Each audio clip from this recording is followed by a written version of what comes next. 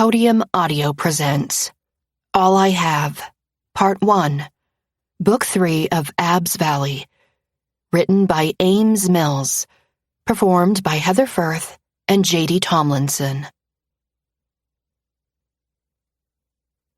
Prologue. Micah. 6 months ago. Are you going to pout because Les sent you with me?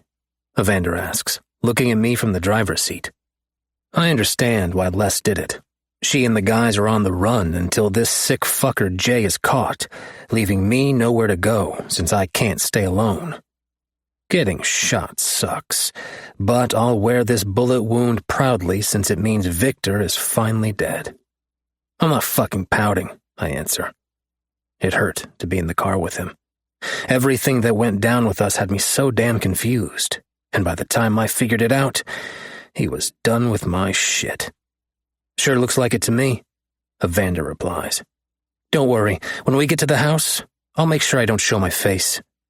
It has nothing to do with that van, I say with a sigh. I know you don't want me here. Evander pulls into the garage at his house and puts his BMW Alpina into park before turning to me. Is that what you think? I wouldn't have told her you could if I didn't. Before I can answer, he's already out of the car, on his way to my side. He pulls my door open and, without a word, starts helping me get out of the car. I can do it myself, I grouch. He rolls his eyes, pulls my arm over his shoulder, and helps me stand. I can't control the shudder that rolls through my body at his touch. I haven't touched him since I kissed him at Les's house, and he pushed me away. Evander gets me into the house, leading me down a short hallway to a bedroom right off the living room. He gets me into the bed, propping my leg up, and turns toward the door. Van, I say. Are we ever going to talk about it? Talk about what, Micah? He asks, turning around to face me. You wanted to pretend we had nothing. He shrugs. I don't see what we have to talk about. I lay my head back on the pillows, staring at the ceiling. I try to apologize for that. No, Evander says harshly. You wanted to blame it on every fucking buddy else. You thought one conversation would have me falling at your damn feet again. I want to make this right, I tell him honestly. When Van and I started fooling around, we thought it would be an experiment to see why we felt attracted to each other. Neither of us had been attracted to another man. It turned into something way more than either of us bargained for, then ended just as quickly because I don't do feelings. I did nothing other than casual sex until Evander. I gave you a chance, Micah, he sighs, running his fingers through his brown hair. We both need to move on. Go back to being friends, he says, and turns back towards the door. Is he serious right now? Friends? After everything between us, you want to be friends. Evander whirls back around. What do you want from me? He growls, taking a step back toward the bed. I laid it all out on the line, and you slammed a door in my face after saying we had nothing. I'm sorry, Van, I say miserably. I never wanted to hurt you. Well, you did. He shakes his head. It doesn't matter anyway. I'm going to get your meds. He spins on his heel and is gone before I can argue, returning minutes later, thrusting a bottle of water and 2 pills into my hands. Take these and get some rest. I take them without complaint, sit the water bottle on the bedside table, and grab his arm before he can walk away again. I don't want to be just friends, Van. Evander sits on the side of the bed with a sigh. That's all I can give you right now, Micah.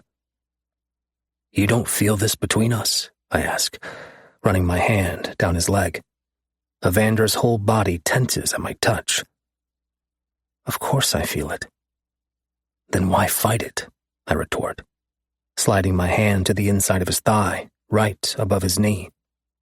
I keep going when he doesn't stop me, but when my fingers brush his cock, he grabs my wrist. I think he's going to push me away, but he twists on the bed, positions himself between my thighs, careful with the brace on my leg, and leans down until his lips hover over mine. Both our breaths are coming in short, little pants just from being this close to each other. "You know what I feel, Micah?" he whispers against my lips, then drops his hips so his dick is against mine. "I feel how hard you make me. I feel how my heart skips a beat when I see you. You know what I feel from you?" I shake my head. "I feel like you want the physical without the emotional attachment." He slants his mouth over mine with a groan. My hands come up to grab his face to deepen the kiss, but he's already pulling away. "That's not all I want with you. So, until you get on the same fucking page, we are just friends. I want to make you beg for it," he says hoarsely. "I want you to need me. I want you so fucked up that you don't know what to do with yourself. I want you to feel how I felt." He kisses my neck before standing up. "Mark my words, Micah. You will beg." He strides from the room and is gone before I can stop him, shutting the door behind him. Fuck. I want to be pissed at him for playing with me, but I deserve it. Hell, I don't even deserve his friendship. I took what he felt from me and threw it back in his face, making him feel wrong for his feelings, all because I didn't know how to handle my own. The conversation at Marcella's the night we got Nina out of Victor's house plays on repeat in my head every goddamn day. Evander had already given me the ultimatum to tell Les and everyone about us, or he was done. Like a dick, instead of telling him I wasn't ready, I led him on, making him believe I was going to. It didn't take him long to figure out I was full of shit. I wanted more with Van. I wanted everything he offered me. But I was a fucking coward. Chapter 1. Micah. Now. What do you do when the person you love the most gets there happily ever after, but you're still a miserable bastard? That's how I feel watching my niece Alessa get married to the loves of her life. I'm happy for her. Damn happy. She deserves this. She went through hell to get here, and watching her dancing and laughing with the guys makes my heart full. But my eyes keep tracking to the bar, where the reason I'm a miserable bastard is currently standing. Evander Perez. The one I never saw coming. He was the first real love of my life, and I fucked it up because I couldn't wrap my head around being in love with a man. 6 months ago, he told me he wanted to be friends, and I've tried. But even then, he keeps himself at a distance and closed off. Not that I blame him. "Why do you look like someone kicked your puppy?" Mateo, Evander's brother, asks, sitting at the table I've been at all night. "I don't," I reply, taking a sip of my scotch. Mateo snorts. "Yes, you do." I look over at him and see the moment he sees where I'm staring. He rolls his eyes. "When are you two going to stop playing fucking games?" "I'm not playing a goddamn game," I reply with a glare. "Come on, I've never seen two people so miserable." I've tried, Tay. I've told him how I feel and what I want. That's not what he wants anymore. I've told him repeatedly, and he shuts me down every time. He doesn't want to hear it. The more I tell him, the more I feel him slipping away from me. "Have you done anything to prove it?" He runs his fingers through his hair. "Look, man, you're one of my closest friends, and I don't mean anything by this, but you fucked up. Big time. It's going to take more than some words to fix that." I lean my head back on my chair, staring at the ceiling.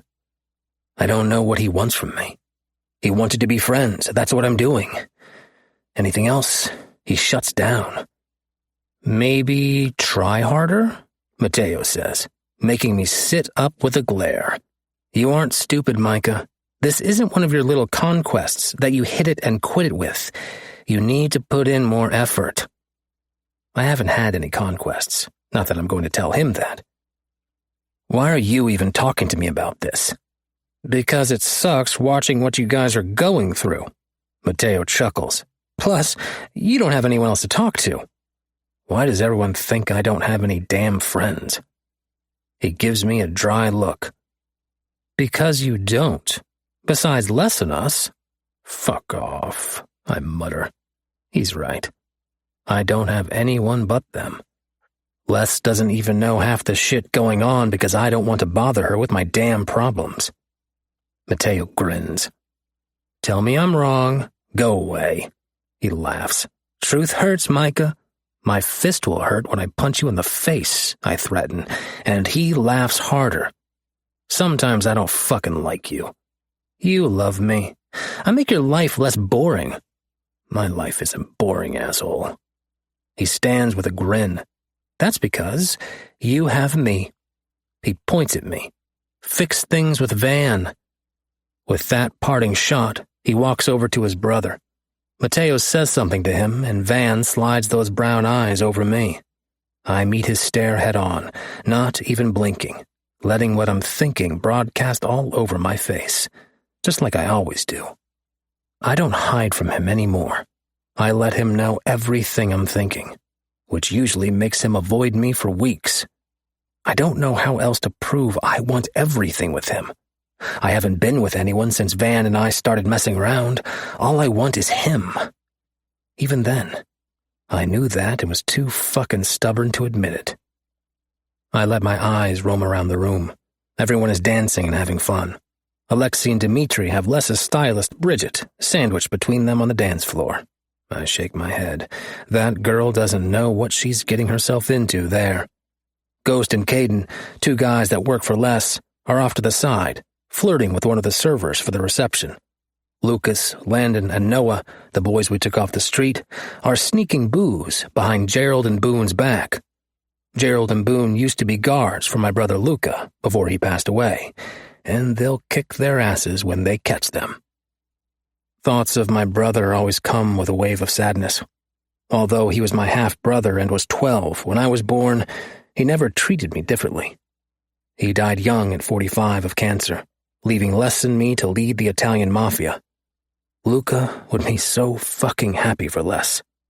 Not just for finding the guy she wanted to spend the rest of her life with, but for stepping up to lead this family. I look around again at everyone and take a breath.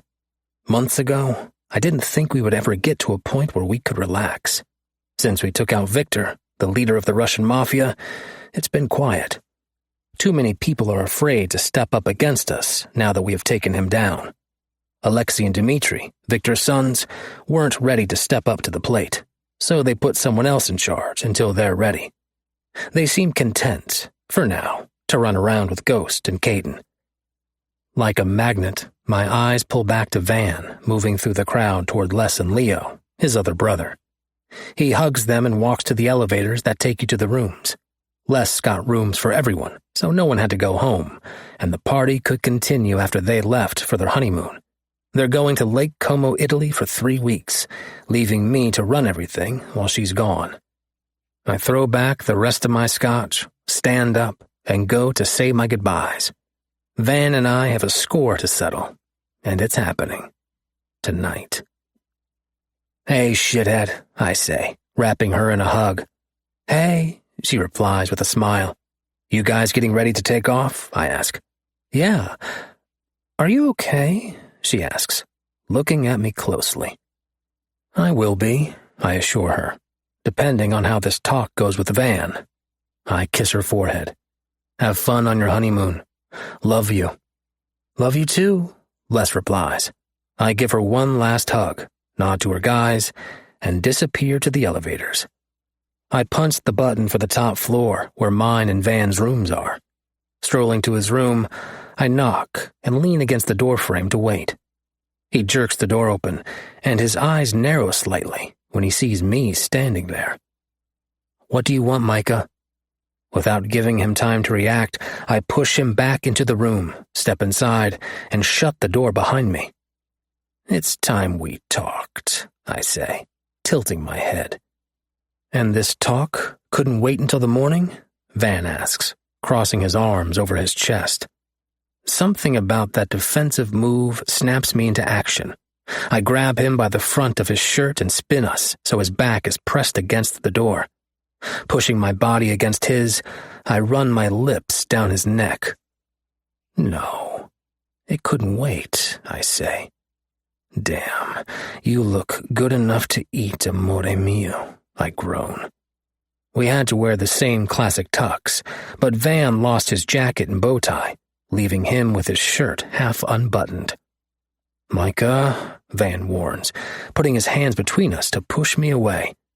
I slap my hands on either side of his head on the door, my lips hovering right in front of his. I'm done playing this game. I don't want to be fucking friends. I want to let this entire world know you are mine. What does that even mean? Van asks breathlessly. It means I'm done hiding. I bend my head, letting my lips rub up his neck. A shiver rolls through him. I don't mean just sex. I want everything with you. Micah, he says again, pushing against my chest. I finally lean back so I can see his eyes. Don't fuck with me. I'm not fucking with you, amore mio, I say adamantly. Give me the chance to prove it to you. This time without you. I stop and swallow. I never want to do that again. I will spend however long it takes to prove to you that I'm ready. Please, Van, I listened. I heard you. I need you in my life.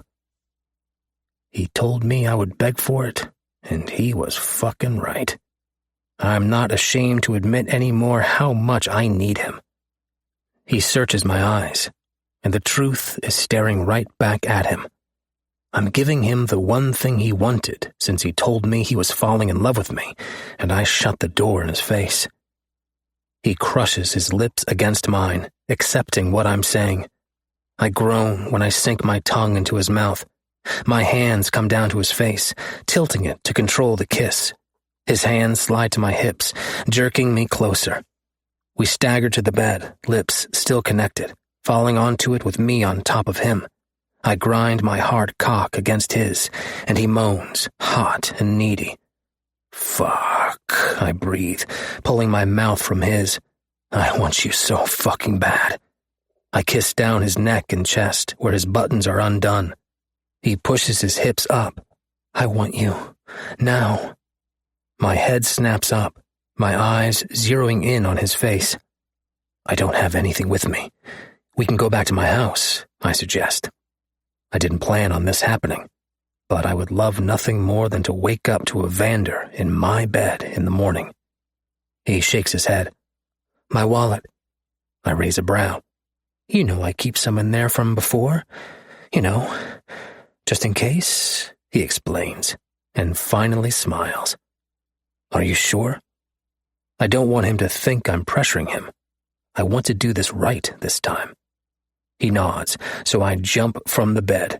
I roughly jerk my shirt from my slacks, my fingers going to the buttons on my shirt.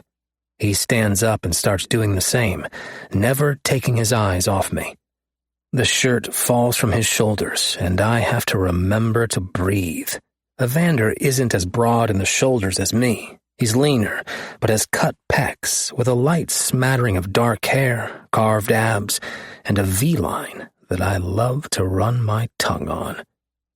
You look like you want to eat me alive, amore mio, I choke, stalking toward him again, my hand going to my belt. I kind of do, he admits honestly. I step into his space. Good, I growl. We make quick work of the rest of our clothes and fall back onto the bed, my naked body finally sliding over his. Shit, he grunts when I slide down, taking his cock into my mouth. Micah, he groans when it bumps the back of my throat. My eyes flash to his face, and I almost come on the damn spot. "Please," he begs. My mouth pops off, my hand still swirling. "Are you sure?" I ask again. "Yes, Micah," he answers, lifting his hips to fuck my fist. I lean over and grab his pants, pulling his wallet free. Handing it to him, he pulls the lube packet out and tosses his wallet back on the floor. Taking the packet from his hands, I rip it open and squirt some onto my fingers.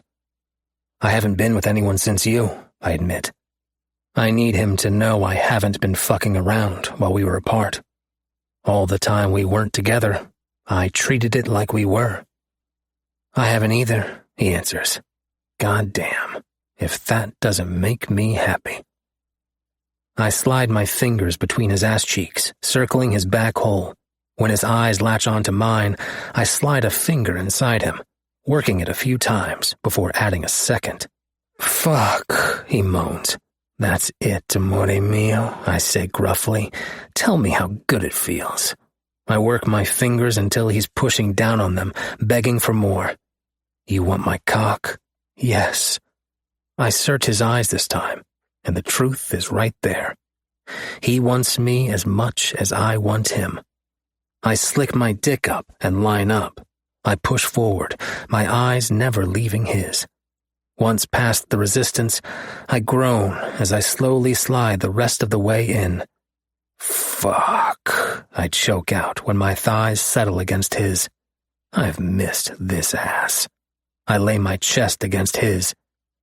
"I've missed you." Van nods, working his hips down to get me to move. Anchoring one hand on his hip, I start to move slowly.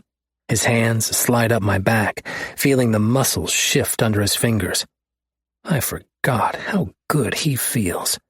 Both our breaths are coming in pants, eyes locked together. No matter how often we had sex before, I've never looked him in the eye like this. I drag my cock across his prostate and his back bows, his cock throbbing between us. He slams his lips against mine, kissing me almost brutally. I kiss him back with the same intensity, my thrusts speeding up. I jerk my mouth away, laying my forehead against his. "I was serious earlier. I want everything with you." Do we even know what that means? I've never been in a relationship. I've openly admitted that. He's been in one that was years ago. Could either of us do this without fucking it up? I shift my hips, dragging slowly out of him, making him gasp. Fuck, I've missed the sounds he makes and how he makes me feel. Laying my forehead back on his, I start moving in short, shallow thrusts, the head of my cock rubbing his prostate repeatedly, my eyes never leaving his. He reaches between us and wraps a hand around his cock, stroking. I slam my hips forward, burying myself completely. "Fuck, yes," Van grunts, stroking harder. I sit back on my heels, wrap my hands on his hips, and slam forward again, watching his face. I pull down at the same time as I thrust into him, making him stroke his cock faster. "You going to come for me, amore mio?" I ask gruffly.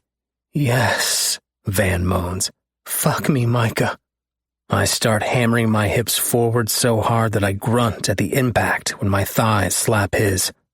"God damn, you feel good," I groan. That's his undoing.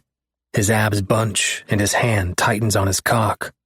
"Micah," he half moans, coming all over his chest. "Shit," I hiss, moving faster. Jerking him down on my cock, I feel myself swell inside him, and the first splash of my cum inside him has more pouring out of his cock. I collapse forward, not caring about the mess on his chest. Both our chests are heaving, trying to suck in air.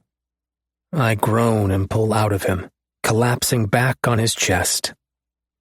"I love you," I say against his neck, and he freezes. I pull back so I can see his face. "I should have told you that months ago, Van, but I was a stubborn asshole." He stares at me for so long that I wonder if he even heard me. He frantically shoves at my chest until I roll off of him. What the fuck is wrong with you? Van demands when he gets to his feet at the foot of the bed. What the fuck? I sit up on the bed. What do you mean? You can't just say that, Van yells, raking his fingers through his hair. God damn it, Micah. Isn't that what you wanted? I ask, confused as hell. Do you even know what love is? I poured my fucking heart out to you, and you didn't even care. I did fucking care, I grind out, sliding to my feet in front of him. I've been trying to tell you, but you wouldn't listen to me. Do you blame me? He throws his hands in the air. You can't just come in here, fuck me, tell me you love me, and expect me to say it back. Too much time has passed. I can't do this with you. My heart sinks to my feet. What are you saying? I won't set myself up to be hurt again, he says, not looking me in the eye. It's too late. He walks off, slamming the bathroom door behind him. I slam my legs into my pants, not bothering with a shirt. Gathering the rest of my clothes, I make it to my room, flopping down on the bed. Why the hell did he let me in if he didn't want this? I told him how I felt before we had sex. I thought we were on the same page. I rub my chest, my heart twisting painfully. I've never felt like this before. I know the pain of losing my brother and thinking I had lost less, but this is different. I don't know how to deal with this. Taking a quick shower to get his smell off me, I send a message to my bodyguard, Gray, that we're leaving. I need to go home. I can't stay here knowing I could run into Van again. I'm so fucking confused that I don't know what to do with myself. Is this what he felt? No wonder he hated me. Gray knocks on the door minutes later. Everything good, boss? He asks when he steps inside. I hired Gray 6 months ago after all the shit Les went through with her having a mole among her guards. He came highly recommended, so I gave him the job on the spot. He's every bit of 6'5", 230 pounds of solid muscle. I can take care of myself, but I need the extra backup. You never know when someone is going to try to fuck you over. Yeah, I answer shortly, and stop calling me boss. I've told him that 1,000 times, and he never listens. He raises a brow but doesn't comment. I grab the small bag I had for tonight. Let's go. I pull open the door and come face to face with a drunk Mateo. You leaving? He asks, when he spots my bag. Yep. See you around. I start to walk away, and he grabs my arm. What's wrong? Mateo asks. This asshole can always read me like a book. Ask your brother, I answer before I can stop myself. He drops my arm and frowns. What does that mean? Nothing, I say with a shake of my head. I'll talk to you later. I walk away before I spill everything to Mateo. Mateo is my best friend, but Van is his brother. No way will I put that on him. I stab the button for the elevator, and he gives me one last look before letting himself into his room. But not before he checks out Gray. I roll my eyes at that. When we get to the bottom floor, I'm more pissed than hurt.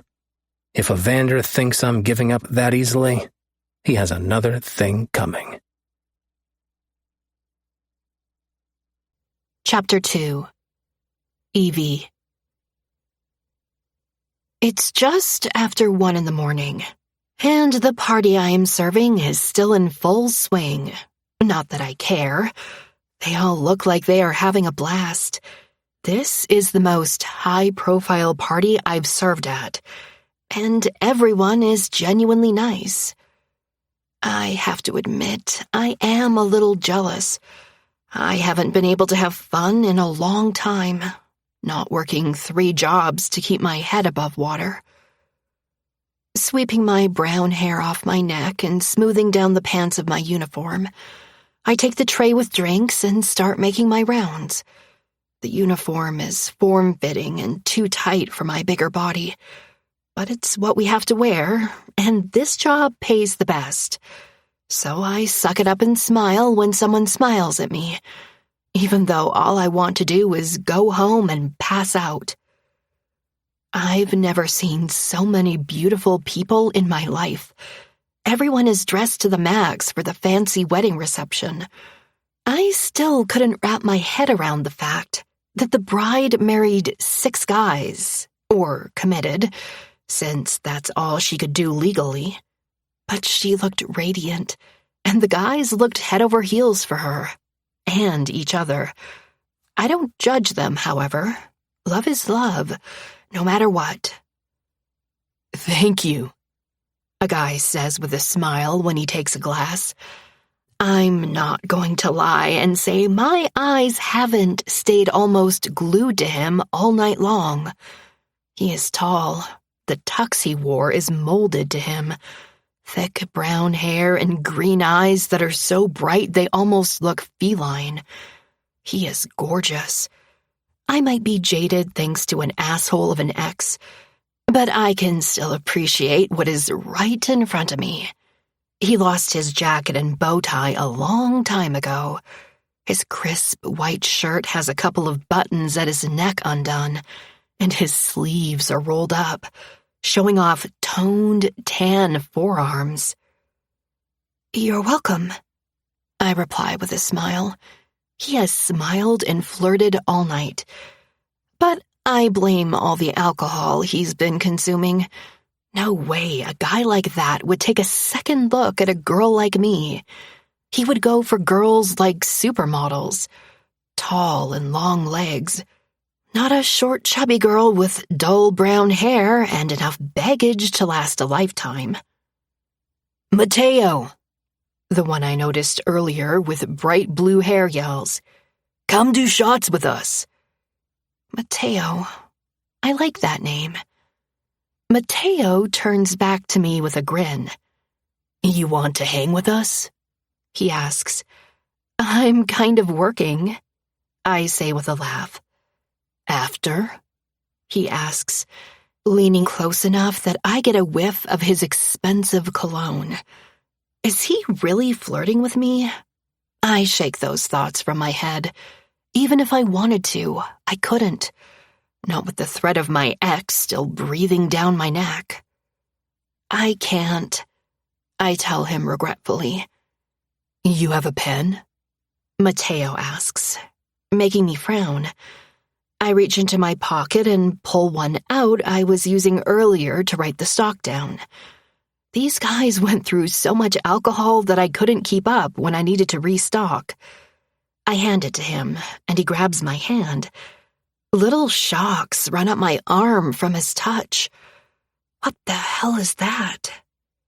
"In case you change your mind," he says, writing something on the back of my hand. He slides the pen into the breast pocket of the vest of the uniform with a smile. "What's your name?" A lie is at the tip of my tongue, but I know I'll never see this guy again. "Evie," I answer honestly. He hums. "Beautiful name for a beautiful woman," he compliments, and my heart rate spikes. "Find me," he says, walking backward toward his friends. I have to physically remove my eyes from his broad back to get my feet moving. I look down at my hand to see what he wrote. It looks like a phone number and a room number. He must be staying at the hotel. Too bad I couldn't take him up on his offer. Not just because of Erin, my ex, but because I was never that type of girl. I didn't have that kind of attention growing up until Erin, which is why I fell for his bullshit. "Who was that guy?" Jen asks me. I met her when I started working for the catering company, and she is my only friend here besides one other. However, I don't know if I would classify him as a friend. We grew up together, and he's the first person I called when I found myself in Abbs Valley on the run. "Someone from the party," I answer. "He's smoking fucking hot," she says with a laugh. I nod my head in agreement. I'm going to take this trash out, I tell her. I gather up the 2 bags and make my way to the back door for the dumpsters. I push the door open and breathe in the night air. I toss the bags in and lean against the wall, giving my poor feet a break. I'm from California, but Abbs Valley is very different from Fairview, the small town I'm from. It's about 4 hours from here, and where I got myself into the mess I am currently in. Hey, baby. That voice has every muscle in my body locking up. I turn to the voice, and my lungs seize. He finally found me. Did you really think you could run from me, Evie? I lock eyes with Aaron, the asshole monster ex that has put me on the run for almost 8 months. Words are locked in my throat. I can't think or take a full breath. My eyes dart to the hotel's back door, and he laughs cruelly. Don't even think about it, he threatens, stepping forward. Do you know what I've been through trying to find you? I step away from the wall and start walking backward, away from him. Why are you here? I whisper. I came for you, baby, Aaron says softly. I know better than to think he is being genuine. I fear him more when he's talking to me like that than when he is yelling at me. It's time to come home. No, I say, walking around him in a circle toward the door. If I could get in, I could yell for help. I'm not going anywhere with you. Aaron's brown eyes take on that scary gleam, and I regret opening my mouth. He moves fast, snatching my arm in a painful grip. That mouth always got you in fucking trouble. I'll just have to teach you how to speak to me again. Come on, he threatens, jerking my arm. Stop! Let me go! I yell, struggling to get away. You're hurting me! He tightens his grip. You haven't seen hurt yet, you stupid bitch. He growls in my face. He starts dragging me toward the end of the alley, where I see a car parked. I don't even have to see through the dark tint to know who else is sitting in that car. Wraith, Aaron's second in command, is almost worse than Aaron. No way Aaron would come all the way here without him. I think she said to let her go. That deep voice comes from behind us. I double my struggle, hoping like hell I could get away. Fuck off, Aaron says without even turning around. I finally break his hold and spin on my heel, coming face to chest with the mysterious voice.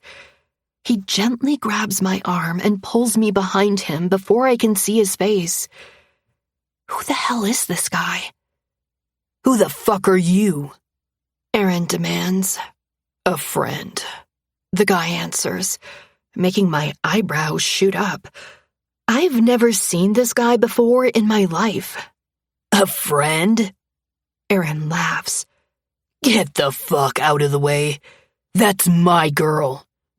You drag your girl around like that? The guy asks, taking a step forward. I clutch the back of his shirt in a warning. He doesn't know what he is getting into with Aaron. What I do with her is none of your fucking business. Aaron grinds out.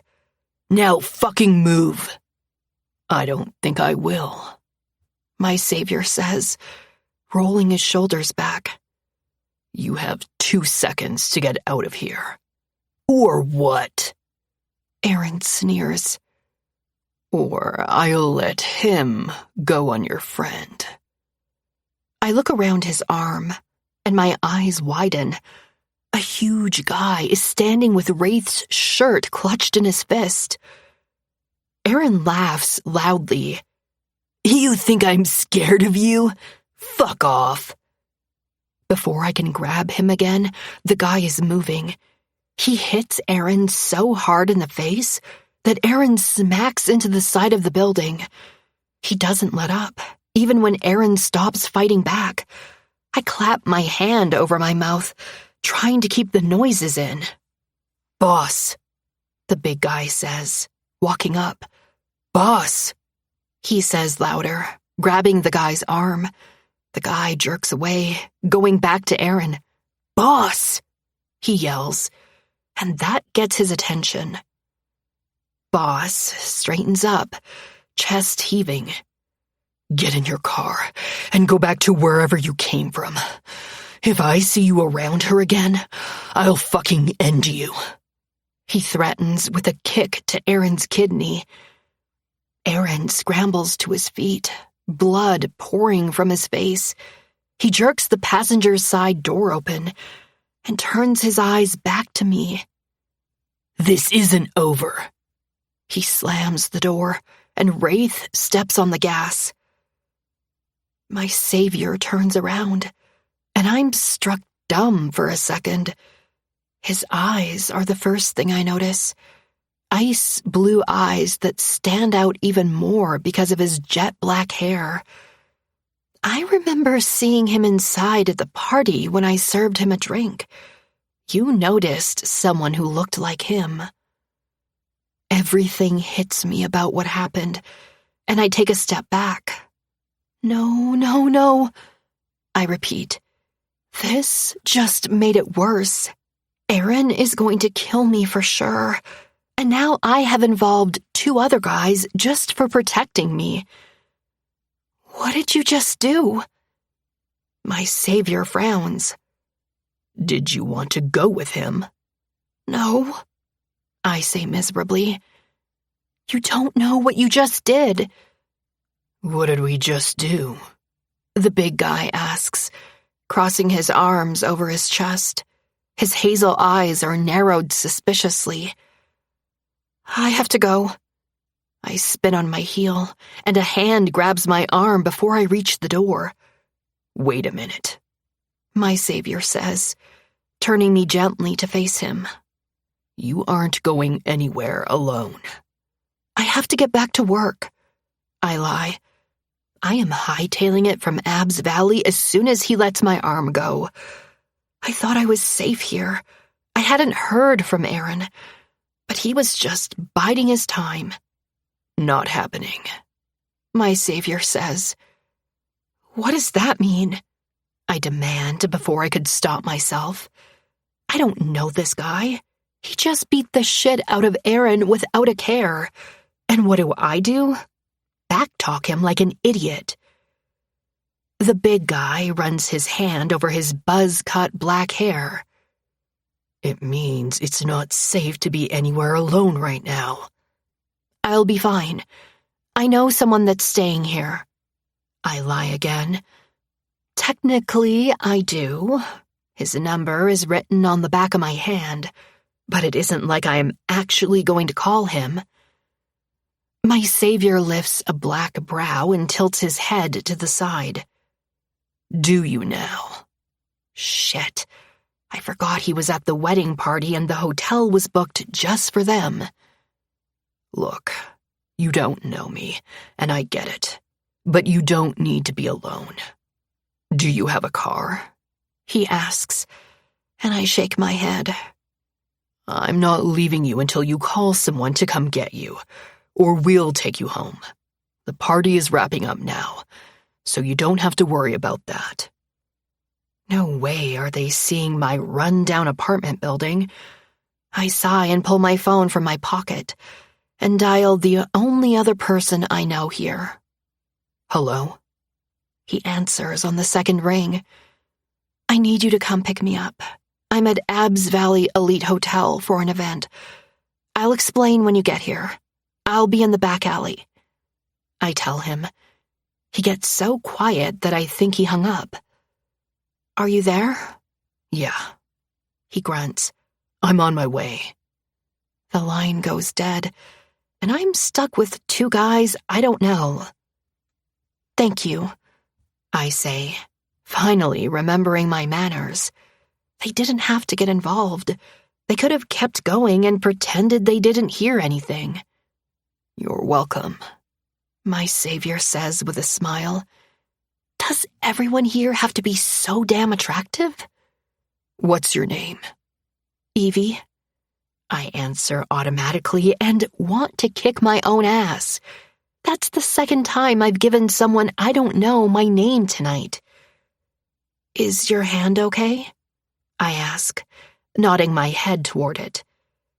He lifts his hand to look at it, flexing his fingers. "It will be. Who was that?" My ex. You guys need to be careful. He's not a good guy. I warn. Blue Eyes barks a laugh. "I'm more worried about you, Evie." The way he says my name in that deep voice makes my palms sweat. What the fuck is wrong with me? "Do you need to tell someone you're leaving?" No, I sigh.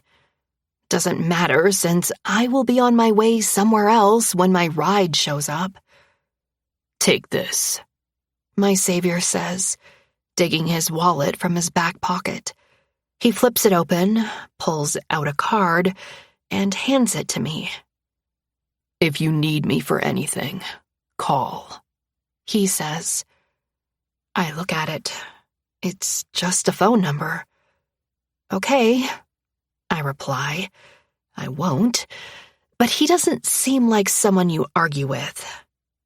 A few minutes later, I see a familiar truck pull into the alley. That's my ride, I say, pointing toward it.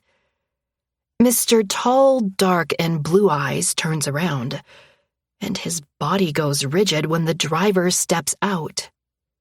"Hartley fucking Cruz is your ride?" He growls. Yeah? I answer, confused. Hartley steps up, a muscle ticking in his jaw. "You ready, Evie?" I need to grab my purse, I reply, looking between them. They definitely know each other, and it isn't on good terms. That much is obvious. Mr. Muscles pulls the door open for me and waves me forward. I step through, leaving the other two in an intense standoff. I go to the room where we kept our stuff and get my purse. I turn around and walk into Muscles. I didn't even know he followed me in. Sorry, I mutter. He towers over my 5'6" frame. But surprisingly, he doesn't scare me. "All good," he replies with a slight lift to his lips that is almost a smile. "You got everything?" I nod and he leads me back outside, where they're still glaring at each other. I walk around them, and Blue Eyes' hand shoots out, grabbing my arm. He locks me in his blue-eyed stare. "If you need anything, call," he repeats. I will. Thank you again, I tell them both. I don't know what would have happened if they hadn't shown up when they did. I shiver at the thought. "What happened back there, Evie?" Hartley asks once we're in the truck. Aaron showed up, I tell him.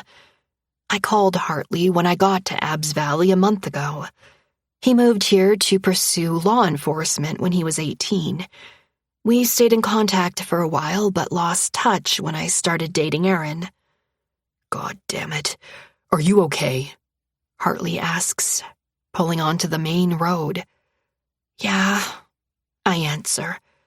How do you know those guys? I ask. Hartley grunts.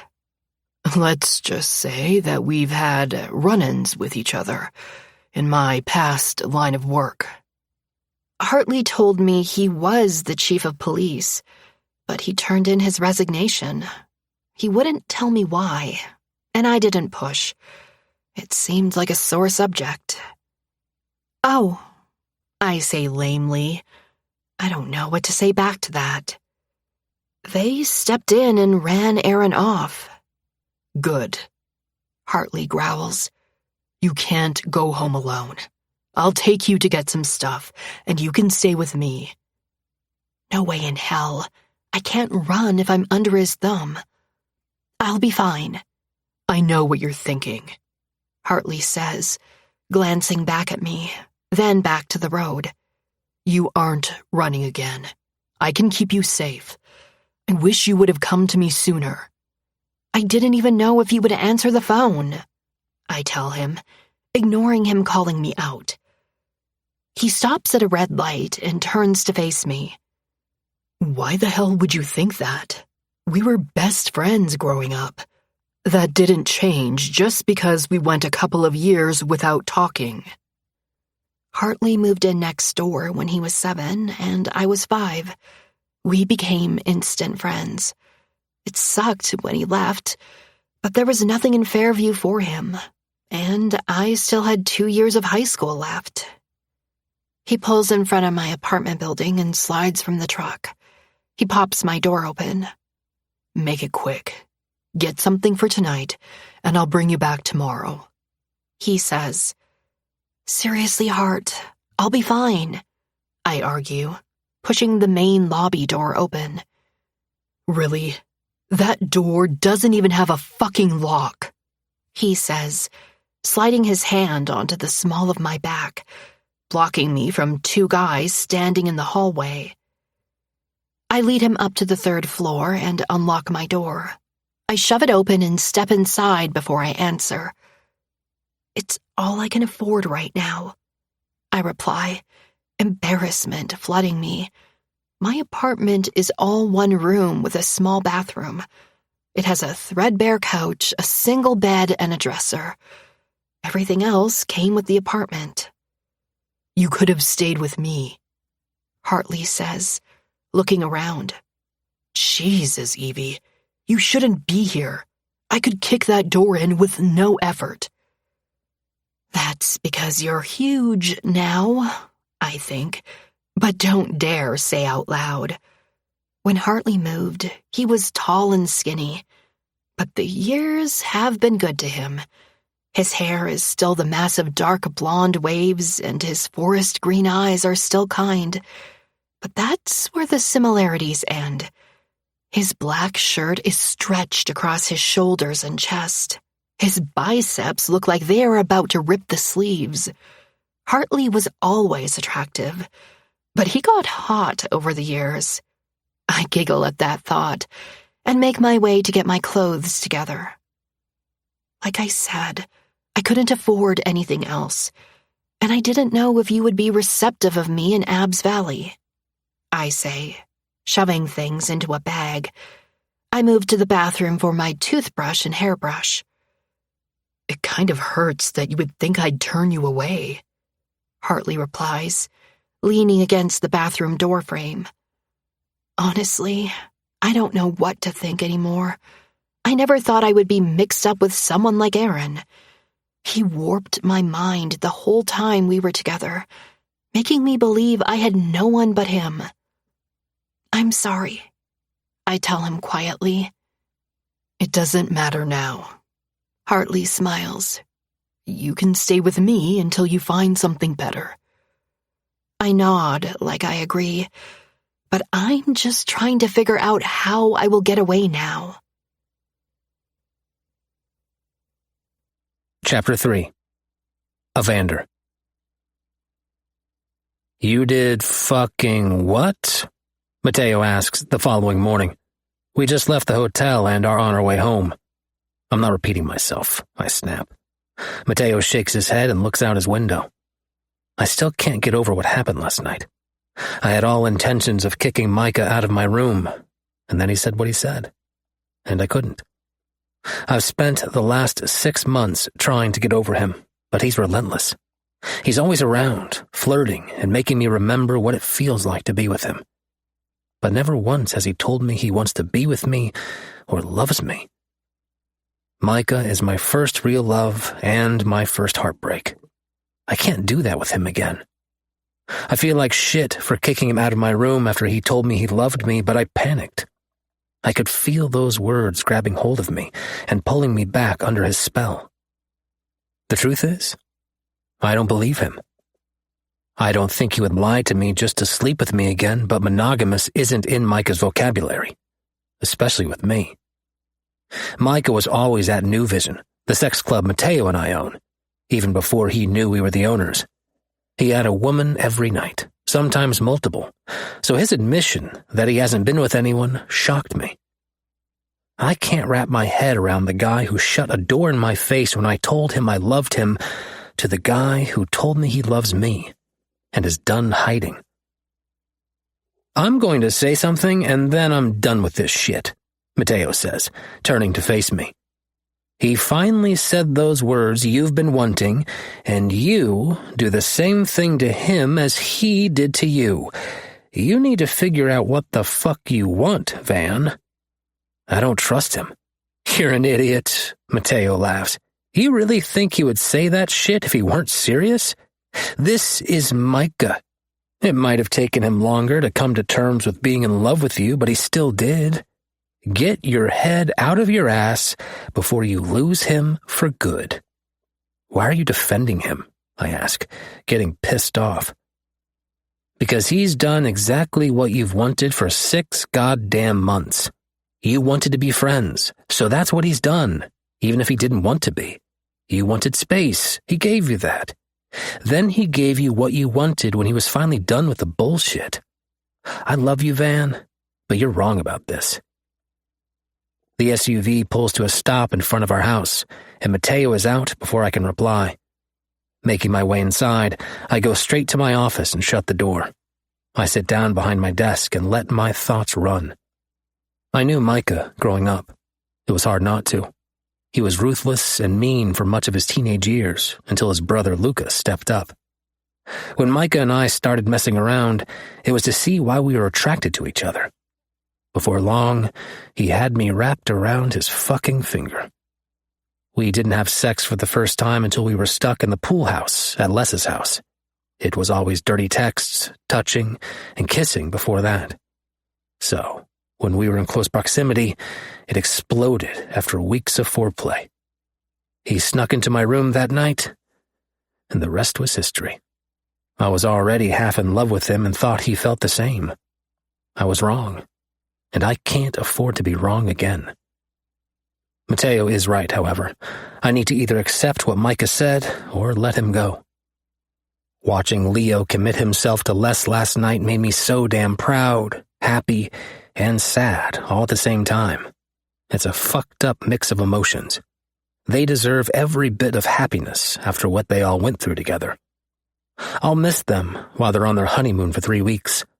Leo felt terrible for missing our 3rd anniversary of opening New Vision, but I told him not to worry about it. I planned on having many more. My phone dings with a text message, and I almost ignore it when I see the name on the screen. I sigh and swipe it open. Micah. I meant every word, Van. I know I fucked up, and I'll spend the rest of my life proving how sorry I am. I've missed you, and last night was the first night I felt true happiness since I lost you. Can we please talk? I stared at the message for a long time, my heart beating out of my chest. I just knew when he left my room last night that was it, that there was no way that Micah will still fight for us. Can he be serious? Could we really have what I wanted? Micah isn't the type to pour his heart out, and he's done it twice in 24 hours. For me. My fingers hover over the screen to close out the chat when another message pops up. Micah, I can see that you've seen this. Please, amore mio, just come talk. There's that damn nickname again. He called me that the first night we had sex, and that's why I thought he was all in. Fuck. I need time to think about everything, and I can't do that with Micah hovering. I need time. Micah, I gave you time. Please don't do this. I'm sorry. I can't right now. I close the chat screen before he can reply and flip my phone upside down. I need to get ready for our anniversary party at New Vision. This thing with Micah will have to wait. You've officially lost your damn mind, Matteo declares. We've been at this anniversary party for 2 hours, and I already want to throttle him. I should have kept my mouth shut. I just said that I needed to give this time, I say evenly, trying to keep my temper in check. Why? Matteo demands. So you can talk yourself out of it? I'm not going to talk myself out of it.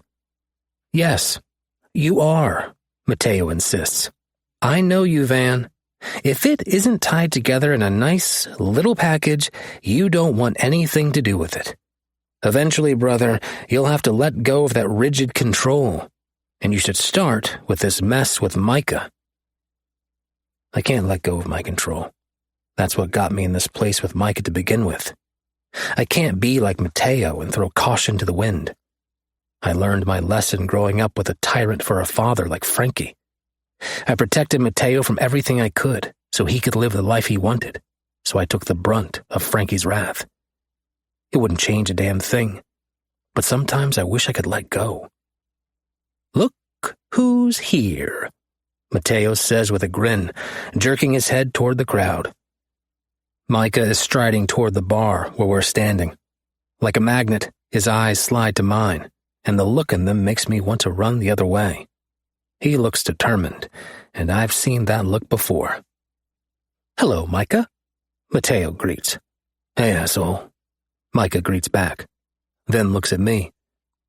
Hey, Van. Hey. Why did he have to come tonight when everything was so fresh and raw? I invited him weeks ago, but I figured he wouldn't show up after last night. I was wrong. He turns to the bar to order a drink, and I let my eyes slide over him. His black hair is fixed in a deliberately messy way, and he's dressed in all black. His button-up is stretched across his broad shoulders and tucked into a pair of black slacks that are molded to his ass. You're drooling, Matteo whispers. Fuck off, I grumble, looking over the crowd. When Matteo and I took over for Frankie when he died, we shut every one of his businesses down, except a nightclub and 2 restaurants. After we built some capital, we opened our own places, including New Vision. New Vision is an upper-class sex club. Before you step through the doors, you need a background check and a complete physical, including an STD panel that you have to repeat twice a month, or lose your membership, and you have to undergo an interview process. It sounds like a lot, but we want to ensure people can come here and feel comfortable giving in to their basic desires. Matteo and I worked hard on this place, and are damn proud of it. Hi, Micah. A feminine voice purrs, and my head moves that way automatically. Vivian, one of our regulars, is plastered to Micah's side. Hey, V, Micah says politely. Did you come to play? I've missed seeing you around. Micah holds up his wrist, indicating his red bracelet. Sorry, V. I didn't come here for that tonight. She pouts her red lips, making me grind my teeth. Pity. It's been so long, she says seductively. You were always my favorite. Red means no, V, Matteo reminds her. She pouts again, runs a fingernail down Micah's chest, and strides back to her group. Red? Matteo asks Micah in surprise. It's a surprise to me, too. We have a system with the glowing bracelets. You wear red for observing, yellow for participating but need to discuss limits, and green means you're down for anything. I've never seen Micah with the red one.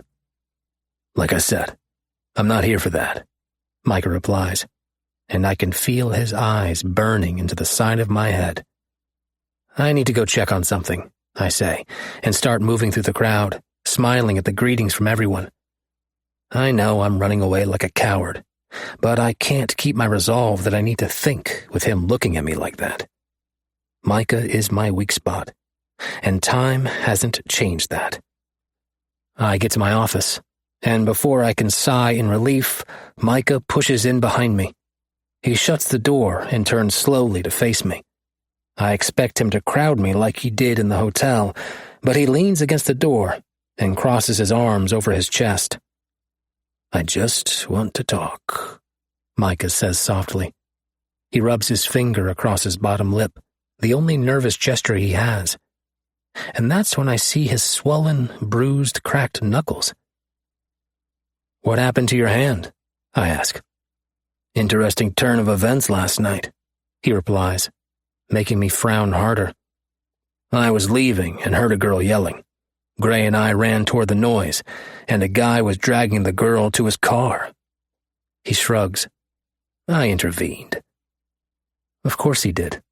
Micah wouldn't let that fly, and he handled it by the looks of his hand. "Is she okay?" Micah barks a laugh. "Yep, you'll never guess who picked her up." I lift an eyebrow. "Hartley Cruz."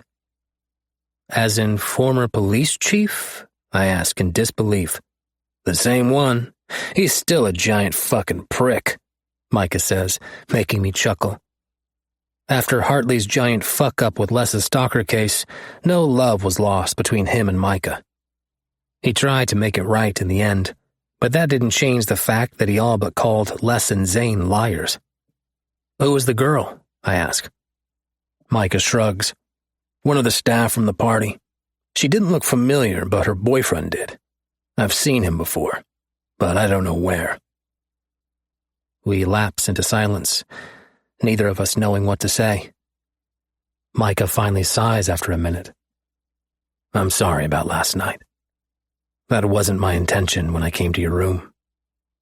He finally looks at me. "I won't take it back, Van. I meant it. I know I have to prove that I love you. And I'm willing to do that if you give me a chance." "Do you even know what love is, Micah?" I ask again. He shoves his hands in his pockets, looking more unsure than I've ever seen him. "I know I love you, or it wouldn't hurt this bad. You're in my dreams, my every waking thought. All I can think about is you, amore mio. Please give me a chance to prove I can be the man you deserve." Every vision I've ever had for us opens back up in front of me. Micah is handing me his heart. All I have to do is reach out and take it. I can't lead Micah on anymore, or I'm no better than he is when he broke me the first time. "I love you too," I say gruffly. Micah's face blooms with hope, and he takes a step forward. We have a lot to work through, but I'm done fighting this. "What are you saying?" "It means I'm willing to give you another chance, but if you hurt me again, I will kill you this time." Micah reaches out and tugs me to his chest. He wraps his arms around my neck, and I slide mine around his waist. "I'll never hurt you again, amore mio. I don't deserve this, but I won't fuck it up." Something in my heart settles, and I can feel how right this is. "You have to start opening up to me," I say, pulling back to see his eyes. "And stop hiding shit." "I know," Micah nods. "You have to be patient with me, though, Van. I've never done this before." "I can do that. I've had one relationship in my 25 years with a girl my father made me date. We both knew what we were doing going into it, so no one was hurt in the process. Micah and I will be starting on even ground." "Fuck, I've missed you," Micah says gruffly, jerking me into a hug.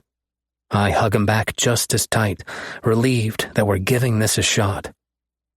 "I missed you too." He squeezes me tight one more time before jerking my lips to his. There's no hesitation from me like last night. This is my chance to let go and do something for myself, finally. And that something is Micah. Before I know it, he has me laid on my couch in my office, his lips sealed over mine. He pulls back and lays his forehead against mine. "Come home with me." I raise a brow. "I kind of have a party going on out there." "I meant after," Micah chuckles. "I plan on being your arm candy first," he says, waggling his brows. Are you ready for that? If you aren't, we can work up to that. I'm ready, Micah says, pecking my lips. I wasn't joking when I said I want to tell the world you're mine. That starts tonight. Are you ready for that? I'm ready. Good. Micah breathes like he was expecting a different answer. He rubs his body against mine, and I can't stop the groan. Let me make love to you, and then we can go out there to enjoy the rest of your party. I nod. There's lube in my desk. Thank God for sex clubs, Micah grins. He slants his mouth over mine in a quick kiss. I want you to smell like me for the rest of the night. That way, no one can mistake who you belong to. My breath hitches at the promise in his words. You belong to me too. Yes, I do, amore mio, heart and soul. Same here, Mide. Same here. Chapter 4. Mateo. I knew my brother wouldn't be able to resist Micah for long. It was just a matter of time before they ended up back together. I just gave them a push now and then. Watching them walk back to the bar right now, I could fucking weep with relief. Those are the two most hard-headed assholes I've ever met. Van says something to Micah. They split in different directions, and Micah heads my way. I grin when he approaches. Where have you been? None of your fucking business, Micah replies, signaling for the bartender. Where did Van go? He's talking to Cian Moran. My eyebrows shoot up. Irish Mafia, Cian Moran? How many people do you know with that name? Yes, the same one. If he's here, that's a good sign, right? Micah takes a sip of the scotch and turns to face me. It is. He was the last holdout, wasn't he? Yep. Van and I have been busting our asses for months, trying to lock down alliances. Frankie died, and we got to be leaders of the Mexican Mafia and had fuck all to show for it. He didn't leave a single ally for us. But after the disaster of trying to ally with Micah's niece, Les, the Italian Mafia's leader, by setting her up, we did it Micah's way after that. Van and I still feel like shit about how we went about that, but it turned out for the better. My brother Leo found love with her and her guys, and I couldn't be happier. Plus, I gained an awesome sister-in-law. Micah became one of my best friends, and Micah and Evander found love. Cian Moran is the newly appointed leader of the Irish Mafia after his dad had a stroke, and the last one we had to lock down. I see him and Van shake hands, hoping we finally did. Is it done? I ask when Van walks up. Yeah, he said he wants to branch out and likes how we're doing things, Van answers with a smile. Finally. It's about damn time. I'm proud of you, amore mio, Micah replies. Wait a damn minute, I demand. Where's asshole Micah, and who the hell are you? What? Micah laughs. The Micah I know doesn't say shit like amore mio, I say, exaggerating Micah's deep tone. Then it hits me. Holy shit. You guys finally stopped fucking around. Yes, Van says, rolling his eyes. Now shut up. He knows me better than that. So, is that where you guys were? I lean closer and sniff Van. You guys were totally fucking. Jesus Christ, Mateo, Micah sighs. I already said it was none of your business. I shrug. You don't have to tell me. I can figure it out because Van smells like your cologne, and you have a shit-eating grin on your face. Micah's grin widens. I wanted everyone to know he's mine. Micah kisses Van, and my mouth pops open. I'll be back, he says, and walks through the crowd, where I see Alexei and Dmitri. I turn to Van, and he has a smile playing on his lips. So? I prompt, dragging the word out. He said he was done hiding. Van shrugs. He was serious. What about you? I'd already come to terms with it. Van answers, looking over to where Micah is standing. This is what I wanted, Tay. I'm happy for you guys, I say genuinely. Van turns to me with a smile. I let out an almost girlish squeal and jerk him into a hug. Damn it, Mateo. Van laughs, but hugs me back. I'm happy too. I pull back and wipe a fake tear from my cheek. My boys are all grown up. You're an idiot, Van says, eyes catching on Micah again. And you're obsessed, I laugh. Not that I blame him. Van shrugs. Probably. Micah starts walking back, and his eyes don't leave Van. That makes two of them. Micah leans against the bar and puts one arm around Van's waist, his fingers on his hip. I see Van relax in his hold, but know my brother is still worried Micah will change his mind. People are staring, but Micah seems oblivious to their attention. His sole focus is on Van, which is a good sign. I know it was hard on both of them when this started because they were both straight until that point. I knew I was bisexual at a young age, but with a father like Frankie, I couldn't even begin to examine what that meant. When I was 16, I told Van, and he didn't seem the least bit surprised, but supported me no matter what I did. Since Frankie's death, thanks to Les, I've been free to be who I want. Now Micah and Van have that too. My eyes catch sight of my current enjoyment walking up behind Micah. Hello, Gray, I purr, making the big guy's face bloom with color. You're looking good. And he sure as fuck does. A dark green button-up with just enough buttons undone at the top to tease a tattoo on his chest. Black slacks stretched across his massive thighs. Hello, Mateo, he answers in that deliciously deep voice of his. I nod to the crowd. See something you like? Gray frowns. I'm working. You're officially off the clock. Go have fun, Micah says, taking Van's hand and leading him away. Gray leans back against the bar, and I scoot closer. You need to loosen up, I tell him. I can think of a few ways to loosen him up. I started flirting with him weeks after Micah hired him, and he hasn't taken the bait yet. What about her? I ask, pointing to a leggy blonde. Gray shakes his head. What about her? I ask, pointing to a brunette. Gray shakes his head again. I look around a few times and decide to test something. What about him? I ask. Gray looks at me with a raised brow. No. Come on, give me something to work with here. I laugh. What's your type? I don't have a type. Everyone has a type, I argue. Honest and loyal are my type. What's your preference? I ask, hinting at what I've been dying to know.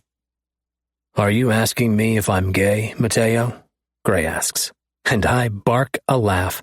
If I would have known I didn't have to tiptoe around it, I would have asked. Gray frowns. Why would you have to tiptoe around?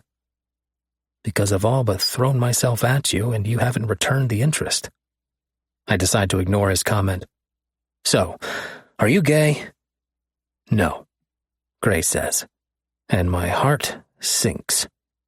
He turns his body toward me, letting his eyes travel from my head to my shoes, something he's never done before. It feels like it's his hands running over me. But I'm open to trying new things. My mouth drops open, causing Gray to grin, turn on his heel, and walk away. Did he just suggest what I think he did? I don't know if he realizes he just gave me the okay to push harder. This should be fun. Chapter 5. Evie. Hartley, I sigh. I have to go to work to support myself and pay bills. We've been having this same argument for 20 minutes, and he isn't budging. He found you, Evie. You don't think he knows everywhere you work? I have thought about that, but it doesn't change the fact that I need these jobs, especially since I probably lost the catering job last night because I was supposed to be on the road by now. I'll pay. I hold up my hand before he can finish that sentence. Not happening. You can either take me to work or I'm calling an Uber. Either way, I'm going. Today is my 8-hour shift at the coffee shop. I'll be in public, and the shop is always busy. Aaron is insane, but I don't think he'll come after me in broad daylight surrounded by witnesses. Fine, I'll drive you. I breathe a sigh of relief. But I'm staying until your shift is done. He marches out of the room, and I do the mature thing and flip him off behind his back. It's like nothing has changed between us in our years apart. I appreciate Hartley for giving me a place to stay last night, but I can't stay with him forever. I need to pull whatever money I have saved, get paid Friday, and then I need to run. It's the only thing I know to do without putting Hartley in danger. I pull on the black slacks and polo shirt for my uniform, grab my purse, and meet Hartley in the living room. He turns around when he hears me walk in, and I can't get over how much he's changed. Hartley used to be full of smiles, and since last night, I don't think I've seen him smile once. You don't need to babysit me. You'll get bored. I try to reason. I used to sit on stakeouts for hours, Evie. I'll be fine. Still just as bossy as ever, I quip. Still just as hard-headed as ever, he jokes, and I see a slight tilt to his lips. So, his smile muscles still work. Good to know. We walk to Hartley's truck, and he opens the door for me, waiting for me to get in before he shuts it and moves to the driver's side. Hartley backs out of the driveway, and I look at his modest house. It's a simple 3-bedroom, 2-bathroom home that sits on a few acres but is comfortable inside. He told me last night that his mom came and decorated it for him, which made me smile. On our way to the coffee shop, Hartley drives past the Abbs Valley Elite Hotel, and my mind wanders to my gorgeous blue-eyed savior and his hot, hazel-eyed friend. In my frazzled state, I didn't even think to get their names, and Blue Eyes' card is burning a hole in my purse.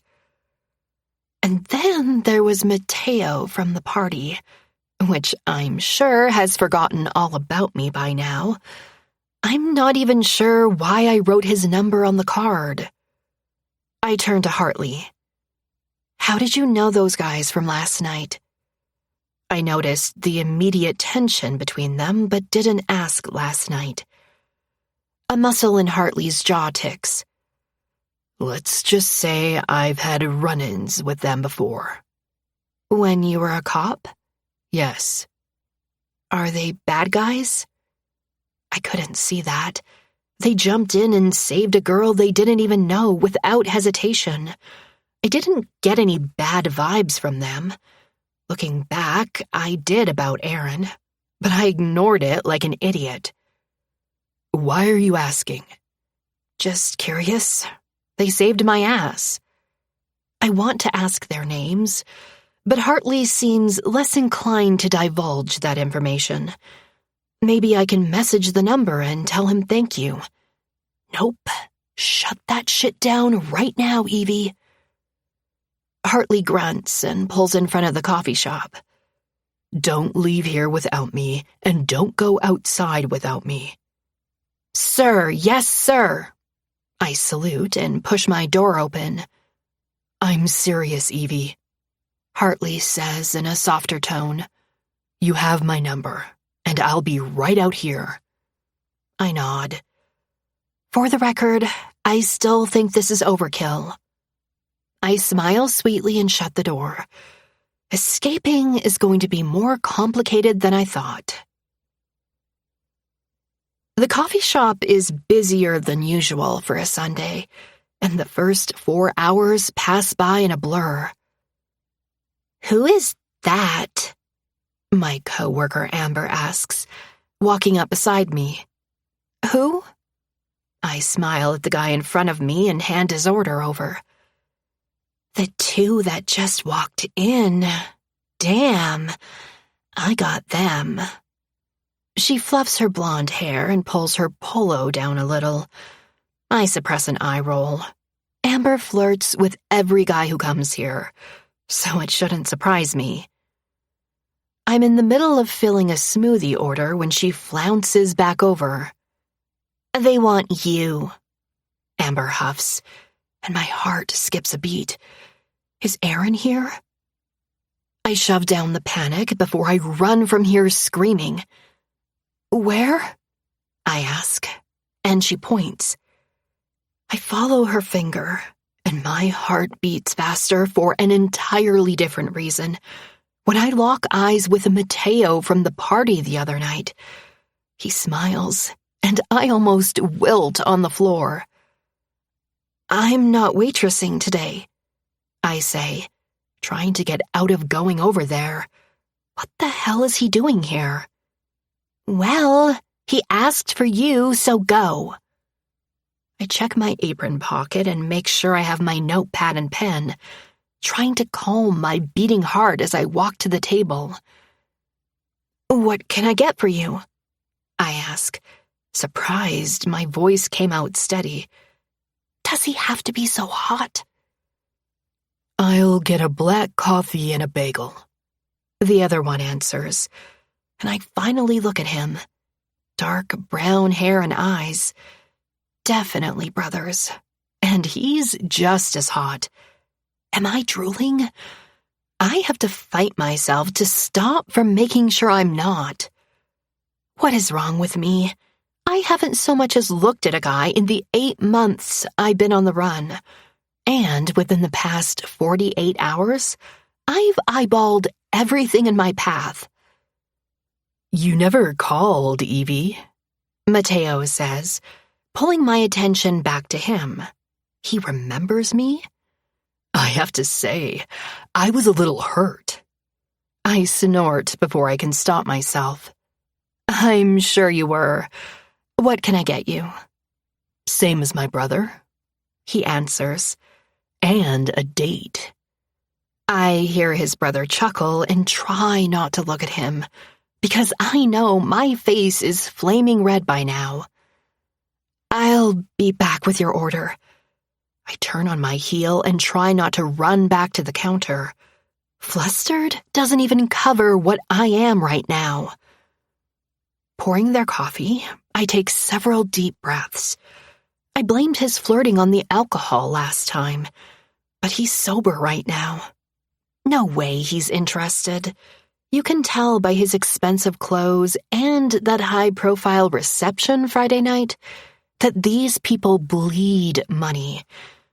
Maybe he's bored with his high-rise office job and wants to slum it a little with the help. Bitchy much? I don't usually judge that harshly, but I can't wrap my head around that he might want me. Piling their order on a tray, I walk back to the table, trying not to trip over my feet.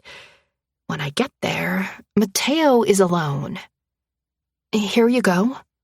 I smile, setting everything on the table. "Is there anything else I can get you?" "Yeah, that date." Walked right into that one, didn't ya? "I can't date customers." "That's the best you can do?"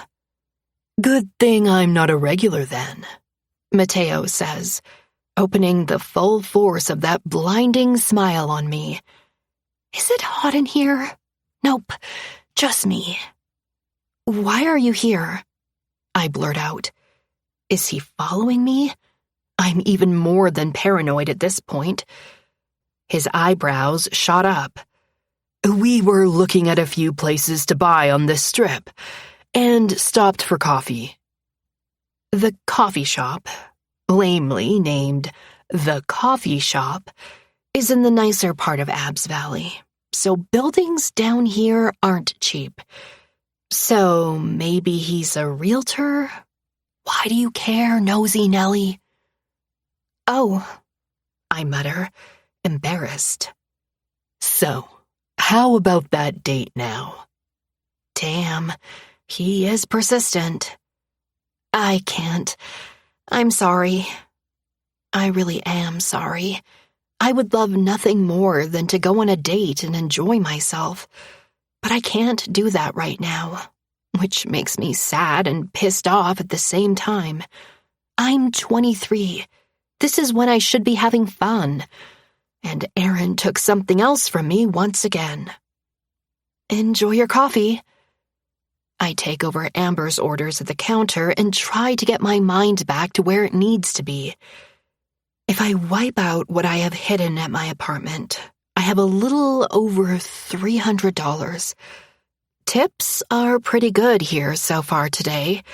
I have $100 at Hartley's, and if I hold out until Friday, I'll have my paycheck from here and the diner by my house. It won't get me far, and I'll have to stay at a shelter for a while again, but I can do it. I need to get as far away from Abbs Valley as I can. Did you really turn him down? Amber demands.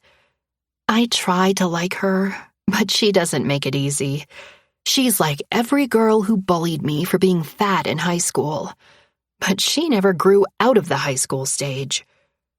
It's not like guys throw themselves at you, Evie. Maybe if you lost some weight, but even then you aren't his type. Why did he want you anyway? I would have taken him up on that offer like that. She snaps her fingers. I can feel those insecurities creeping to the surface. All the insults Aaron threw at me because of my weight flash through my mind. Good thing I didn't ask you then. I don't even have to look to know that voice. That voice has been in my head for 2 days. I came to shoot my shot one last time, Buttercup. Buttercup? Go to dinner with me tomorrow night. I look up into his bright green eyes and get lost. They are so pretty, with their odd color and darker green swirling around the pupil. Please, he says with a smile. Amber huffs and stomps away. Mateo doesn't even spare her a glance. Why? I whisper. Why not? You're beautiful, and I'd love nothing more than to show you off on my arm. So, what do you say? I feel like I'm zapped back to high school when Marcus White asked me on a date in the 11th grade. He was the star quarterback and ridiculously good-looking. I couldn't believe it and said yes. My mom was so happy she went out and bought me a brand new dress just for him to stand me up. It turned out it was a joke, and I was the punchline. Mateo doesn't seem anything like Marcus. Aaron didn't seem like a sadistic monster either. I opened my mouth to tell him I can't again. Okay, I breathe. Son of a bitch. I thought Hartley's head would explode when I told him I was going on a date. But I can't figure out if it's the date part or who I'm going with that's the problem. It dissolved into a mini argument where he told me to do what I want, and he hasn't spoken to me since. Now that the date is a few hours away, I realize I don't know what to wear. All I have is my catering uniform, the coffee shop uniform, and a pair of jeans. Mateo said he wanted to take me to dinner but didn't tell me where. He added his number to my phone and told me to text him my number. I pulled up his contact 40 times, only to chicken out each time. I'm seconds away from calling off the date altogether. Why the fuck did I agree in the first place? Because you got one look at those green eyes and pretty smile, then turned into a wanton hussy.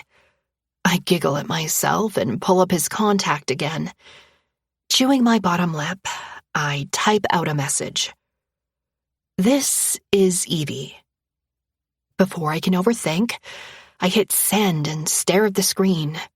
After 5 minutes, I toss the phone on the bed and start pacing. What if this was some sick joke? Do adults still do shit like that? My phone pings, and I pounce on it. Down, girl. Mateo. I thought you were going to stand me up, Buttercup. Me stand him up? No. I don't know what to wear. Mateo. Casual's fine. Does that mean jeans? I'm such a mess. It won't take him long to figure that out and run the other way. Mateo. Wear jeans and that gorgeous smile. Smooth. Haha. What time? Mateo. Meet me at the coffee shop at 7. I can't wait to see you. I can't wait to see him either, but I refuse to put myself that far out there.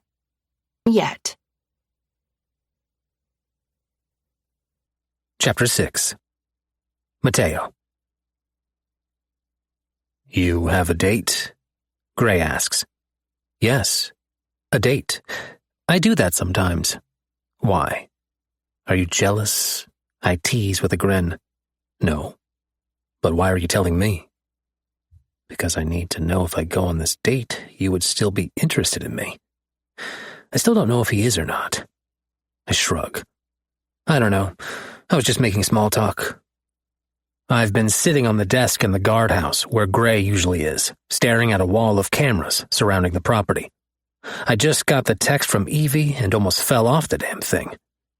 I've thought about her non-stop since Friday and was half tempted to call the catering company to track her down when I walked into the coffee shop yesterday. I clocked her as soon as I walked in and stopped dead in my tracks. She didn't even notice me until the blonde pointed me out. I didn't like what that girl said to Evie or how Evie's face fell. She seemed interested but hesitated, like she couldn't figure out which angle I was working. I could have whooped with joy when I got that little breathy okay. Where are you taking her? Probably Les's place. Les's place is a diner Les bought out, and I loved the food. Evie didn't strike me as a fancy restaurant type, so I thought it would be perfect. Where'd you meet her? I laugh. The wedding reception. She was one of the servers. I saw her almost as soon as we walked in and knew I needed to talk to her. She warmed up to me, but I could tell she wasn't used to the attention. Why, I wouldn't know. Evie is gorgeous. Long brown hair with a buttercup behind her ear, big brown eyes, and one of those thick bodies with curves in all the right places. Really? Gray raises a brow. The girl from outside was a server. Ah, the girl Micah went all knight in shining armor for and pummeled some dick in the alley. That was a funny story, and way out of the ordinary for Micah. But that was the night Van kicked him out of his hotel room, so Micah had some aggression to work out. I wish I could have seen Micah knock him on his ass. Gray chuckles. It surprised the shit out of me. Gray goes back to click through the video footage, and I take a second to study his profile. He keeps his hair buzzed short. He has a square jaw and a nose that has been broken too many times and never healed right. But he has these hazel eyes and full lips that draw your attention to him, even when he preferred to stay in the background. I was instantly attracted to him, even though he isn't my usual type. He is about 4 inches taller than my 6'1" and has more muscle. I don't generally like guys bigger than me, but I sure as fuck liked Gray. Hence, flirting with him for 6 months. So, about Saturday nights, I say. I was wondering when you were going to bring that up. What about it? I hop off the desk and step closer to him, testing a theory. Anytime I flirted, I never stepped over the line to make him uncomfortable, except by saying stuff to make him blush. But let's face it, That was just fun.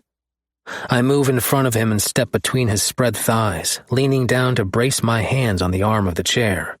His face blooms with color, but he doesn't move. Have I finally worn you down, Gray? You have a date, Mateo. Why are you still flirting with me? I have a date, not a marriage proposal. If you want to make things official, I'll call off the date. I waggle my eyebrows at him. I'm so close I could watch his pupils expand and feel the heat rolling off him. He reacts before I blink and wraps a big hand around my throat. At first, I thought I'd finally gone too far and Gray would kill me. Then he stands up, using his hand on me to push me backward until my ass hits the desk. He steps in close and squeezes harder to test my reaction. Usually, I would have shut this shit down. It wasn't my thing. But with Gray, I know something is lurking in there, and I am going to coax it out. Apparently, I found the hot button. 6 months, Mateo. For 6 months, I've tried to ignore my body's reaction to you. Gray rasps, making my eyes widen in surprise. I want you to go on this date, and then come back and tell me about it. I lift a brow. You want to know if I fucked her? I force out past his hold. It isn't threatening, but enough to steal my breath for a second. And my body loves it. Who fucking knew I liked getting choked? I don't plan on fucking Evie tonight. That isn't my style, but I wanted to see Gray's reaction. I want to know everything, Gray says, and his face softens. His thumb starts rubbing on my neck in an almost loving gesture. I don't know what it is about you, but I'm interested. Before I can reply to that cryptic remark, he seals his lips over mine with a groan, almost like he's been dying to do it. I know I have. I slide my hands around him and up his back, feeling the thick muscle shift beneath my fingers. I finally got past whatever mental wall Gray had up when it came to me. Fuck yeah. He strokes my tongue with his a few times before pulling back, laying his forehead against mine. You'll come back? There is so much hope on his face that there's no way I could say no. It's like I am seeing a new side to him since he finally let himself have what he wanted. I'll come back, I promise. Good. He pecks my lips and steps back. Van had been here at Micah's since the night of the anniversary party, and I usually went home after bugging Gray. He's never asked me to stay or come back before. I don't know what it means, but I am willing to explore it. I was leaning against the side of my black Porsche, about to call it a night, thinking Evie stood me up when she pulls up in an Uber, 35 minutes late. I'm so sorry, she says in a rush when she steps out. The Uber got lost on the way to the house, and I forgot my phone. It's okay, I reply with a smile. Any annoyance about her being late disappeared when she stepped out of that Uber in a pair of stoned-washed skinny jeans, yellow shirt, and knee-high boots. Her hair is down, and her face is void of all makeup. She never looked more beautiful. I walk around to the passenger side and pop the door open. "This is your car?" she asks, mouth hanging open. "No, I stole it." I keep a perfectly straight face and watch her try to make out if I'm serious. "You could have stolen a better one." She slides into the passenger seat with a smile. I'm still laughing when I get into the driver's seat and start the car. Go easy on my ego, Buttercup. "I don't think you have any issues with your ego," Evie says dryly. I pull away from the curb and glance at her. I could have picked you up instead of you taking an Uber. I told her that when we set up this date, but she was adamant she meet me somewhere. I think it's because she tried to talk herself out of it. Even though she is joking with me, I can see how nervous she is. She's almost pressed to the passenger side door, and her hands are clasped together in her lap, so tight her knuckles are white. I know. I just felt better this way. I nod because what else could I say? She doesn't know me. I drive further into downtown Abbs Valley where it used to be run down, but slowly, between Van and me, along with Les and Micah, we've been buying up the properties, trying to bring life back to it. We have big plans for it, and I'm excited about getting started. Where are we going? Evie asks. A diner called Les's Place. The proceeds from this diner go to charities and homeless shelters after the employees' wages are paid. Les even let the original owners have full reign over the place. A diner? I pull the car in front and turn to face her. She's frowning. Is she not happy with a diner? Did I get her all wrong? Yeah, my sister-in-law owns it, and they have the best burgers. Before I rethink bringing her here, I push my door open and stride to Evie's side. Her door is half open before I get there, so I put my hand on it to stop her progress. Shut the door. That's my job. Evie rolls her eyes. I can open my own door. We're not moving until you shut it. I cross my arms and lean my hip against it. She giggles, but lets me shut it just to open it right back up. I stick my hand in to help her out, and she hesitates before her hand slides into mine. Once she's out, I shut the door and tuck her hand onto my arm. That was an impressive display. A woman should never have to open her own door.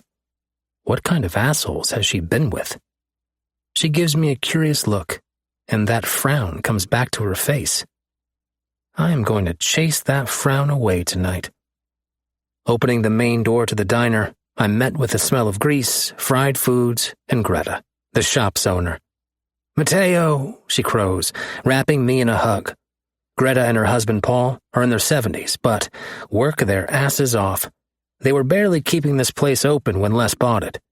She updated all their appliances, redecorated it, and had a grand reopening. The place has been booming since. Hello, Greta, I say, placing a sloppy kiss on her cheek. She swats my shoulder. Paul's going to get you. Tell him to come out here, and I'll give him one too. Greta gives me one of her full belly laughs that I've grown to love. You're trouble. Who's this? This is Evie, my date for the evening. Nice to meet you, Evie says with a genuine smile. It's impossible not to like Greta. Aren't you a pretty thing? Come with me. I'll show you to our special table. Greta gestures over her shoulder and leads us back to the booth in the back corner, the only private booth they have. I help Evie into the booth, half tempted to sit beside her, but slide into the other side instead. I don't want to overwhelm her. Greta gets our drinks and leaves us to look at the menu. I love her, Evie laughs. Greta's awesome, I agree. So, your brother's wife owns this? I nod. The one from the coffee shop? No, my other brother. How many brothers do you have? Evie asks. She seems less nervous here, and that's what I was hoping. Just Evander and Leo. You were at Leo's wedding reception. I watch her eyes widen when it dawns on her. That was your sister-in-law? So that means... She has 6 husbands? Yep, I laugh. They all looked so happy, she says with a wistful smile. They are. The guys didn't hide their affection that day. They openly hugged, danced, and kissed. I doubt she missed it. I'm surprised she didn't ask about it. It's something I wish for myself one day. So, what's it going to be? Greta asks. Someone said you had the best burgers. Evie smiles. I'll take that and some fries. I'll have the same, and 2 chocolate shakes. You got it. Greta bustles away. 2 shakes?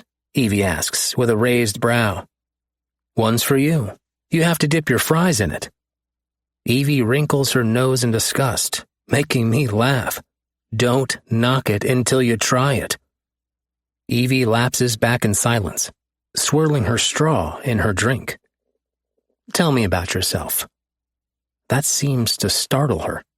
She looks up with wide eyes, almost like panic. There isn't much to tell. Are you new here? Because I would have definitely noticed you before. That makes her blush and look away. Yeah, I'm from Fairview. That's like what, 4 hours from here? What brought you to Abbs Valley? I watch her face completely shudder. Evie's hiding something. I wanted to get away from my small town. Her answer is almost offensive, and it's confusing. 1 minute she's open, and the next, it's almost like she'd rather be anywhere but here. What about you? I was born and raised in Abbs Valley. What do you do for a living? I'm a business owner. Partially true. It's not like you could tell a girl on the first date that you were the leader of the Mexican mafia and have just recently started running the Mexican cartel. How old are you? She asks. 23. Her eyebrows shoot up. I am too. See, we already have something in common. I smile, trying to loosen the tension in her shoulders. She was fine until I asked her about herself. Why did you ask me out? Evie blurts out. She's asked me that before, and I couldn't understand why she didn't believe me. I'm interested in you, Evie. Why, though? I'm sure plenty of girls are throwing themselves at your feet. Why don't you believe me? I throw back at her. She frowns again. Guys like you don't like girls like me. Guys like me? I ask, trying to keep the defensiveness out of my voice. Never mind, Evie mutters. Did I do something wrong? No, Evie sighs. I'm sorry. I never got the attraction. And now you brought me here, I just... Just what? I prompt gently. Someone has torn this girl down, and that thought pisses me off. She has this light to her when she's not being secretive or defensive, like she had the night of the reception. I thought you were ashamed to take me anywhere else, she says quietly. Holy shit. On instinct, I reach over and take her hand lying on the table. She almost jerks it out of my hand, but I hold on. I brought you here because I figured you would feel more comfortable. And I really like the food. I ruined the date, didn't I? Not at all, I assure her. Greta sits the food down with a smile, and I reluctantly move my hand. We start eating, and Evie makes a noise that makes my ears perk up when she takes a bite of her burger, almost like a moan. Holy shit, this is good. I laugh. I told you. Now try this. I dip a fry in my shake and hold it to her plump lips.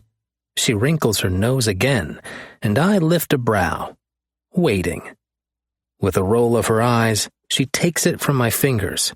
Her lips barely graze the tips, and it shoots straight to my cock.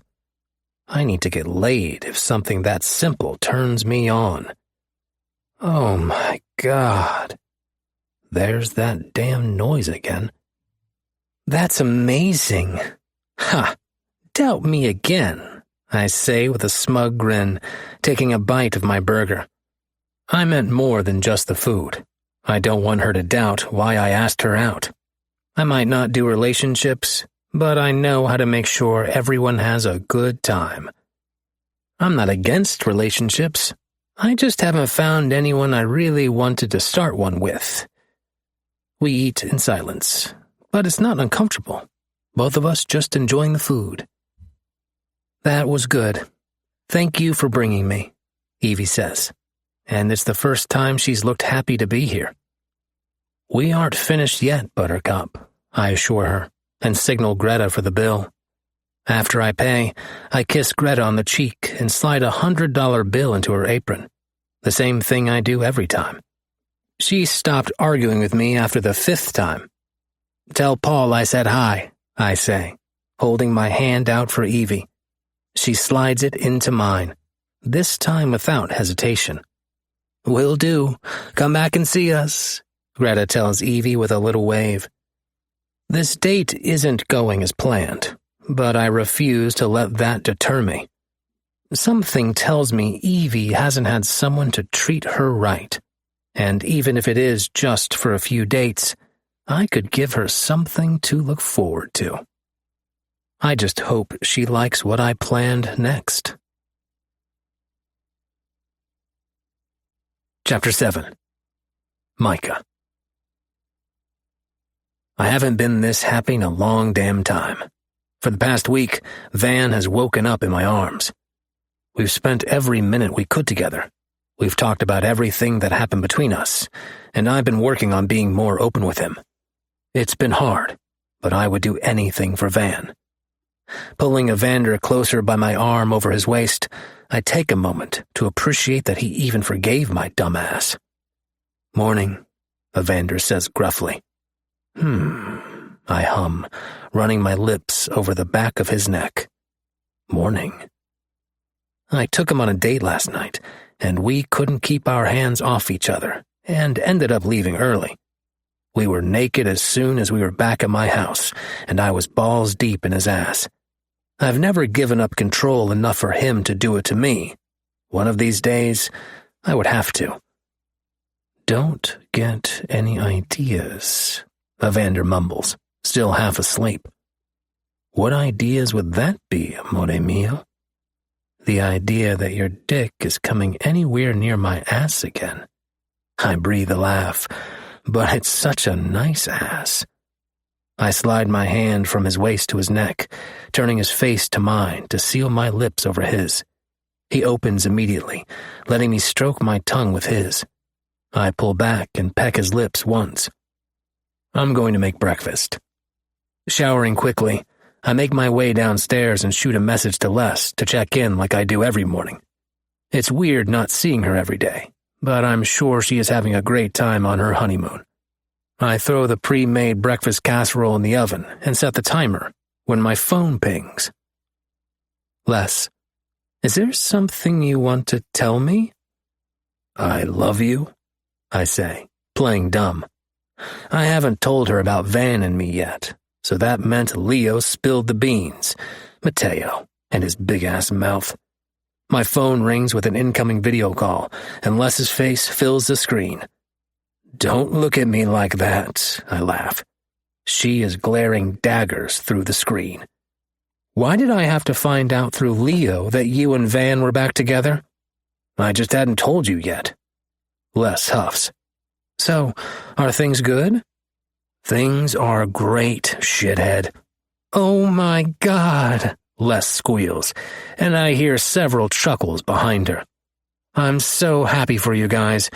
I really wanted an auntie, but I will take another uncle." She starts cracking up, laughing. "Van is my brother-in-law and my uncle. Can't be any worse than your husbands almost being stepbrothers." Les barks a laugh.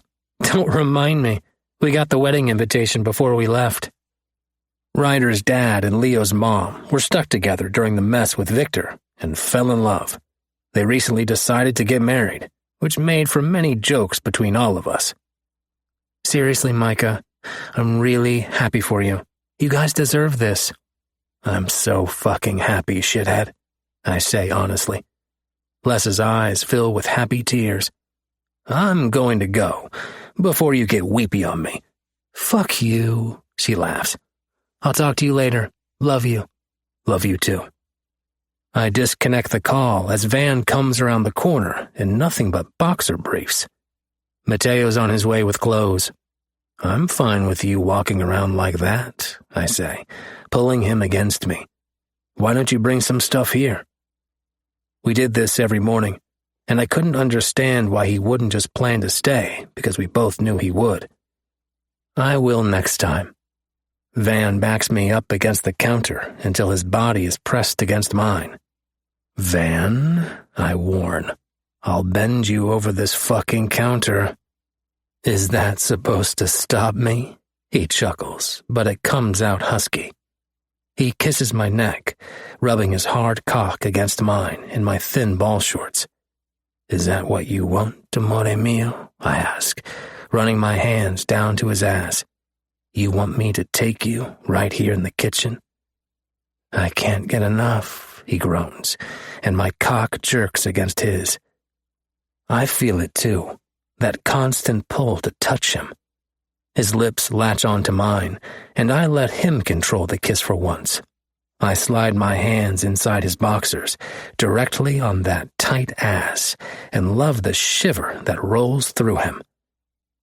Don't mind me, Mateo says dryly, causing Van to take a step back. I don't even try to hide from Mateo what his brother does to me. Impeccable timing, brother, Van says, snatching the bag Mateo is holding out with his clothes. Van gives me one last heated look before disappearing back upstairs. What you cooking? Mateo asks, sliding onto the stool at the kitchen island. Nothing for you, asshole, I mutter, adjusting my cock. Mateo grins. It's not my fault you guys were about to get freaky in the kitchen. It's my fault for giving you the damn code to get into my house, I grumble. About the time the timer goes off on the stove, Van comes back around the corner. His dark brown hair is still wet from his shower, not in his usual perfectly styled way. His brown eyes latch on to me again, and I'm seconds away from dragging him upstairs when Mateo bumps me out of the way with his hip. I'll get this, Mateo laughs. I completely blocked out the timer when I laid eyes on Evander. You're taking her out again? Van asks Mateo after breakfast. Mateo shrugs. Yeah, I like hanging out with her. Haven't you taken her out every night this week? I ask. Mateo usually had a 3-date minimum. And what about Gray? I have. What does Gray have to do with anything? Mateo, you sneak into my house every night and leave before we get up, I say dryly. I have Gray staying at the house just in case I need him in a hurry, or, at this rate, to make it easier for him and Mateo to sneak around. We just hang out, Mateo insists. But back to Evie. I might need to do some digging on her. Evie. Why does that name sound familiar? Why, Van sighs. She's hiding something. You're hanging out with a girl you think is hiding something? Don't you think that's a little suspicious, given who we are? I point out. No, because I'm not a suspicious bastard like you. I don't think it has something to do with us. It has something to do with her past. Why do you even care, Tay? Van leans forward on the couch and looks hard at his brother on the love seat. It's more than you just like hanging out with her, isn't it? Mateo rolls his eyes. I just met the girl a week ago. Then why do you want to know what happened in her past? I ask, curious. I don't know. Mateo runs his fingers through his hair.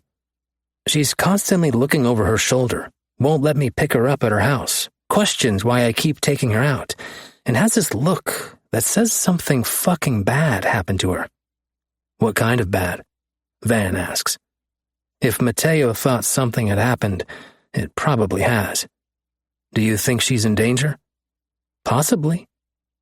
You need to find out, Van insists. If you like this girl, maybe we can help. That's the thing about us. People see us in a bad light. In a way, they probably should. But one thing we aren't going to stand by and let happen is someone harming this girl. We? Mateo asks with a grin. When did this become we? Don't start your shit, Mateo. I'm being serious. You don't need to do this alone. I'll see what I can find out. Mateo stands from the love seat. I'm going to go fuck with Gray. As soon as the front door shuts, Van turns to me. What do you think about this? I shrug. Mateo's a grown man, and he can handle himself. I've never seen him like this before. He only said he liked hanging out with her, amore mio. I don't think it means any more than that. I don't like that she's secretive. That shit can be dangerous, and you know it. I pull him to my side. Let's see what he finds out, and go from there. You know I won't let anything happen to Mateo. I know that. Van pecks my lips. What do you think about him and Gray? I'm fine with it, but I don't understand why Mateo thinks he has to sneak in and out of the house when he comes to see him, I chuckle. I think he does that for Gray. That's probably true. I've watched Mateo around Gray for the past 6 months, and at first, it was just Mateo being Mateo. He would flirt with Gray to get him to blush.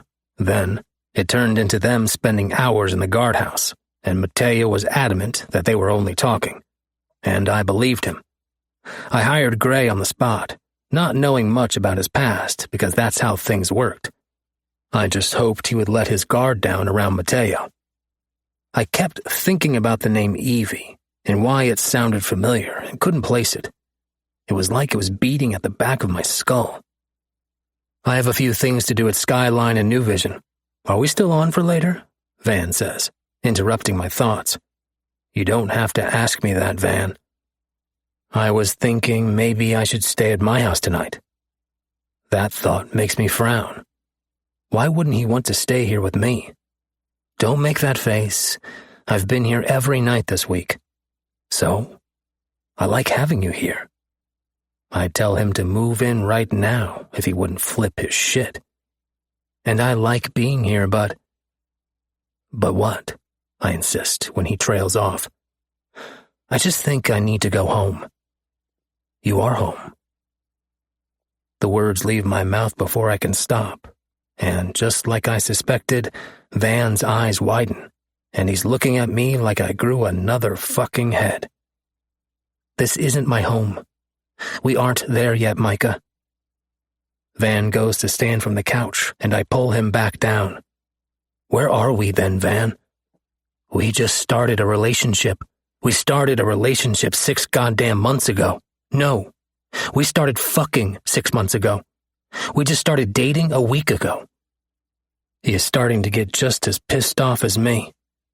I couldn't help but feel hurt by his statement, even though I'm the one who originally lessened what we had to fucking.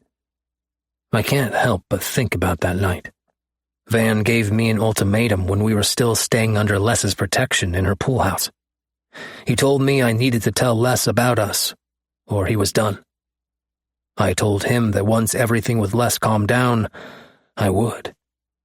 He saw right through that not long after that.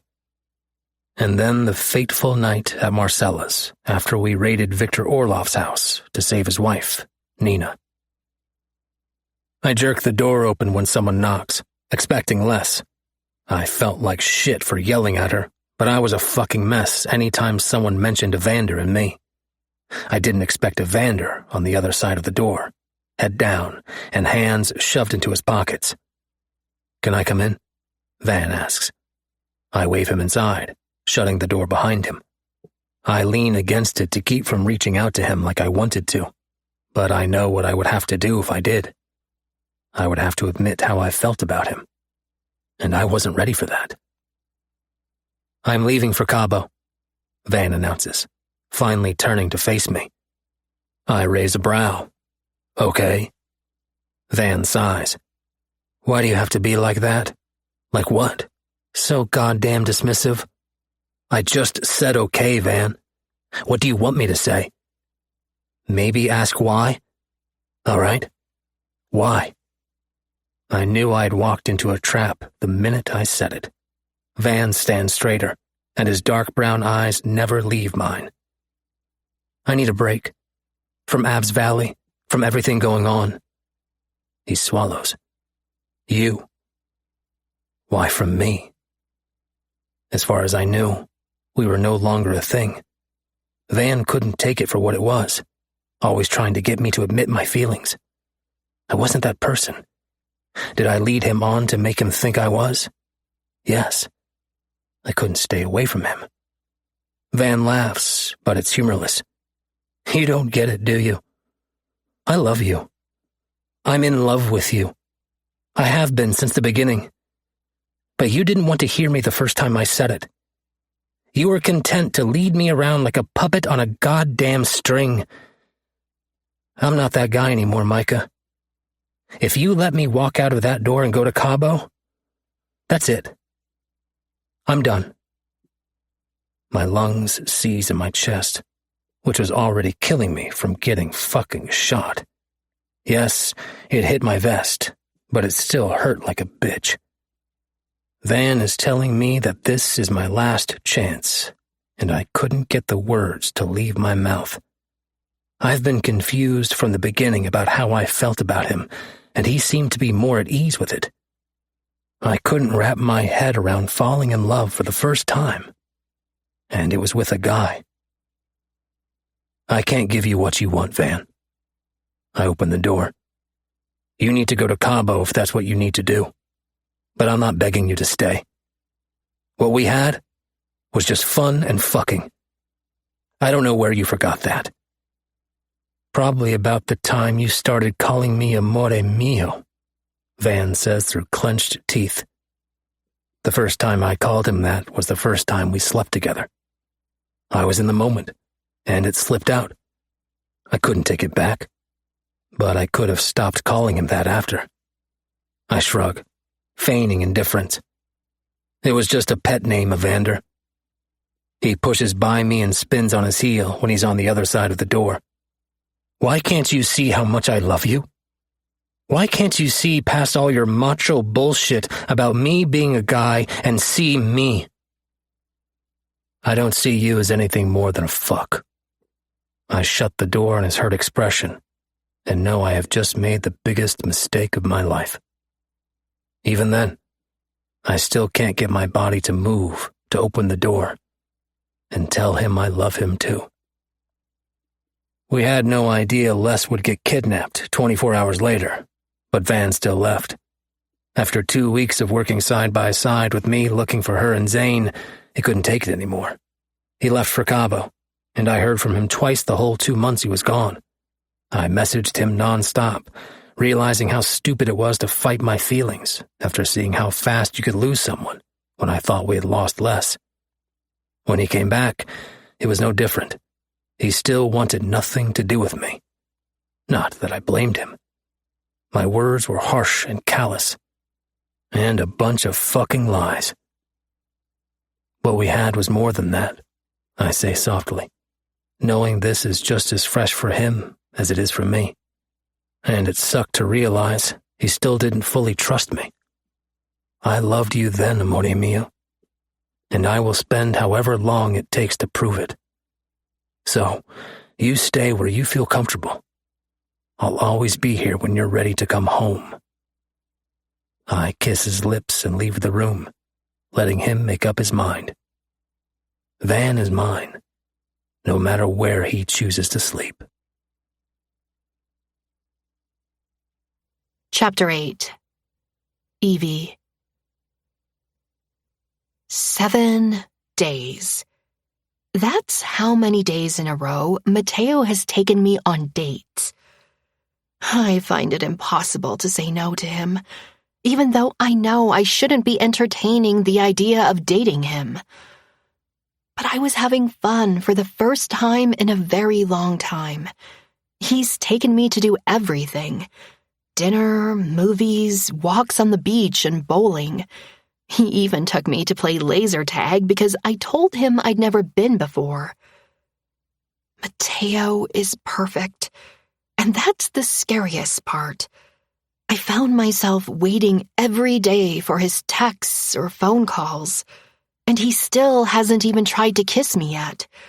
I wanted to believe he was interested in me because he's shown interest. He's just never acted on it. Things with Hartley are tense, however. He barely speaks to me and won't answer my questions about Mateo, no matter how much I pester him. You're going out with him again? I look up from putting on mascara to Hartley leaning against the doorway of my room. Yes, I sigh. If it's a problem with me going out with him and staying here, I'll go back to my apartment. I would if it would make Hartley more comfortable, even if it sent fear racing down my spine. At Hartley's, I could sleep without waiting for someone to come busting through my front door. I went there to get more of my stuff when I left my date with Mateo, and it felt like someone was watching me the whole time. I wouldn't send you back there alone, Evie. Hartley rakes his fingers through his hair. You know what type of person he is. How am I supposed to know if you won't tell me? We have this same conversation every time he realizes I am going out again. It's not my place to tell you. And that's always the same answer. Hartley hinted that Mateo wasn't a good guy, but I couldn't see him being evil. He is always polite and funny, and always ensures I'm having fun. I don't know what you want me to say. How about you won't fucking go? Hartley steps into the room. If you want to go do stuff, I can take you. It could be like old times. There is so much hope in Hartley's face that I almost agree. As much as I wanted that, it wouldn't be like old times. We are different people now. Hartley is almost emotionless now, and I am trying to find who I was before Aaron. Mateo is helping with that, even if I don't want to admit it. I could laugh and joke with him without worrying he would backhand me across the face. I know Hartley wouldn't either, but there is just something about Mateo. He makes you feel beautiful. I want to go. I tell Hartley honestly. I watch his hopeful expression turn completely blank. Okay. Hartley turns around and leaves the room. The only thing that makes me nervous about Mateo are his questions. I couldn't tell him anything without spilling the whole story about Aaron. I wanted Mateo to like me, not run him off. Nobody wants a girl that is hiding from her ex. I haven't heard anything else from Aaron, but I know it isn't over. Hartley would park outside the coffee shop or the diner while I was working, and I was with Mateo every night. But that isn't going to stop him. My phone pings with a message, and I look at it with a smile. Mateo. I can't wait for you to see what I have planned. Now I'm intrigued. Give me a hint. Mateo. No damn way. I worked hard on this. Besides, I want to see you do the clapping giddy thing again. I shake my head at that. I got a little excited when Mateo took me to play laser tag. Mateo laughed and said it was the cutest thing he'd ever seen. I did no such thing. Mateo. Bullshit. See you in an hour, Buttercup. I still haven't asked why he calls me Buttercup. All I know is it makes my heart do a flip and butterflies attack my stomach. It's getting expensive taking Ubers to the dates, but I don't know how it would go over with Hartley if Mateo picked me up here. Even if I wasn't staying at my apartment right now, I still needed to pay the bills, and I'm on a fixed income. Gnawing my bottom lip, I shoot off a message before I can rethink it. Can you pick me up? Mateo. Of course. What's the address? Mateo has repeatedly told me he would pick me up, and I felt I could trust him. Hoping I'm not making a huge mistake, I send him the address and go in search of Hartley to warn him. I look all over and find him on the back porch, sipping a beer. I slide the door open, and he doesn't even turn around. Mateo is picking me up here. I wince and wait for his reaction. Okay. Okay. I don't want you to be mad at me. I sit in the chair beside him. I'm not mad, Evie.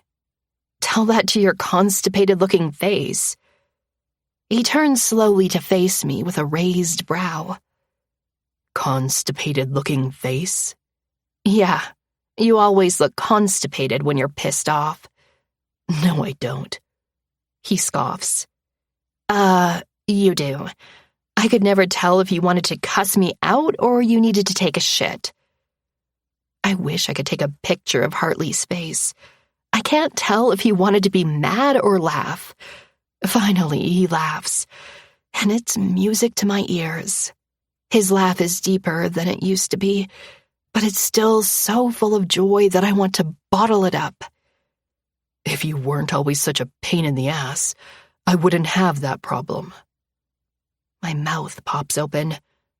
I wasn't the pain in the ass. You were. He snorts. Tell that to my broken bedroom window.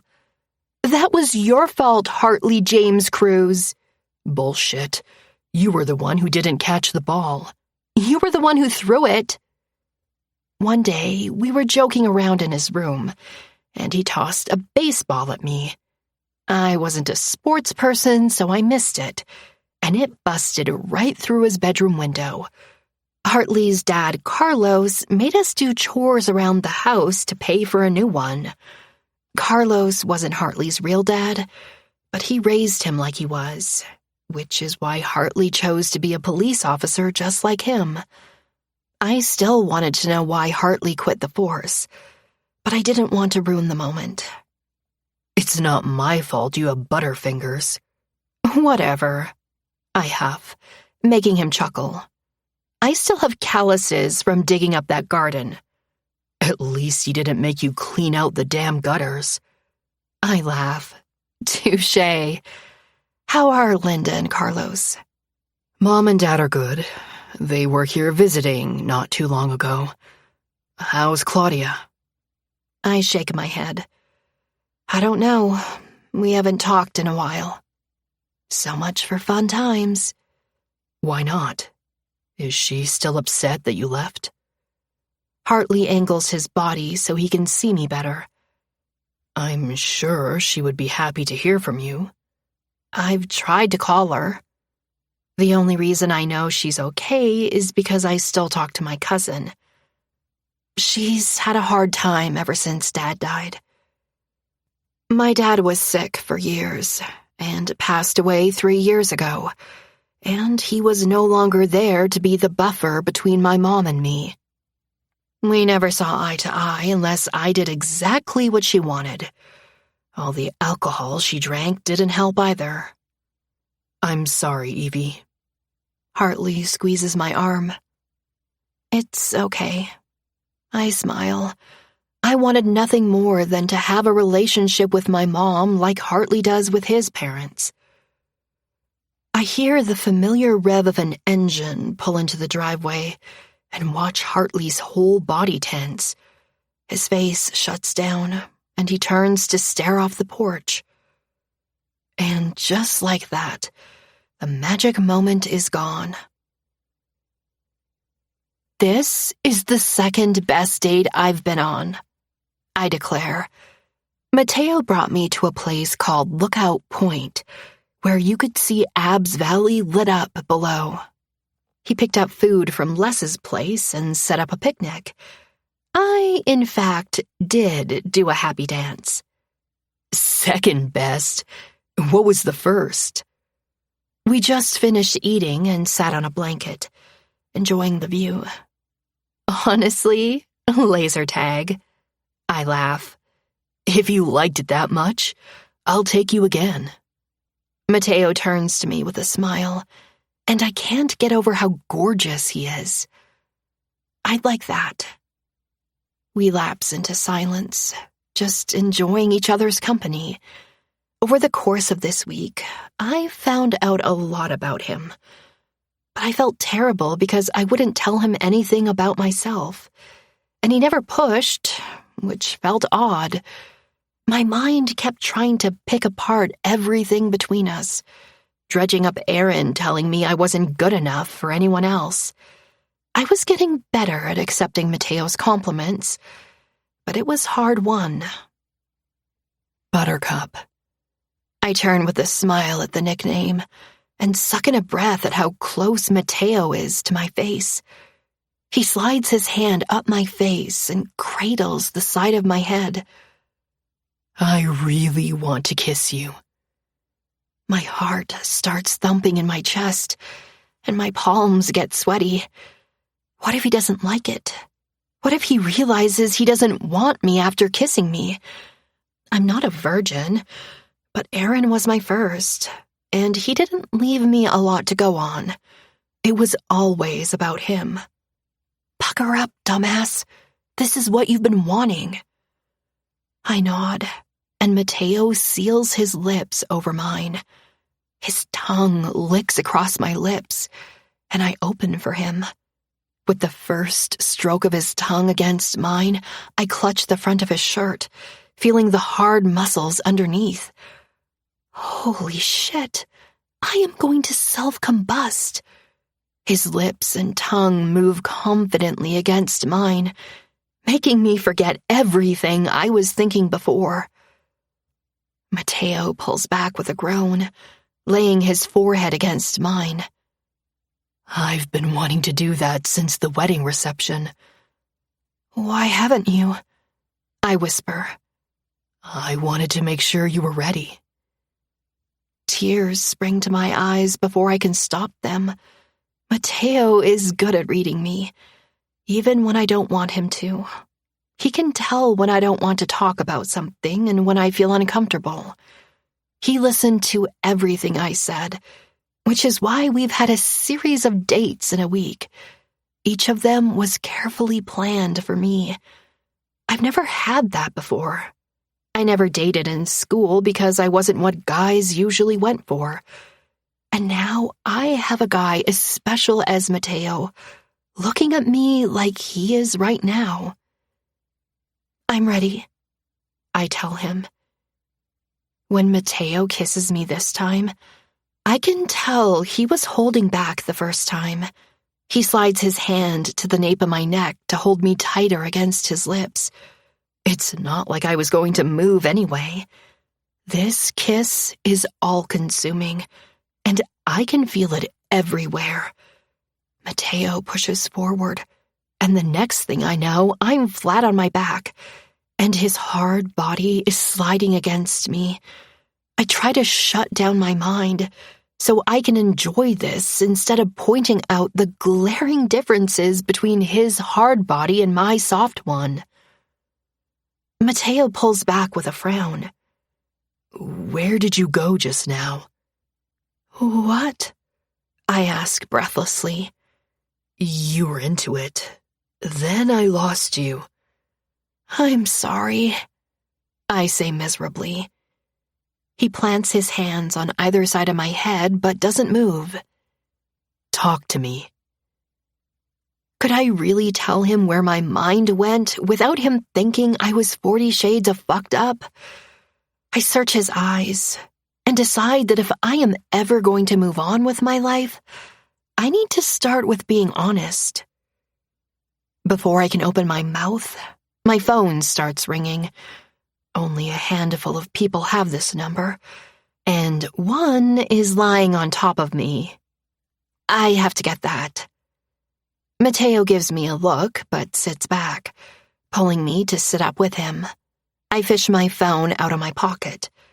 An unknown number flashes across the screen, and I almost don't answer it.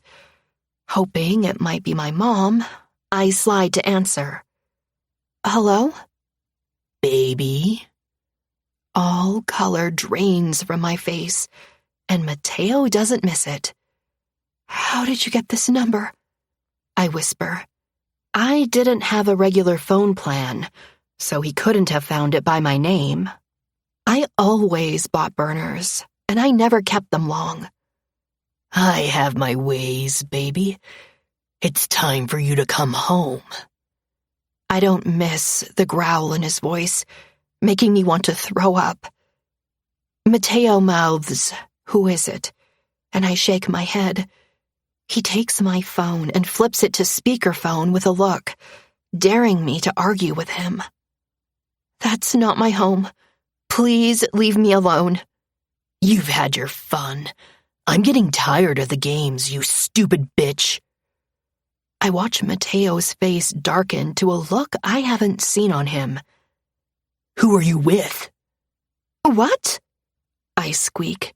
How does he know I am with someone? Don't play dumb. You're mine. Did you really think I was going to let you go? You might be fat and lazy, but you had your uses. Meet me at your apartment. Why does he even want me back if he thought those things about me? It's like some sick game I don't know how to play. The shame hits me like a freight train that Mateo had to hear that. Now he is going to know exactly why I couldn't hold a decent fucking conversation without feeling like something terrible was going to happen. Hang up, Mateo grits out. Aaron laughs through the line. Tell that motherfucker to shut up, or I'll gut him like a goddamn fish. 10 minutes, Evie. The line goes dead, and I can't even look Mateo in the eye. Buttercup, Mateo says softly. He puts his fingers under my chin to raise my head when I don't move. Who was that? My ex. The tears start flowing, and Mateo jerks me to his chest. Let's go back to my place, watch a movie, and talk. I know I should say no, but it feels too good to be in his arms. Okay. Chapter 9. Mateo. I will kill the motherfucker when I get my hands on him. Evie no longer needs to tell me why she acts the way she does. The phone call just answered everything. I look over at her in the passenger seat, and the girl I was kissing is replaced by the girl I took out that first time that questioned my motives. Who the hell talked to a woman like that? I reach over and take her hand in mine, surprised when she lets me. I'm still amazed that she even agreed to go to my house. We've kept everything strictly public, so when she said yes, I was relieved. I wanted to give her a safe space to talk to me if she wanted to. I won't push her, and will be there when she is ready. Swinging back on the highway to take us back to my place, I rub circles on her hand with my thumb until I feel her start to relax. Asshole, I mutter, when a car comes up behind me with its high beams on. I slow down, hoping it will pass, and when it doesn't, I get a sinking feeling in my gut. Buttercup, do you have your seatbelt on? I see her glance at me. Yeah? Okay, hold on for a second. I put her hand on my lap so I can switch gears and stomp on the gas. The car speeds up behind me, confirming my suspicions that we are being followed. What's going on? Evie asks, and I don't miss the quiver in her voice. Don't panic, but I think we're being followed. I don't want to scare her, but I need her ready for anything. Evie doesn't say anything, but I can hear her sniffle and know she's crying again. I hit the button on the steering wheel, telling it to dial Gray. Hello? Gray, I have a tail. Where? 81. I'm on my way home. I sneak a glance at Evie. With Evie. I'm headed your way. Can you lose it? I could if I was alone. I could drive like a psycho, but I wasn't risking her more than I had to. Shit. Gray mutters. Keep the line open. I had plans to tell Evie about Gray tonight, but things went sideways when I kissed her. I want to see her in a more serious way, and she deserves to know that I'm seeing Gray as well. Honestly, I have no idea what Gray and I are doing. After he kissed me, it hasn't happened again. But he does ask me to come to see him every night, and I do without fail. We sit up and talk about everything, including Evie. Gray is cool with me seeing her, and I know he wants to take things slow. I just hope Evie is as understanding. The car speeds up behind us, straight into the back of the car, causing me to fishtail. I correct with a slide of the wheel, switch lanes, and open the car up. God damn it. These assholes are pissing me off. Take exit 47. I'll be waiting, Gray says. Shit. I would have to cross 4 lanes of traffic to get to that exit. Hold on tight, Buttercup. Without letting my foot off the gas, I cross the lanes, nearly taking out a truck in the process. Evie lets out a little squeak, and her hand tightens on my thigh. I see Gray's jacked-up blue Dodge Ram sitting in a wide spot and slide to a stop beside him. "Stay in the car," I tell Evie and step out. I'm pretty sure we lost them with my stunt, but I need to be sure. "You good?" Gray asks, walking towards me. "Yeah." I walk to the back of my car. Fucking hell. The bumper is bent and cracked, and my driver's side taillight is busted. It hurt to look at, but it could be fixed. I see Gray holster his Glock. "What's going on?" I give him the rundown of Evie's conversation with the ex and watch Gray's face darken. What kind of asshole talks to a female like that? That was my exact thought. I don't know. I'll take her to the house and see if she'll talk to me. I rake my fingers through my hair. I knew something was going on, but I never thought it was like this. This was more than a phone call. Evie was scared out of her mind when she heard his voice. I needed to get to the bottom of it. "You coming?" Gray raises a brow. "You want me to come on your date?" "The date is kind of over, Gray," I say dryly. It would make me feel better if someone else was there. It probably would her, too. All right. "Do Van and Micah know where you went?" The last thing I need is those two assholes coming to the rescue. I have a feeling Evie is going to have a hard enough time with Gray. "They weren't home when I left. Micah gave me the night off and took one of Evander's guards." "Good. We can take the long way to the house. See you there." I slide back into the car. "Are you okay?" I ask Evie. She turns her tear-stained face back to me, and I feel murderous all over again. "Take me home. You shouldn't get involved in this. I don't want to see you get hurt." I almost snort at that. She doesn't know I'm a trained killer, and her douchebag ex doesn't scare me. No can do, Buttercup. I'm already involved. Shoving the car into first gear, I pull out behind Gray. "Mateo, please," Evie says miserably. "He's going to kill you." I take her hand in mine and kiss her knuckles. "Don't worry about me. Why don't you tell me what all that was about?" She is already shaking her head before I finish that sentence. "Evie, please talk to me." "No," she cries. "The more you know, the more dangerous it is. Take me home. I have to go. I can't stay here anymore." "What do you mean? You can't stay here?" She jerks her hand away. "In Abbs Valley. He found me, and now he knows about you. I should have never agreed to see you because it will be my fault if something happens to you. Please, take me home." Evie is nearly hysterical, and she needs my undivided attention. I flash my high beams to get Gray's attention and pull to the side of the road. He pulls over seconds later. I turn to face her and pull her hand back into mine. "Evie, nothing is going to happen to me. I can help you if you tell me who that was. I know we just met, but you can trust me, Buttercup." No, it's not that easy. He always told me he would kill me if I told anyone, and he will. Take me home. The cute little house I picked her up at wasn't secure like mine, but I don't want to kidnap the girl. I saw the black truck in the driveway and knew she didn't live alone, but could they protect her like I could? I send a message to Gray and nod my head at Evie. I pull out, and he pulls out behind me. "What are you doing?" "Taking you home." I hear her sigh in relief, but it will be short-lived. I'm not leaving her there alone. "You can't go in there. You said you were taking me home."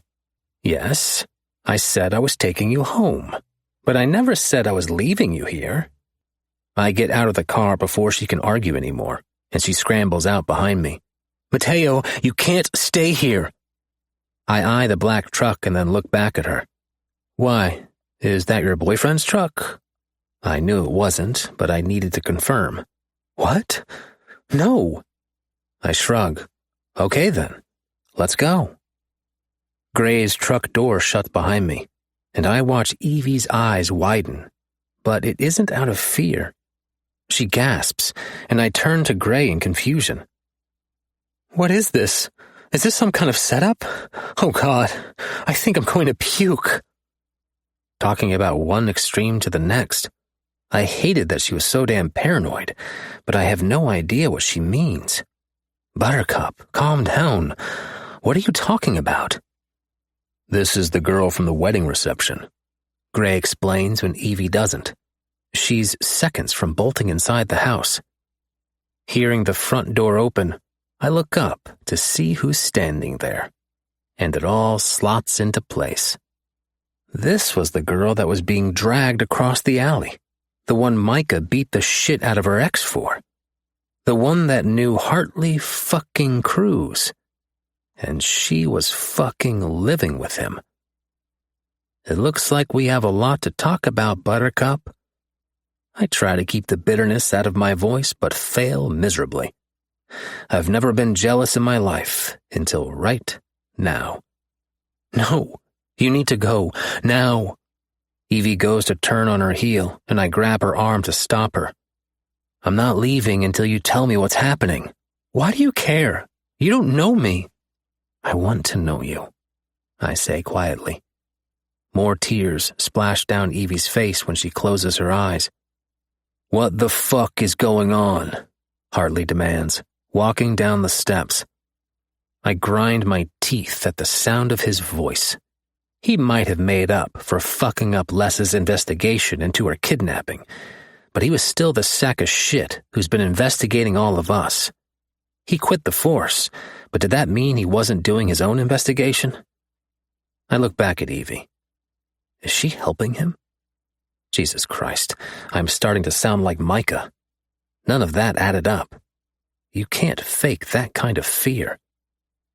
She got a call from the ex, I say, finally turning to face him. Hartley's jaw is locked tight, and his hands are balled into fists. We were followed, and I didn't want to leave her alone. As you can see, she's not alone. And I heard her tell you to leave. Maybe you should fucking do that. I wasn't usually a violent person, but right now, I wanted to punch that judgmental look right off his goddamn face. Did he know she was seeing me? If so, why didn't he tell her who I was? I'm not leaving. I cross my arms over my chest. I wanted to rip her away, stuff her back in my car, and take her home with me. Geez, Mateo, crazy much? I can help. I don't need your kind of help, Hartley growls, taking a step toward me. Gray steps in between us, and I have to hide a grin. Mateo, thank you for this week, Evie says, grabbing my hand. I appreciate your offer to help, but Aaron isn't good. You need to go. I can handle this. I'm working up for an argument when I hear the roaring of a car engine. I spin around when headlights flash across us, speeding our way. The SUV fishtails when it slams on the brakes, and a guy jumps out of the passenger side with a semi-automatic. Shit. Get down, I yell, grabbing Evie. I get her on the passenger side of my car right when they open fire. Get her out of here, Hartley yells. I jerk open the passenger side door, ducking when I can hear bullets pinging off the top of the door. Get in. She doesn't hesitate, to my relief. I run to the driver's side while Gray covers me. I'm in the car and tearing through Hartley's lawn before you can count to 5. They fire at the vehicle, but it's just a warning. They aren't looking to kill her, just us. I hit the main road with a bark of tires, the car sliding sideways. Correcting right before we careen into a ditch, I hit the gas. Give me your phone, I tell Evie. She hands it to me. I stab the button for the window and toss it out. There's no other way they knew where we were besides tracking her phone.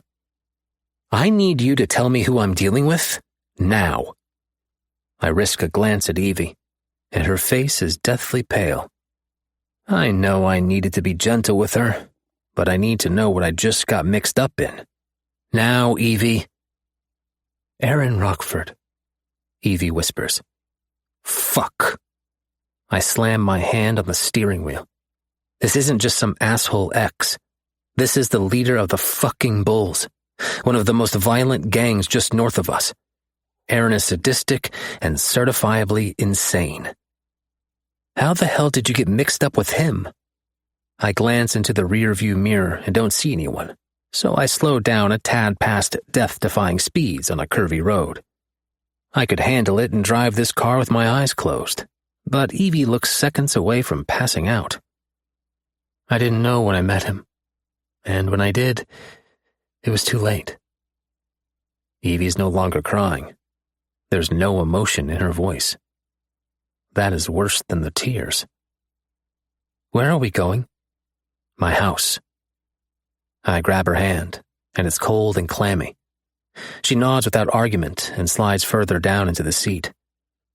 My phone rings through the car's speakers, and I stab the button to answer when I see Gray's name. You good? He asks as soon as the call connects. I'm fine. Did you get out? Yeah. They left when you did. You don't have a tail? I glance in the mirror again. No, I lost them. Come to the house. Gray sighs. We have another issue. Hartley's behind me. I don't give a shit at this point. It would probably make Evie feel better, which is the main goal. It doesn't matter. See you in a bit. I disconnect the call and Evie starts giggling. It's watery and nearly hysterical, but the sound still makes me smile. What's so funny, Buttercup? I don't know. Nothing about this is funny. That doesn't stop the giggles, however. Evie is about to lose her shit now that the adrenaline is wearing off. I need to get her safe at my house. Now. Chapter 10. Hartley. What the fuck am I doing? I've asked myself that 1,000 times since Evie walked back into my life. Now I'm following two guys who hated my existence to ensure she is safe. I know very little about what happened when Evie was with Aaron. All she told me was that she was on the run from him for 8 goddamn months instead of calling me. I could have told her who Mateo was, but she looked so happy. I didn't have the heart to say anything. Plus, I knew he would keep her safe, no matter who he was. I thought Aaron was just another excuse for an abusive man, but after the display tonight, I was wrong. We pull up to the gate of the Perez mansion, and I'm surprised when the guard doesn't stop me from going through. I put my truck in park and take a deep breath before stepping out. I'm doing this for her, Mateo says, walking around to the passenger side to help her out. When she gets out, my heart sinks. All the color is gone from her face, and her usual bright brown eyes are dull. Mateo jerks his head for me to follow, and I half expected someone to shoot me when I stepped through the front door.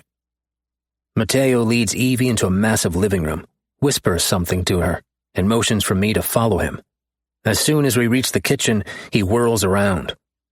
Did you know her fucking ex is Aaron Rockford? Mateo hisses. I cross my arms over my chest. No, I didn't. I can take her and leave if it's a problem. Mateo's eyes narrow.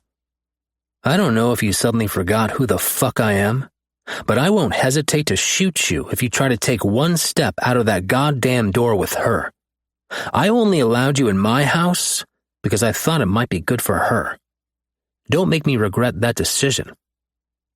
I swallow my argument because he is right. He didn't even have to let me through the damn gate. What's your plan? Mateo snorts. You really think I'm going to tell you that? My only plan for tonight is to find out what the hell is going on and keep her safe. Tell me what you know. I don't know much, I admit reluctantly. You didn't think to ask questions? You're a fucking cop, for Christ's sake. Was a cop. And Evie's not a suspect, she's a friend. She didn't need me grilling her for information. And I knew the minute I tried, Evie would take off. I figured the best plan was to give her a safe place to stay until she would open up to me. It looks like she didn't open up to him either, which gives me some sick satisfaction. Mateo rakes his fingers through his hair and he actually looks worried. Not about getting shot at or what we're up against, but about her. Given how I feel about her, I hate it. He leaves the kitchen without a word, leaving me to follow behind him. We find Evie in the same spot, legs curled under her, staring at her lap. Gray looks up from his place, leaning against the wall without a word, glaring a hole through my head. I have to remember I am doing this for Evie, because with one wrong word, I am going to die tonight. Mateo sits beside her, and I sit on the love seat to face them. "Talk to me," he says gently. I sit back and let Mateo do the talking. "I met Aaron at a diner I worked at," Evie says dully, resigned to the fact she couldn't hide anything now. "I moved in with him a month later." "How long were you together?" "A year." "How long have you been running from him?" 8 months, Evie whispers, and I watch Mateo close his eyes. When he opens them, they're burning with anger. "Fuck, Buttercup." Mateo pulls her into his arms, and I grind my teeth when she goes willingly. If I wasn't such a coward, that could have been me. But I couldn't give her the comfort she needed when I hated myself for how I treated Alessa Paletti. I'm no good for Evie in that way, but I could be a friend. Just like I've always been until she started dating Aaron. If I had pushed harder to keep in contact with her, none of this would have ever happened. I would have known the name and got her as far away from him as possible. Mateo rubs circles gently on Evie's back until she relaxes against him. "Why don't you get some rest, and we can talk more in the morning?" "I can't stay here. I have to leave." "None of that," I interrupt. "You aren't leaving. It's time you accept some help. You don't have to do it on your own." "He's right," Mateo agrees. "We can protect you." "No, you can't." Mateo puts his finger gently against her lips. "Yes, we can. Now stop arguing and come on." Mateo stands from the couch and pulls her to her feet. "You're bossy," Evie mutters, making him laugh. "You have no idea how bossy I'm about to get, Buttercup." Mateo leads her from the room, leaving me with Gray, who is still glaring. The hostile silence is worse than if he was yelling at me. I knew of Gray but didn't know him like the others. Everything surrounding Gray is just rumors. Those rumors pointed to him as one of the most lethal assassins on the West Coast, but we could never prove it. Then the killing stopped right about when he started working for Micah Paletti. Just because I'm not on the force anymore doesn't mean I don't pay attention. I was already public enemy number 1 in a city overrun with gangs and the mafia, but now I don't have a badge, which puts an even bigger target on my back. 15 minutes later, Mateo comes back to the living room with his phone to his ear. "Hey, Les," he greets. "Fuck. I hate to bother you, but I need to borrow some of Holden's shit, and Holden for a minute." Holden is one of Les's 6 husbands, the genius hacker. It was smart to call him, but hearing him say Les's name makes me feel guilty as hell, no matter what I did to fix it. "What did you get yourself into, Tay?" Les asks. Her voice filters through the room when he switches it to speakerphone. "What I just got myself into is a long-ass story," Mateo sighs. "What do you know about Aaron Rockford?" "The Bulls, Aaron Rockford? He's a crazy son of a bitch with no moral compass. Why?" "That's what I got myself into. I need all I can on him, the less public information," Mateo explains. "Shit.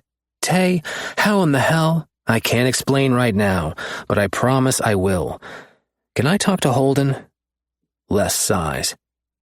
Yeah, hold on. He's with Ryder and Zane. Zane is another source of guilt for me. Mateo winces. Damn, Les, never mind. I'll figure it out. I don't want to interrupt them. It's 8 a.m. here, Mateo. They aren't fucking, Les says dryly. I just meant he's outside with them. Please don't tell Leo anything yet. Not until I know what we're doing. I don't like lying to them, Tay. Do we need to come home? No, I promise I'll tell him. I don't want him to worry while you're on your honeymoon. I'll do what I can, but if he asks me straight out, I'll tell him. With that, I hear her yell for Holden. Hello? Holden answers. Hey man, look, I need some of your spy gear shit. Of what kind? Anything you can loan me. Mostly I need your... Mateo cuts his eyes to me. Database. I almost roll my eyes. I know exactly what they are talking about. There's a black laptop with a green star sticker in my office. That should have what you need. Take anything else you want. Do you need my help? Not yet. Get back to your wife. Thanks, bro. Holden chuckles. If you need me, call. Mateo hangs up and looks at me. How do you know Evie? Why are you doing this? Instead of answering a question that is none of his damn business, I start asking my own. Because no matter what you think about me, Hartley, I care about her. So do I. What's your angle here? I watch his jaw clench at that question. I don't have an angle, jackass. We grew up together, I say through clenched teeth. Our arguing won't help Evie, and they would try to ice me out if I pushed. That would happen over my dead body. If you keep talking shit, that's exactly what you'll be. Dead. So you let your childhood friend run for 8 fucking months without help? I knew you were a piece of shit, Hartley, but that takes the cake. I didn't know, I hiss. I moved when I was 18, and we lost contact when she started dating him. I thought I was doing the right thing and giving her space. At first, she sounded so happy with him, so I had no idea what was happening. I didn't want to stand in her way, and we eventually stopped talking. Now I know why. If you guys were so close, why didn't she call you? I've asked myself that question, and her answer broke my damn heart. Never in a million years would I have ignored a call from Evie, even if she was on the run while I was looking for Zane to arrest him. She didn't want me to get involved. I lie. I hear the front door open, and Mateo frowns. I look up and watch Evander Perez walk into the living room, with Micah fucking Paletti behind him. Chapter 11. Evander. My resolve to go home turned into asking Micah to come home with me tonight. I lived and breathed Micah before and couldn't do that to myself again. Not yet, anyway. But the words left my mouth before I could stop them because I needed to be with him. Inviting him here made me feel like I had some semblance of control instead of staying with him all the time. Even though he didn't come right out and ask, I heard the undertone of me moving in with him. I couldn't give up my freedom entirely to him. I would have in a heartbeat before, but that was before he ripped my heart out. I forgave him, and I'm all in our relationship. But those words, and how he looked at me, were still burned into my brain. Are you sure you want me to stay, amore mio? I thought we would have one hell of a fight earlier, but he surprised me when he left the decision in my hands. Micah is bossy and overpowering on the best of days, so the fact that he is listening to me shows me how much he wants this. So why can't I move past what happened between us?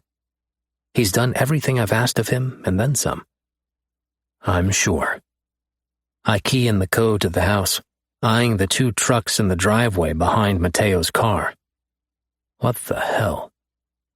Rounding the corner into the living room, I stop dead in my tracks, making Micah run right into me. Before I can open my mouth, Micah is already moving forward. "What the fuck are you doing here?" Micah growls, lunging toward Hartley Cruz. I grab his arm before he can get closer. Hartley jumps off the love seat, hands balled into fists. "So, there's been a development. Have a seat, and I'll explain, but keep your voices down," Mateo says, and I cut my eyes to him. Is he fucking serious? "Please?" I pull Micah down into the chair beside me, and Hartley sits on the far end of the love seat. "Start explaining. He better have a damn good reason for this asshole sitting in my house." "You know the girl you saved from the wedding reception?" Mateo asks Micah, and he nods. "That girl is Evie." Micah looks at Gray, and Gray confirms what Mateo is saying with a nod. "I knew that name sounded familiar," Micah mutters. "And the guy you beat the shit out of," Mateo continues, "is Aaron Rockford." "What the fuck?" Micah and I say at the same time. "Oh, it gets better. He followed her tonight, fucked up the ass end of my car, and then took a shot at all of us at Hartley's house." "Start from the beginning." I need to know the full details. We get into trouble all the time, but I don't like that Mateo was alone when all this happened. He could take care of himself, but he is still my little brother.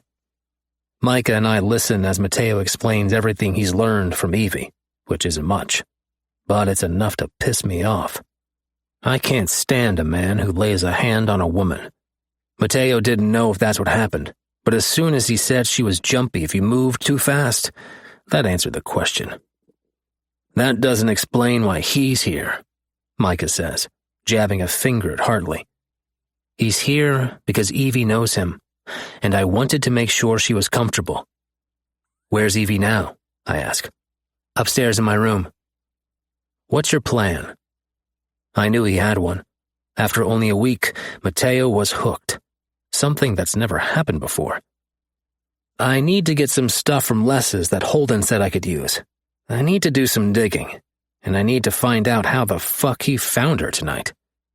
"You need to find out how he found her at all," Gray adds, eyes never leaving Hartley. "I'll talk to her in the morning. She needs sleep tonight," Mateo sighs. "This is bigger than what I imagined." Mateo already knew something was up, but none of us would have guessed we would be going against the Bulls. "You aren't alone, Tay," I assure him. "We'll do what we can. But he needs to go." I could feel Micah seething beside me. It's going to take one wrong move and Micah will kill Hartley. "I'm not leaving her," Hartley says evenly. "She can go back home with me." "They know where you live, Cruz," Micah grits out. Hartley shrugs. "I'll take her to a safe house." "She's not leaving my sight," Mateo says. Then he looks at me, and I know what he will say before it comes out of his mouth. He needs to stay. Evie needs everyone she can get, so she knows she's not doing this alone. I ditched her phone just in case he was using that to track her, and she's safer here. He looks back at Hartley. "You know I'm right." I glare at my brother, and he grins. "He can stay in the guest room," I answer. "What the hell?" I hold my hand up to Micah to cut him off. "We can figure it out tomorrow. I'll watch him," Grace says in a deadly voice. Hartley's fists are clenched so tight his knuckles are white, but I can tell he's not going to leave her or argue. I pull Micah to his feet, practically dragging him from the room. I shut the door and watch him pace when we get to my room. "Micah, Hartley fucking Cruz, you're going to let him stay in your house?" Micah whirls around, and his blue eyes are blazing with anger. "You know what he did to Les." "I know," I say slowly. "But Mateo is right. If this girl went through anything like I'm suspecting, she needs familiar faces." "Fuck." Micah rakes his hands through his hair. "I can't be around him, Van." "We'll get rid of him in the morning. But for tonight, he stays." Mateo sure knows how to go all out for the first girl he likes. You caught that too? I ask. How could you not? I watched the way he talked about her. Mateo has his first girl crush. Micah laughs at that, and some tension drains from his body. Gray's the first guy crush. Leave it to Mateo to do it all at the same time. Micah sighs. What are we going to do to help? That makes me smile. I knew there was no way Micah would step back and not help. I don't know yet. We can figure it out. I walk until I'm right in front of him, my fingers going to the buttons on his shirt. Until then, I have another idea. Micah raises a brow, but doesn't stop me. What's your idea, amore mio? Let me make you feel good. I pull his shirt from his slacks, pushing it off his shoulders. Micah steps forward, and I put a hand on the center of his chest. You aren't in control tonight. Any other time he is, but tonight, I need to be. Micah raises an eyebrow but steps back. I undo his pants and push them off his hips. He steps out of them, and my eyes land on the scar on his left thigh. I thought for sure that when Victor took him, he was dead. Micah was shot in the leg in the scuffle, trying to escape that day. It tore through the muscle and left him with a slight limp when he walked, but he survived. That's when I knew I needed Micah in my life, but I didn't know if I could be with him again. Lay on the bed, I demand, and watch Micah give me that grin that makes me want to drop to my knees in front of him. Not tonight. He does what I say as I undress down to my boxer briefs. I get the lube from my bedside table, toss it on the bed, lie beside him, and run my hand over his abs. Kissing his neck, I can feel how badly he wants to take control of the situation. I slide my hands into his boxers and wrap my hand around his hard cock, stroking. Fuck, Micah grunts, his cock jumping. Take them off. He doesn't hesitate at that command. Stroking his cock hard a few times, I let go and run my hand down his thigh and over his tight ass. What are you doing? Micah asks breathlessly. Let me show you what it feels like. Micah never lets me do anything to him. It's time he trusted me enough. Bend your knees. I watch the emotions pass over his face, and just when I think he's going to say no, he plants both feet on the bed. Do you trust me? I ask. Of course, he answers without hesitation. I grab the lube, and he watches every move I make. I squirt some on his cock, then on my fingers. Spread your legs. Micah lets out a shuddering breath, and his knees fall apart. Relax, mire. He groans at the nickname that slipped from my mouth one night when he had me bent over the desk in my office. Sliding my fingers between his ass cheeks, I wait until his body's relaxed before I tease his asshole with the tip of my finger. His body tenses. Relax, I say again, kissing his neck. Van. I can hear the argument in his voice and brace myself. He takes a giant breath, releases it in a whoosh, and goes slack on the bed. Using my middle finger, I slide it inside him. Stroke your cock. Micah wraps his fist around it and slides it up, swirling his hand around the head. I tease him with one finger until he starts jerking his cock faster. Then add a second. Oh, fuck, Micah chokes out. I want to fuck you. I want to feel my cock sliding in and out of you, I say against his neck, making him shiver and stroke his cock faster. I want to make you feel the way you make me feel. I move my fingers so they rub across his prostate, and Micah lets go of one of those sexy deep groans, making me grind my cock on the side of his thigh. Moving my fingers faster, I seal my lips over his, dominating his mouth like he usually does mine. Micah's hips start moving to fuck himself onto my fingers, That's it, Mide, I encourage against his lips.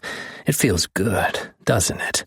Yes, Micah groans. Fuck. There's something sexy as hell watching him chase his pleasure with his hand, wrapped around his cock. But I don't want him to come yet. I slide my fingers free. Fuck me, I say hoarsely. Micah moves so fast that he hits my chest with an oof. He has my boxers off and lubing up his cock in record time. Putting his hands behind my knees, he pushes until I'm wide open for him. With a warning tap on my leg not to drop them, he moves one hand to line himself up. Fuck, amore mio, you got me fucked up right now. That's exactly how I wanted him. I wanted him to feel what I felt when he took me like this. He snaps his hips forward, burying himself to the hilt in one firm push. I breathe through the burn, and my back bows when the pleasure hits. Is that what you wanted? Micah asks, slamming his hips forward. Yes. Fuck.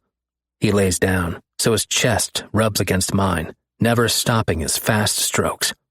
I love this ass, Micah groans in my ear.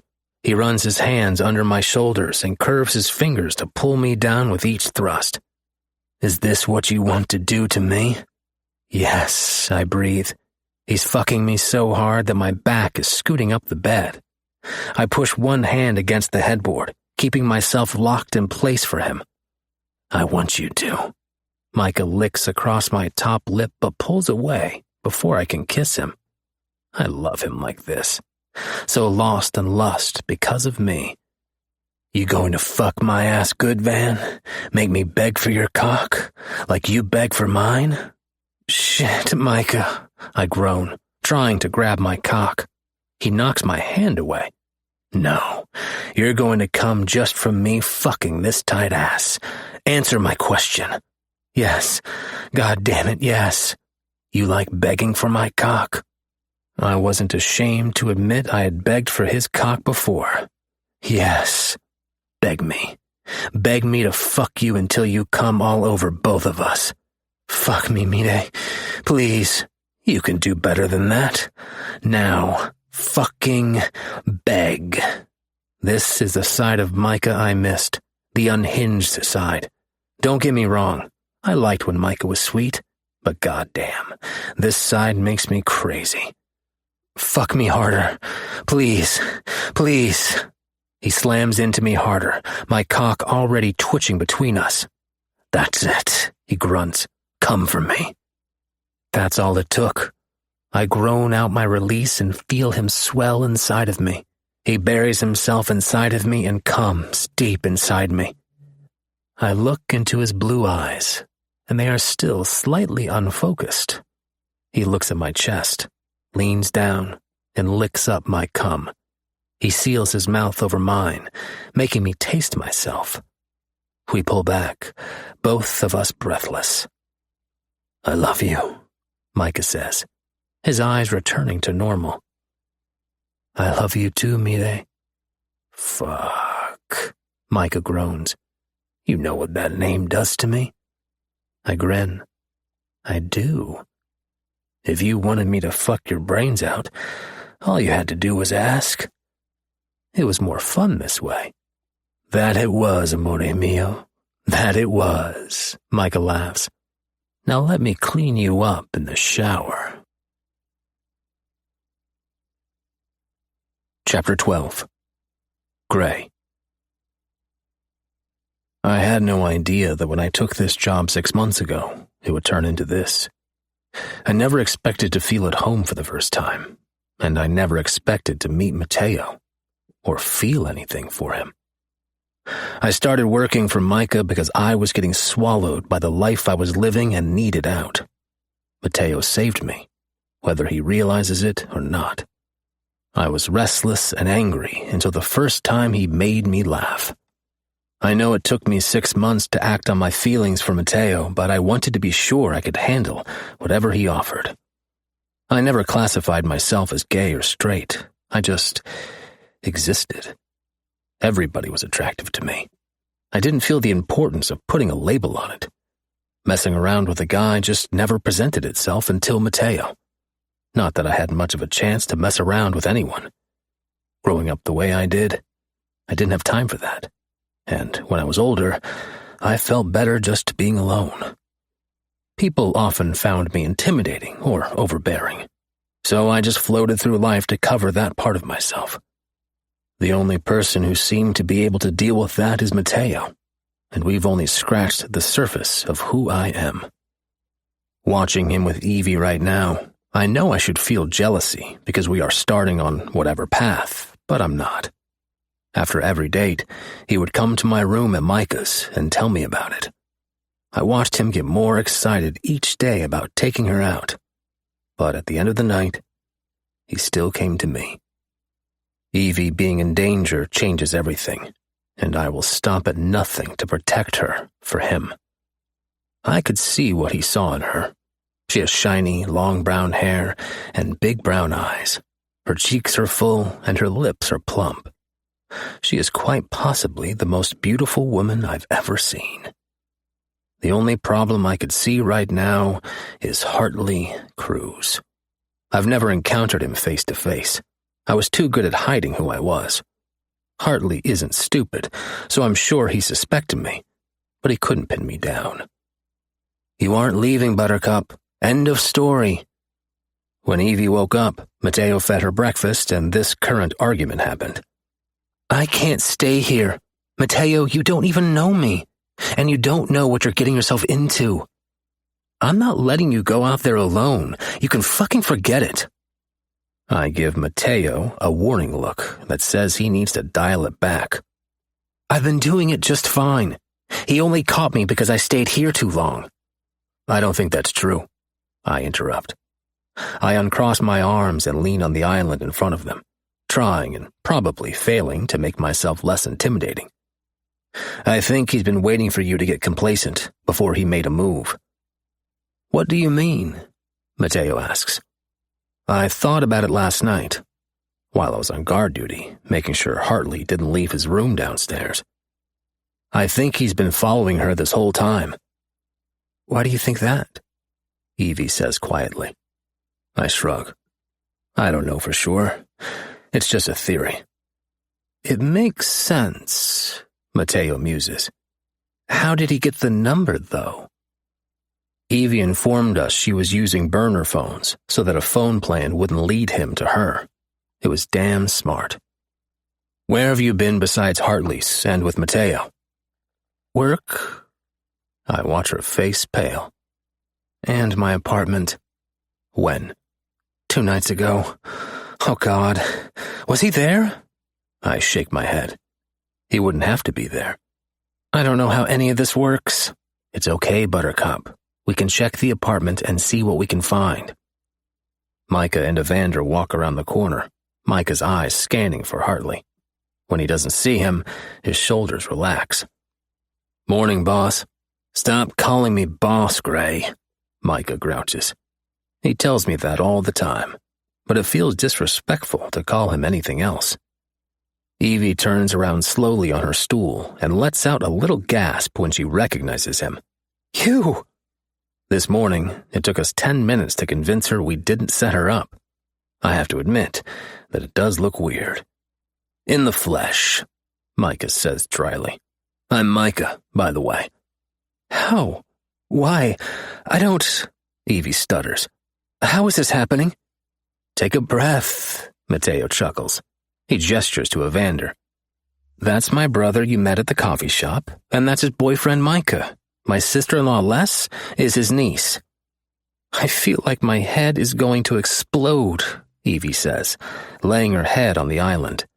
Mateo rubs her back. "Look, I know this is a lot, but I need you to know you have a team behind you now. We're a family, and we want to help." "Why? I'm not worth all this trouble," Evie mutters. And I have to give Mateo another warning look when his face turns thunderous. "Evie, look at me," I say gently. When her head lifts, she has tears in her eyes. "Mateo thinks you're worth the trouble. So quit second-guessing everything and accept the help that's being handed to you. I couldn't think of a better place where she would be safe than with us. People saw us as the bad guys, and we are. But we also know when we could be good. Evie's bottom lip trembles, but she nods. What about Hartley? Micah growls under his breath, and Evander elbows him. What do you want to do about Hartley? Evander asks. He's my friend, Evie whispers, wiping tears from her cheeks. He's kept me safe until now. They know where he lives. It was my fault for going to my fucking apartment. Mateo explains our theory to Micah, and he nods. He could have put something there to sniff out her phone. It would be easy as hell after that to hack it. Micah shrugs. I also agree he's been following her this whole time. What can you tell us about him? He's a narcissistic piece of shit, Evie says hotly. But he's also grade A fucking nuts. Why would you be with someone like that? Mateo asks. I am curious myself. I didn't know any of that. He was charming when we first met, and it was too late when I realized it was all a lie. How did you finally get away? I ask, changing the subject. I watched her body language. If we pushed for information about the relationship, she would have clammed up. Aaron and his second-in-command, Wraith, got called away at the same time, which never happened. I already packed a bag just in case I ever got the chance, so I grabbed it and took off. Good girl, Mateo says, kissing the side of her head. Her cheeks darken, and she gives him a small smile. Does he have ties here? Evie shakes her head. I don't know. He never involved me in his business unless he tried to scare me. We need to go to Les's and get Holden's computer, Micah says. We need everything we can on him. Micah holds up a hand when Evie opens her mouth. We're helping you. Might as well get on board. Her lips snap closed, but I don't miss the twitch in her eye. She has a fire down deep in there and wants to argue. I was hoping she would. Evie doesn't seem like she's always been this scared woman sitting here. Mateo laughs. You think I'm bossy? You haven't seen anything yet. I'm not fucking bossy, Micah snaps, making Mateo and Evander laugh. I seem to remember differently, Evander says with a raised eyebrow. Micah's eyes heat, and I feel like I'm invading a private moment. That's different, and you like it. Wow, Evie breathes, and Micah's head snaps to her like he forgot she was there. Evie clears her throat. Sorry, I was lost in the moment. Micah rubs the back of his neck, looking uncomfortable as hell. Mateo starts laughing uncontrollably, making me chuckle along with him. You will do just fine here, Buttercup. What are we expecting to find here? Hartley asks. I got roped into bringing him to Evie's apartment while Evander and Micah went to get the computer, and Mateo stayed with Evie. Anything that looks out of place. I hand him the device that detects listening devices, a camera, or in this case, something that would clone her phone. I assume you know how to use that? I could hear Hartley's teeth grind from behind me. Yes, I know how to use it. I get to Evie's apartment door and shake my head. She had no business staying here, even without a psycho ex. Sliding the key into the lock, I can feel it give before I even turn the key all the way. Jesus Christ, I mutter, shoving the door open. This place is a security nightmare. The main door doesn't lock, her locks are useless, and the only means of escape is down the stairs. Silently, Hartley and I sweep the room, finding several bugs and what we are after. We start packing her stuff in any random bags we can find, both knowing she isn't coming back here. I would pay to get her out of her lease if she has one. We don't talk again until we're back in my truck. He's watching right now. I can fucking feel it, Hartley says. I nod, shifting the truck into drive and pulling away from the curb. Me too. Before we left the house, we had a long talk about Hartley. None of us wanted him around, But we all saw how important he is to Evie, and she is important to Mateo. We would take care of this problem, and he would be out of our way. No big deal. Do you think he planted any on her? I thought about that earlier, which is why Mateo swept her at his house, and I let the device run while we were packing. If he did, we'll find it. We quickly stopped at Hartley's and grabbed what we needed from there. So far, we didn't have a tail. Aaron is too big of a pussy to come after us without Evie with us. Why are you doing this? Hartley asks. Doing what? I would much rather he didn't talk at all. You don't know her. None of you do. But you're going to drop everything for her? I don't fucking buy it. It doesn't make up for who you are. I slam on the brakes and jerk to the side of the road. You don't know the first thing about me, I say in a deadly tone. If you have a goddamn problem with us, you can get the fuck out now. The only reason you're still breathing is because of Evie and Mateo. So I suggest you shut your mouth. I can tell he wants to argue, but he turns to look out the window instead.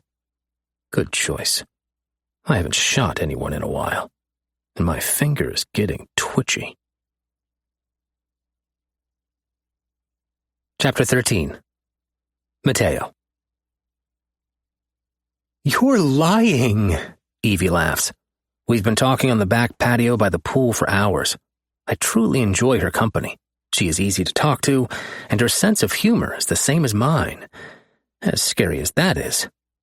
No, I swear, I say, crossing my heart.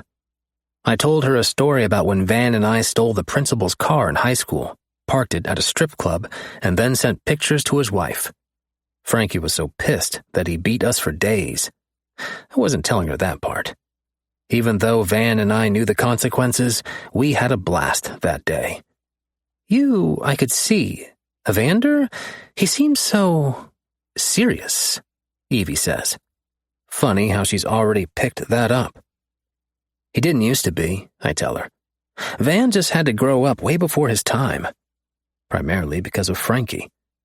The minute Van graduated high school, Frankie started making him go on missions with the rest of his men. That made you grow up fast. He did the same to me. Why do you guys hate Hartley? Not my story to tell. Let's say there's some tension between him and us. If Hartley wants to tell her what happened, that is on him. Do I agree with what he did? Fuck no. But I could try for her if Evie saw the good in him. I could sense the tension, Evie says dryly. Okay, I have a question, she states, turning to face me, sitting crisscross on the lounger. Hit me. Are any of you married or in a relationship?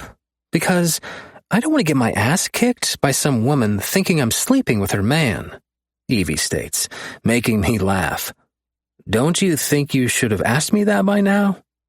Van and Mike are the only ones in a relationship. I saw how she looked at them when they gave each other fuck-me eyes. She wasn't repulsed by it, which gives me hope for when I tell her about Gray. Why? Evie asks suspiciously. A bunch of hot dudes and no ladies that claim them? What gives? You think we're hot? I ask, waggling my eyebrows. Evie giggles. You know you're hot, and you didn't answer my question. I guess we just haven't found the right person yet. I answer honestly.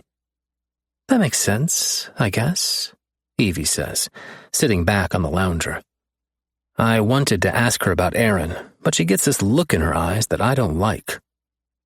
What's your favorite flower? I ask instead. Roses, she answers. You? Buttercups. When's your birthday? I didn't even have a favorite flower until I saw Evie with one stuck behind her ear the night I met her. Last month, she laughs. What are you doing? You've never played 20 questions before? I inquire. She shakes her head. I grab my chest and gasp. Never? That changes now. Fine, she says. When's your birthday? December. What was your high school mascot? I ask. Tigers. What's your middle name? I wrinkle my nose. Why did you have to go there already? Antonio, what's yours? Damn it, I didn't think that through, she giggles. Louisa, what's your favorite color? Brown, just like her eyes. Is Evie your real name or a nickname? My real name is Evelyn. Do you have any pets? Evelyn Louisa. I like that. No time for pets. What's your favorite color? Blue. How bad was the damage to your car? Not bad at all. Nothing a couple of $1,000 won't fix. What is your favorite memory growing up? She laughs. Oh, that's easy. This boy used to bully me during my senior year of high school for being overweight. Anyway, Hartley was captain of the baseball team, so he asked this kid to hang out with him and some buddies. I was so pissed until the next morning. She's giggling, so I know it must be good. They tied him to the flagpole in his underwear right before school as a lesson. My mouth drops open. Hartley? Everything has to be by the book, Hartley? Yes, Evie laughs. Hartley wasn't always so straight-laced. He was fun. You guys were close growing up. She nods. We were best friends, she says, then points at me. That was 3 questions in a row. It's my turn. Hit me with them, I declare and put my arms behind my head. What's your favorite childhood memory, besides stealing a car? Sadly, I don't have many, and the ones I do include Van. We weren't allowed to be regular kids. Hell, I learned how to build and defuse explosives at 12. We didn't have toys growing up, and the ones we did were few and far between. We didn't get playtime, we didn't ride bikes, and we didn't go to carnivals or amusement parks. Nothing we ever did was as a family. Van and I built a fort in the backyard of old lumber and stuff we found lying around. We spent hours in that thing telling ghost stories, and we even slept in it a few times. I smile at that. She doesn't need to know Frankie made us tear it down when he found it. That sounds awesome, Evie says. Are you close to your parents? I shake my head. Both my parents are dead. I'm sorry to hear that. Evie reaches over and squeezes my bicep before dropping her hand. I wanted to grab it and put it back. It's okay, I say with a smile. It's much better that way. You have one more. Are you sure you don't mind me staying here? Not at all. The more time with you, the better, Buttercup. She looks over at me, and I can see her struggling to accept what I just said. I don't deserve you. It's the other way around. I'm not good enough for her, and I know I shouldn't get involved, but she is fast becoming an important part of my life. I need to tell you something. She lifts an eyebrow. That sounds ominous. It's not bad. Well, I guess that depends on how you take it. I sigh. I'm bisexual. Okay, Evie says slowly. And Gray is more than a friend, I think. You think? That's what she picked up from that? It's new, but I wanted you to know. Am I coming in between you two? Because I won't be that person. Bless her cute little heart. No, Gray and I talk about you. He's okay with me seeing you. Is it a problem? Evie doesn't answer for a minute, like she's trying to think of her words carefully, making me nervous as hell. I don't want to come between you guys. You won't, I assure her. Then no, she shrugs. I think it's awesome. Is it a little weird seeing a guy who already might have a boyfriend? Yes, but not because you're seeing a guy. Is your relationship open? Just like that, I knew she was perfect. Like I said, it's new, and you're the only other person I'm seeing. So it's kind of like me, you, and Gray are together. Evie giggles, and I finally relax. Then I think about what she said. Not a bad idea, but Evie isn't ready for that conversation. If you want to look at it that way, then yes. Are we together? I have no idea how to do this. We've been seeing each other for a week, and it's been the best week of my life. Oh, I didn't mean to assume. I was just... Evie's face turns blood red, and she covers it with her hands. I tug them away. Is that what you want? I'm going to be honest. You and Gray are my first. Aaron was mine, Evie says quietly. I like you, and that scares me. I feel the same, Buttercup. But if you want to give it a shot, I do too. I do, Evie whispers. I drag her lounger closer to mine, making her laugh. Good. Pushing my hand into her hair, I pull her lips closer to mine. Her eyelashes flutter, and her hands land on my chest. I rub my lips against hers so she knows what I'm about to do. But she doesn't wait for me to make a move this time. Evie seals her mouth over mine, opening immediately for me to slide my tongue into her mouth. Hell yeah. I've been dying to kiss her again since last night. Sleeping next to her last night was torture, with that delicious ass pressed against me. It didn't help that I could hear Van and Micah fucking in the next room. Hearing your brother beg for cock should be a turnoff, but it wasn't for me. I still don't know how she didn't wake up. Evie makes a little sound in the back of her throat, making me groan in response. If she is this responsive just by kissing, I wonder how responsive she will be when I get her under me. Down, Mateo. Now is not the time. I like kissing you, she whispers against my lips before sinking back into it. Her hand starts roaming over my chest and abs, and I know I need to stop it before it gets too far. I pull back and peck her lips. I like kissing you too. I move my head when she tries to kiss me again and watch her face fall. None of that. I love kissing you, but your wandering hand was doing things to me. She frowns and then busts out laughing. Oh, my bad. You're bad? My mouth pops open. My dick is hard as a rock and all she says is my bad? It's not my fault you can't control yourself. I roll over so I'm on top of her, making her laugh. I look into her eyes, and it takes my breath away.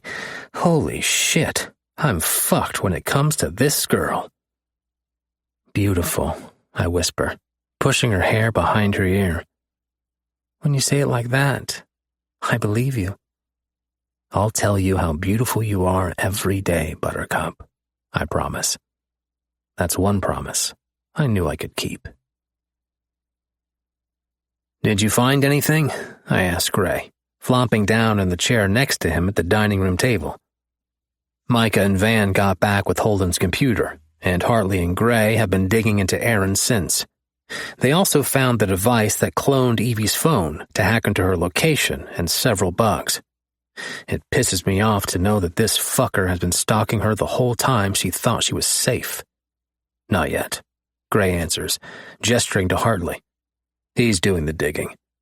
I raise my eyebrows. You gave him access to that database? I'm right here, Hartley mutters. And all I'm looking for is Aaron. I don't give a fuck about you guys. Wow, Hart, that's harsh. I clutch my chest like my heart is breaking. The truth is the truth, and don't call me Hart. You know that's all I'm going to call you now, right? Hartley shakes his head but doesn't answer. I know he felt terribly out of place here, and I actually feel bad for him. But he is being the bigger person and sucking it up for Evie, so I could return the favor by not treating him like shit. He gets enough of that from Micah. Where's Evie? Gray asks, kicking back in his chair. By the pool? Is she okay? Yeah, she will be. Evie's strong. She just has to find that again.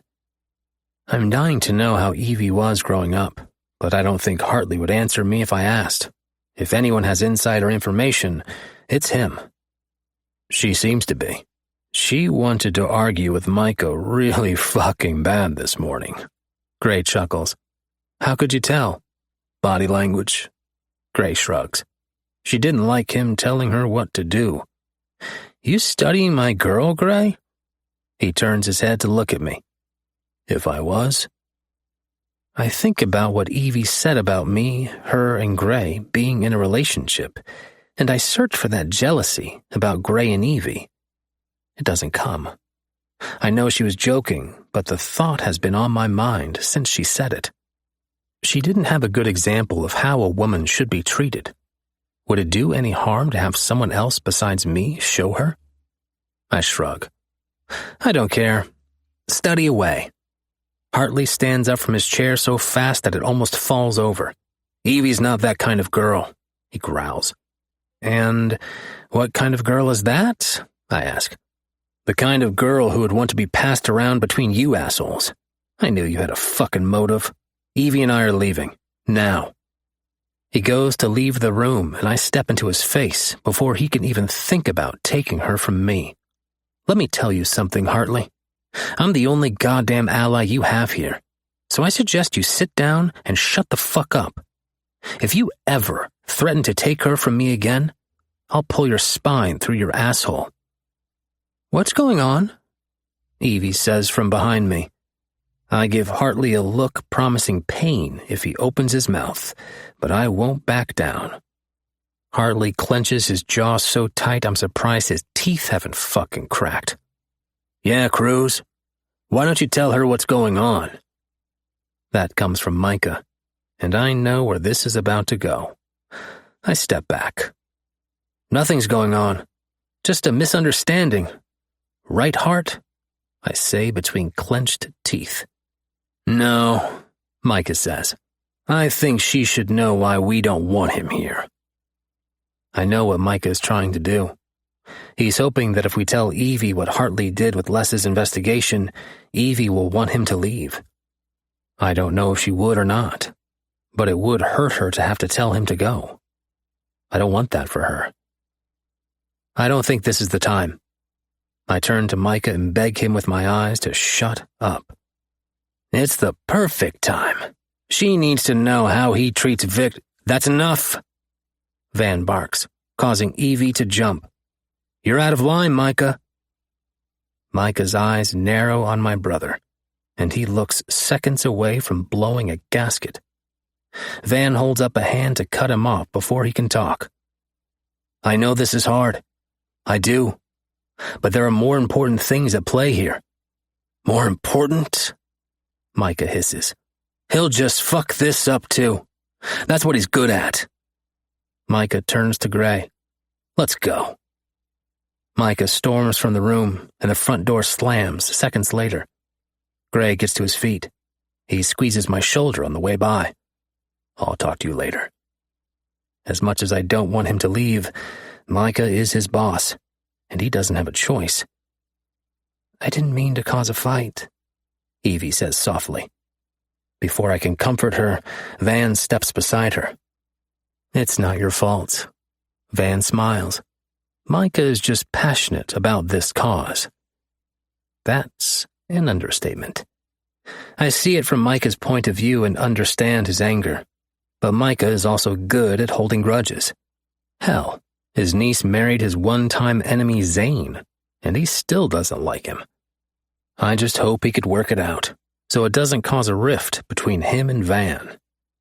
Again. Chapter 14. Micah. Where are we going, boss? Gray asks when we get in his truck. Home. I don't even have it in me to tell him not to call me boss. Gray grunts and shifts the truck into drive. I know I overreacted, but fuck, Hartley gets under my skin. What happened to Les is still very raw in my mind, and the way that jackass handled the situation was worse than fucked up. I don't allow many people to talk to me the way Van did.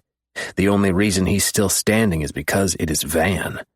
He's one of the few that can put me in my place without fear of repercussions. My phone rings, and I look at it with a sigh, expecting to get my ass handed to me again, when I see Les's name flash across the screen. Hey, shithead, I answer. So, are you going to tell me what's going on? I've been waiting on this call. How much time do you have? Plenty for you. What's up? I rub my forehead, trying to get my thoughts in order. Then I explain the whole thing starting from the night of her reception. I finish with what just happened, and she's silent for a minute. Okay, Les says slowly. Before I break this down for you, are you guys willing to go to bat for this girl? Aaron is no joke. He might not be as strong as us, but he gives zero fucks about who he hurts in the process. Are we willing to do that? I know Mateo is all the way in. That's a given. Van would do anything for his brother, and I suspect Gray would do anything for Mateo. But am I? I hate what she is going through, but there is already tension between Van and I, and she's been there less than a day. I sigh. Yes, and I get it. All right, then you need to know something, and I know you aren't going to want to hear it, but I think it will help.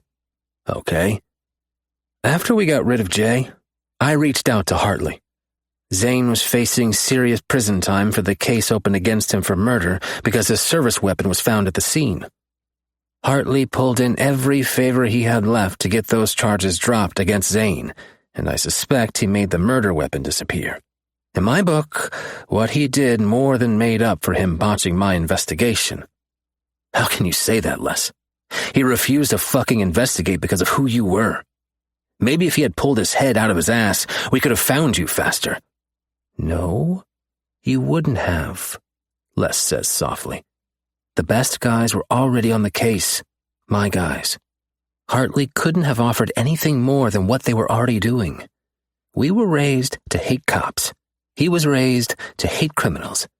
He quit his job to turn over the mole in the department framing Zane. I honestly think he feels worse about what happened than I do. He made it right, Micah. What are you saying? I'm saying you need to let it go. I have. You guys don't even know everything that girl has been through, and if you guys are going to protect her, you have to be a team. She doesn't need the arguing and fighting because she's automatically going to think it's her fault. How do you know that? Because of the phone call you just told me about. Aaron conditioned her to always blame herself. From the sounds of it, that's not the first time he's put her down either. She's scared, Micah. I've been there. Hartley has been in her life longer than any of you have, and he's willing to put the bullshit aside when I'm sure he'd much rather be anywhere than stuck with a bunch of guys who hate him. She needs him too. How did you get so smart, shithead?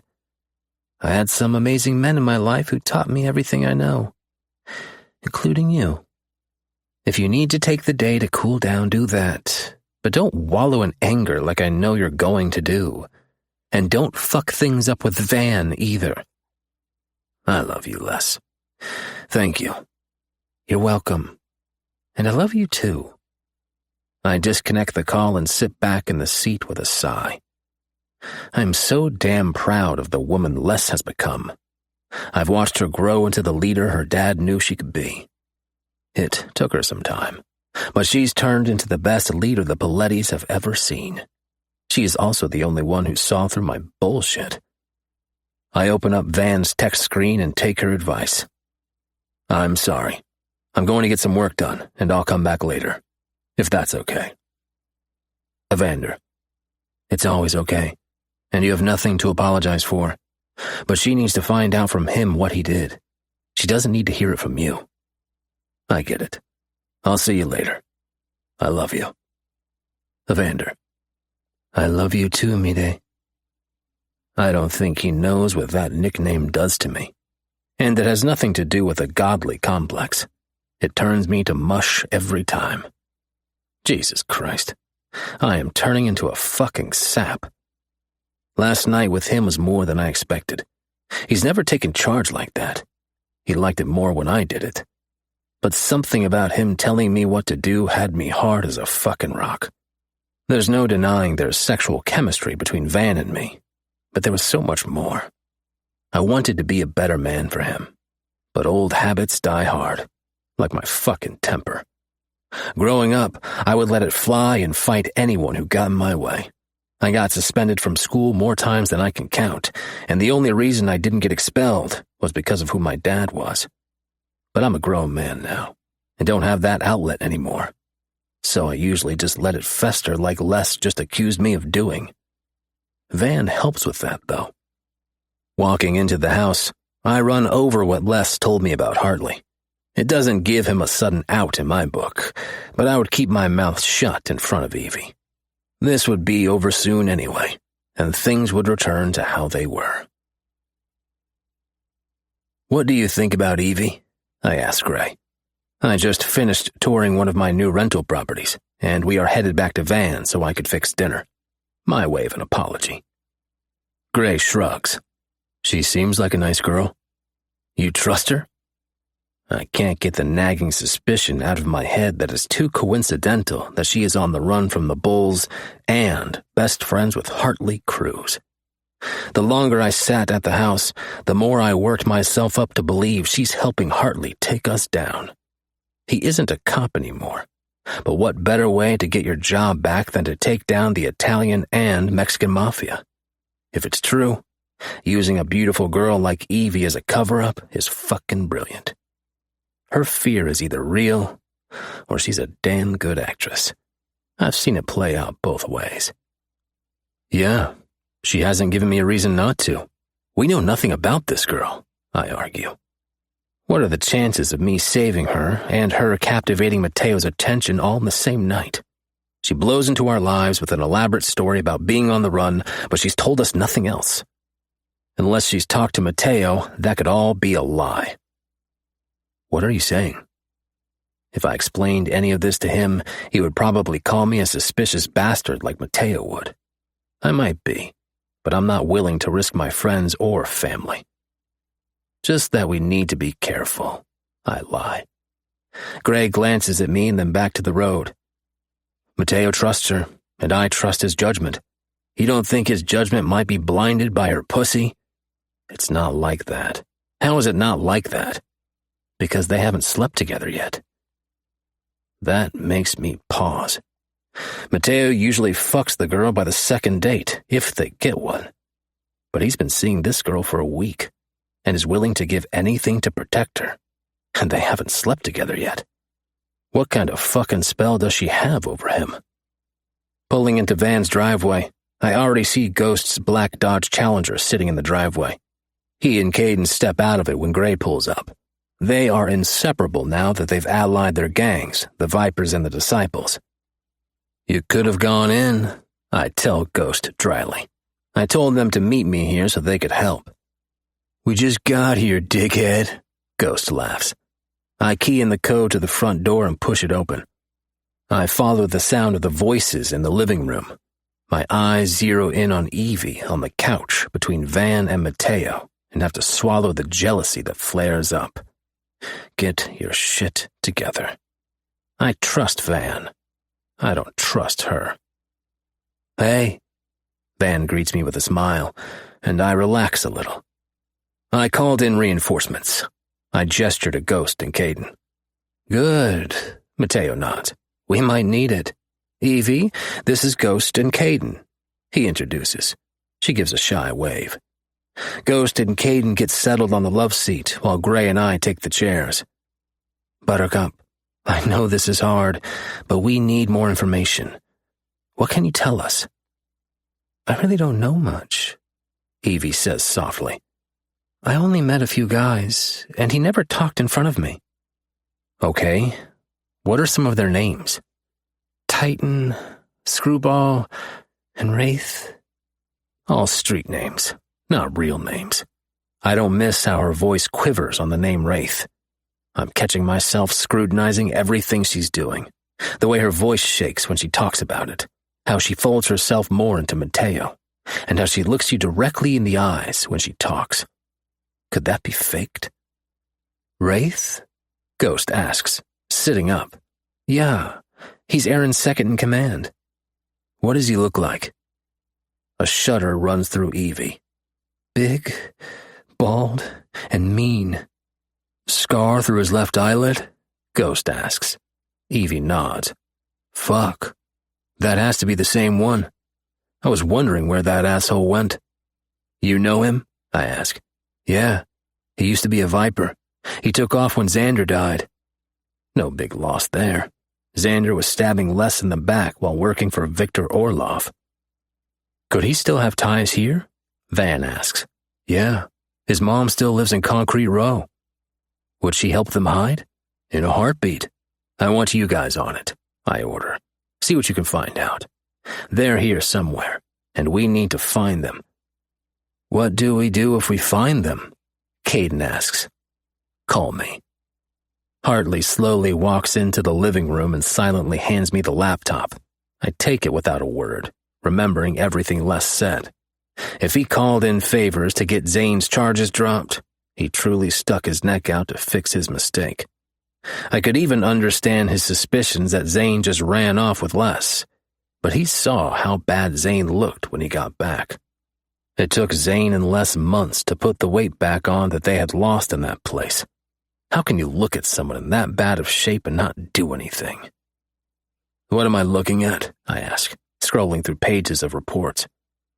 Everything I could find on Aaron so far. He has contacts everywhere. Maybe if we give them some incentives, they will start talking.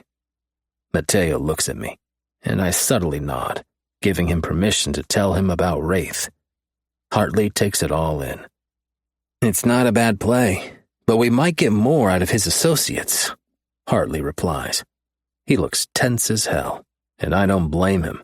Ghost and Caden are staring at him with complete hatred. Okay, I nod, coming up with a plan. Ghost and Caden, you talk to Wraith's mom and start asking around.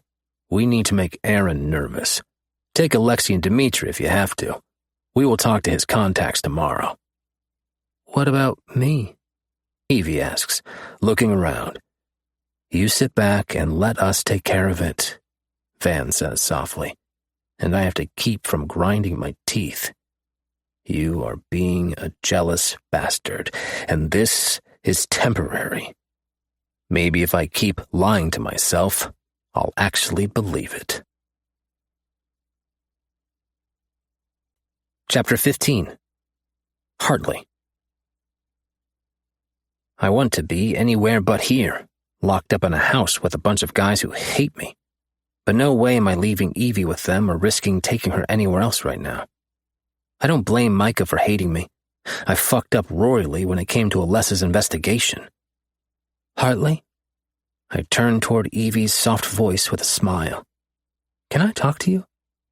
I motion her in, and she sits on the edge of the bed. I'm hiding in the room that Mateo let me stay in after dinner and thought she went to take a nap. What's up? I ask her, leaning back against the headboard. What's going on? She asks, turning those beautiful brown eyes on me. Evie has always been gorgeous, even when we were growing up. Not that she would have given my skinny ass a chance. What do you mean? I feel like I'm missing a huge piece of the puzzle with you and these guys, Evie says, turning and tucking her leg underneath her to face me.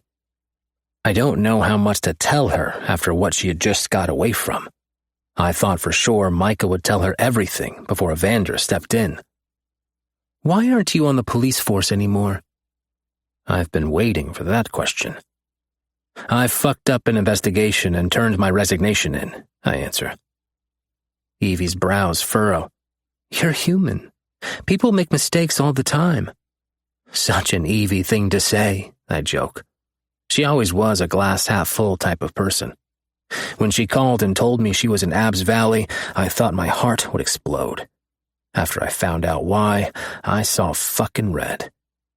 Evie rolls her eyes. Seriously, what was so bad?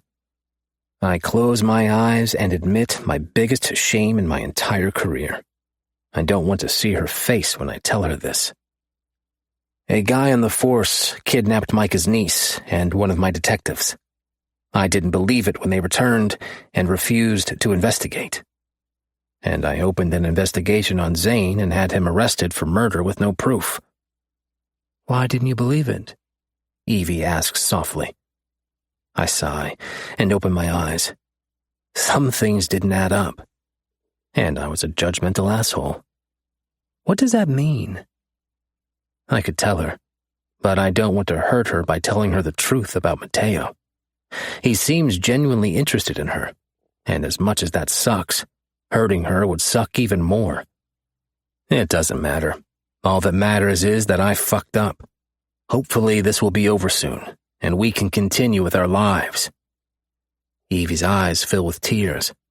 I can't do this forever. Come here, I tell her, opening my arm up. She hesitates before climbing up the bed, snuggling into my chest, just like she used to. I wrap my arm around her and pull her closer.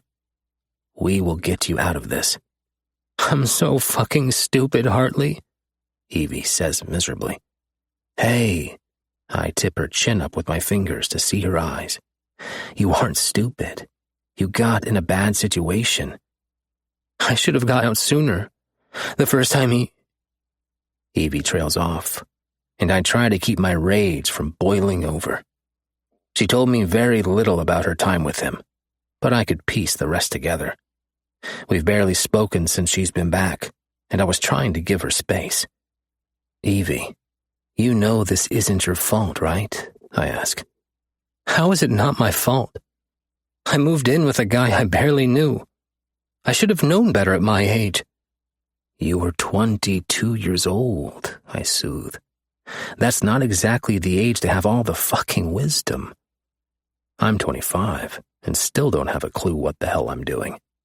I was the youngest chief of police in Abbs Valley and fucked it up.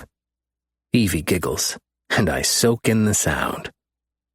Growing up, I had one goal: becoming a police officer. I worked hard for it. I moved from our small town, Fairview, graduated top of my class at the police academy, and worked my way quickly to the top. Then I let my prejudice get in the way of what I always wanted to do: save people. I don't know if we could have gotten to Alessa and Zane any faster than her guys, but I could have lent a few extra hands. And maybe they wouldn't have gone through what they did. When Alessa left that file for me the night Zane was arrested, I could have thrown up when I opened it. She didn't even show me the worst of it. I didn't even hesitate when I turned Steve over to them when I found out he was the mole for Jay, even though I knew they were going to kill him. As soon as you start in the police force in Abbs Valley, you're given a file on every gang and mafia that's here. The Palettis are at the top of the list to be taken down. No one has ever succeeded in even coming close. When Zane started on the force and they discovered his history with the Palettis, he was supposed to get close to Alessa again and feed information back to the department. That's why it seemed like such bullshit that they didn't just run off together. Evie's soft sigh catches my attention, and I look down at her. She's fallen asleep, tucked into my side, her head resting on my chest. I slowly scoot us down on the bed and soak in the feeling that Evie is finally in my arms, where I always wanted her to be. You're going to stay here, Micah declares the following day. After breakfast, he pulled me to Evandra's office with his huge-ass bodyguard, Gray. I grit my teeth. We don't have to stay here. You do, Micah barks. You know she's safer here, so cut the shit. Why the fuck did it have to be him? Why the fuck do you even care? Micah's eyes narrow. You might not think highly of me, but I won't stand for a man hitting a woman. If you take her out of my protection, you're signing her death warrant when Aaron finds you. I can protect her on my own. I can find us a safe house. I answer as calmly as I can. After sleeping with Evie in my arms last night, the last thing I wanted to do was let her get closer to Mateo. My head is all fucked up. 1 minute, I'm okay with it because he makes her happy. And then I want to grab her and run. You have a safe house, and it's right here, Micah retorts. If you don't want to be here, you know where the fucking door is, but she stays. I counted 10 in my head before I opened my mouth again. I'm not leaving her here alone. Then I suggest you shut up and take the help that's being handed to you. You're lucky I didn't shoot you on sight for what you did to Les. I could sit here and argue this all day, but the truth is, I do need Micah's help. Aaron and the Bulls are violent and unpredictable. I couldn't put Evie at risk like that. I would have to suck it up and accept this for what it is. Fine, I agree. Micah smiles, but it's not friendly. If I find out this is your way of gathering information on us, I'll scatter your body parts all over fucking Abbs Valley. Does Evie look like someone capable of being a goddamn part of that? Micah shrugs. Maybe, maybe not. But you're an opportunist bastard that would use any excuse to bring us down. This isn't what this is about, I yell, my patience finally running out. I don't give a fuck what you do. All I care about is that woman out there. Micah stands up and braces his fists on the desk when he leans forward. I would think twice about raising your voice, Cruz. He nods his head at Gray. He doesn't like it when people get loud. Gray is towering behind Micah, promising pain with his eyes. Get the fuck out of my face. I suck up everything I want to say and storm out of the office. I know I owe him, but goddamn, he pushes every button I have. I go straight for the back patio, the one Evie called paradise. She was right about that. It's built to where you could still see the view, but tucked away, like you were on your own private island. I sink into one of the lounge chairs, letting the tension bleed out. Micah and I have gone round and round for years, and I've seen some of the shit he's capable of, but could never do anything about it. Can I give you some advice? I look up at Mateo's voice. I hadn't even heard him walk out here. I gesture to the lounger beside me, and he sits down facing me. Micah is only going to deal with so much shit. You need to get your head on straight and realize we aren't the enemies here. I've never been on this side, I tell him honestly. I'm having a hard time separating who I was and who I am now. Mateo sighs. Look, man, I'm not going to excuse the bullshit you pulled with Les, but we all make fucking mistakes. That was yours.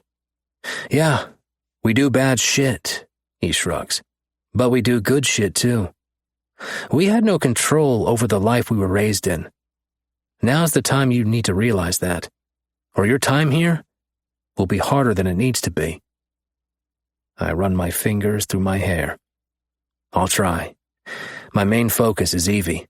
Then quit fighting Micah every step of the way. She doesn't need the fighting all the goddamn time. That girl has been through some serious shit. The best way to help her through it is to make this as easy as possible. Mateo chuckles. Now I have to have this conversation with Micah. Wish me luck. He gets up and makes his way into the house, leaving me with what he said. I don't want to make this harder for her. It's hard enough as it is. Laying with her in my arms last night was everything I've dreamed of for fucking years. I didn't want to leave her when I was 18, but she wasn't ready at 16 for what I wanted. My goal was to start my career and return for her. But by then, she was with Aaron. I thought all hope was lost. She seemed so in love when I talked to her that I started distancing myself from her, too crushed to talk to her like everything was fine. Maybe if I'd kept in contact more, I would have been able to pick up on when things changed. Or I could have realized who that asshole was and went to save her before shit got bad. Either way, I'm not letting her go now. Evie is finally going to be mine. Chapter 16. Evie. My life has taken a serious turn, and I don't know what to do. Being around Mateo all the time is amazing, but I feel so out of place here. Mateo and Evander's house is so huge that I'm afraid to wander anywhere by myself. The house I grew up in would fit in their living room.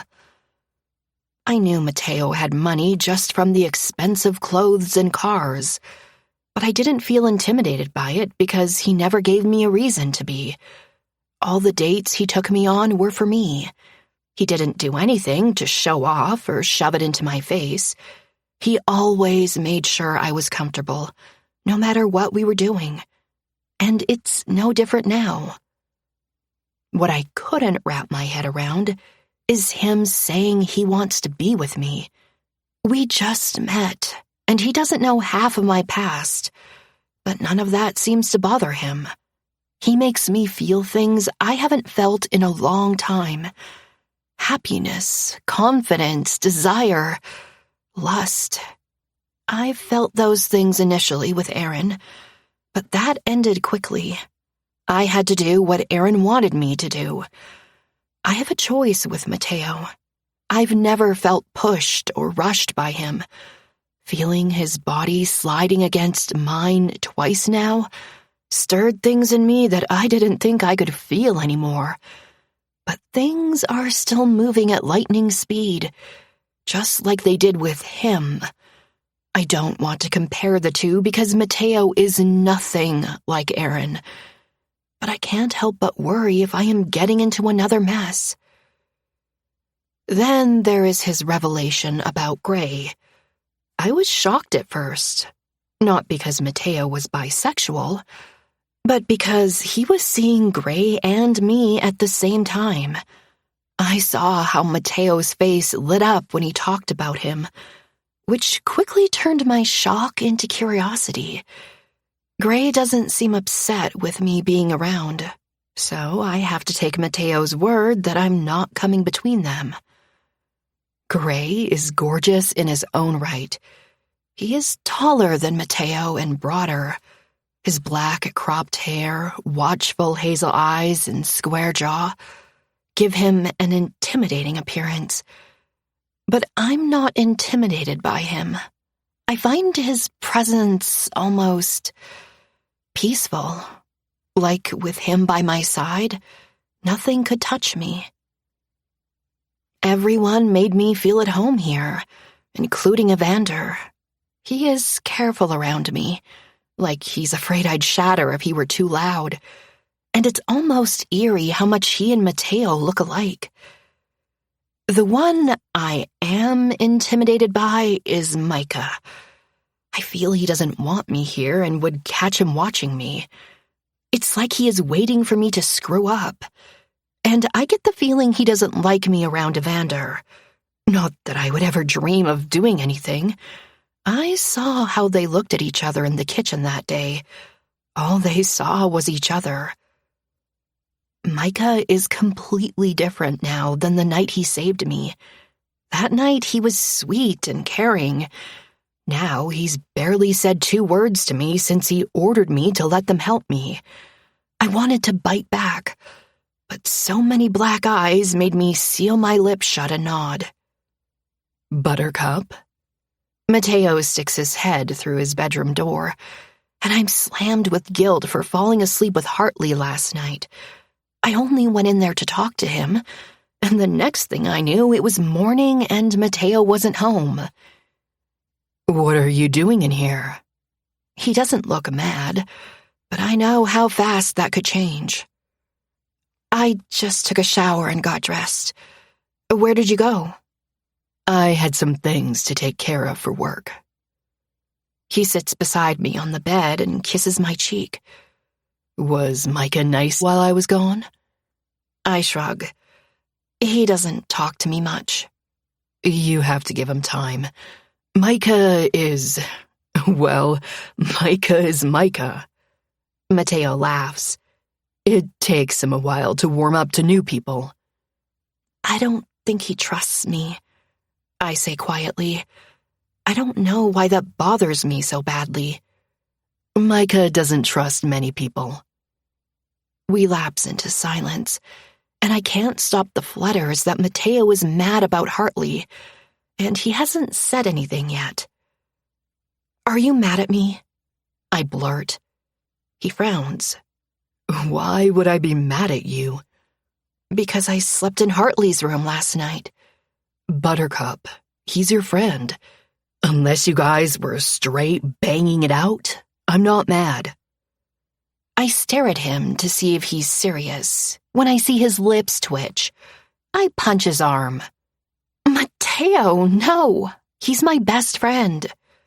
Les married her best friend. Should I be worried? Stop. I laugh. Seriously, though, no, I'm not mad. Hartley needs a friend as much as you do. He told me what happened. I can understand why Micah is upset about it. I couldn't imagine the Hartley I grew up with doing something like that. But I don't know Hartley anymore. I can see the old him peeking through sometimes. But he is buried under whatever happened to him in the 5 years since we've seen each other. Mateo sighs. I love Les like a sister, and it fucking sucks what they went through. Could Hartley have done more? Sure, but it's in the past. Did he tell you what he did to make up for it? I shake my head. No, he didn't even want to tell me the first part. Hartley's ashamed of what he did, and he did make up for it. But he needs to tell you that himself, too. You're kind of perfect. You know that? He really is. He has such a big heart and a kind soul. You are the perfect one. He kisses the tip of my nose, making me laugh. We're heading out in a bit to talk to some guys Hartley found. You're going? That thought scares me. These are a bunch of businessmen going to talk to gangs. Ghost and Caden are the ones who seem to fit the bill to do that. They made me really uneasy at first, but the more they talked yesterday, the more at ease I felt. The sooner we find Aaron, the safer you'll be. Gray's going to stay here with you. Can't you stay with me? I have nothing against Gray, but I would do anything to keep Mateo from going. I feel like they are getting way over their heads, but they won't listen to me when I try to tell them that. Buttercup, I can handle myself. He rubs his knuckles down my cheek.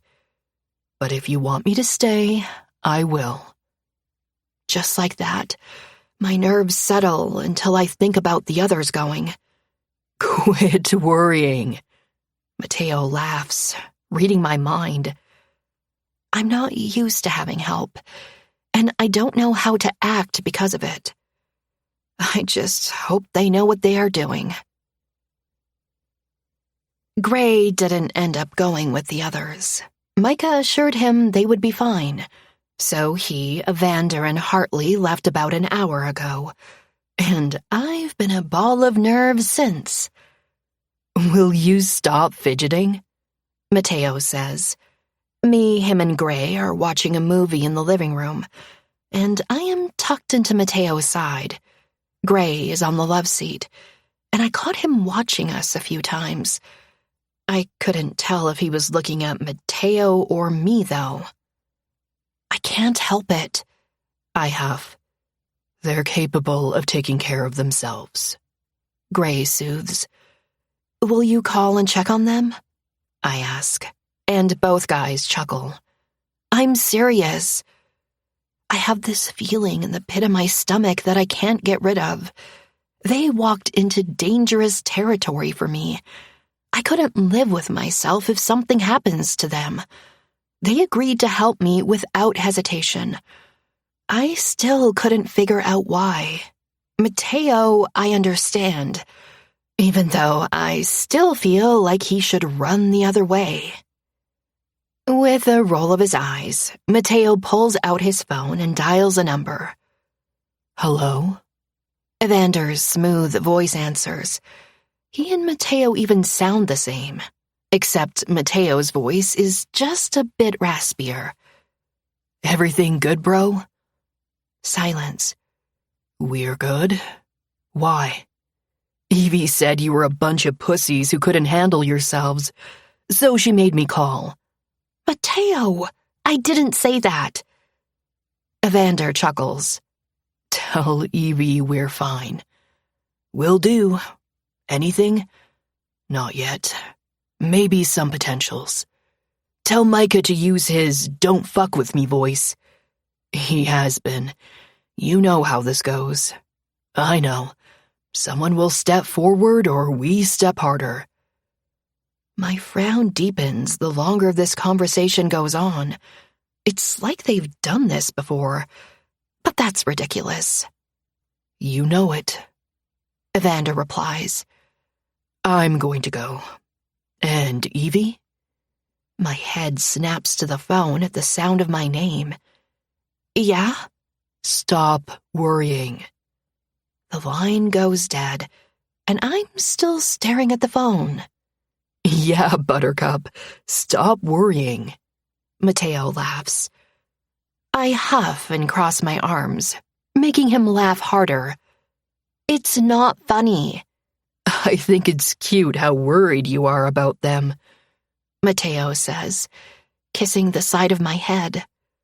If they get into trouble, they'll call the Incredible Hulk over there. If anyone could handle something, it would be Gray. Mateo said he was Micah's bodyguard, and I could see why. But if he is, why didn't he go with them? I giggle at Mateo's name for Gray. Gray shakes his head, but I can see his cheeks start to darken. Is he blushing? That's incredibly cute. I'm not the Hulk, Gray says, looking at Mateo with a glare. Yeah, you are. I'm just waiting for something to piss you off, so you'll Hulk out and rip your shirt off. I look up at Mateo, and he's grinning from ear to ear. This is the dynamic I've wanted to see between them. That's not going to happen. That's a shame. Mateo shakes his head sadly, and I snort a laugh, causing Gray's hazel eyes to slide to me. Don't encourage him. I grin at him, and Gray's brows furrow before he looks back at the TV. What the hell was that? Mateo pulls me closer to his side, and I go willingly.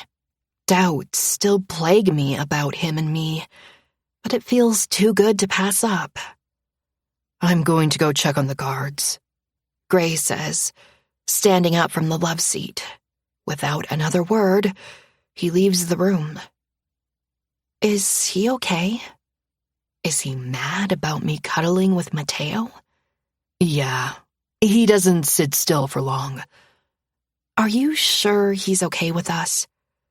Mateo tilts my face up to his. He's more than okay with it, Buttercup. Gray's not used to just sitting around. Then why did he stay? Mateo shrugs. I wanted you to spend time with him too. Get to know him. So maybe this whole thing wouldn't be weird. It's not weird to me, Mateo. I know it should be, but it's not. I tell him honestly. Most girls would have probably been pissed that he had someone else in his life, and maybe I should have been. A look crosses Mateo's face before I can decipher it, and then his lips are on mine, and all thoughts fly from my head. Mateo's kisses are almost like a drug. His lips are full, but not overly so, and he could turn me into a puddle with one touch. They glide so effortlessly over mine, and when his tongue strokes mine, I couldn't stop the noise from escaping. Without taking his lips from mine, Mateo turns and starts leaning into me until I'm lying on the couch, with his body over top of me. He lets the bottom half of his body rest between my thighs, kissing me harder. Holy shit. Wrapping my arms around his neck, I run my fingers through the hair on the back of his head and feel his body shiver against mine. Do I have the same effect on him that he does on me? A moment later, Mateo grinds his hips down, and I have my answer when I feel his hardness against me. My hips raise on their own, trying to feel him again, and he answers by swiveling his hips and groaning into my mouth. I feel his hand sliding down the outside of my thigh and wonder what it would feel like to feel him skin on skin.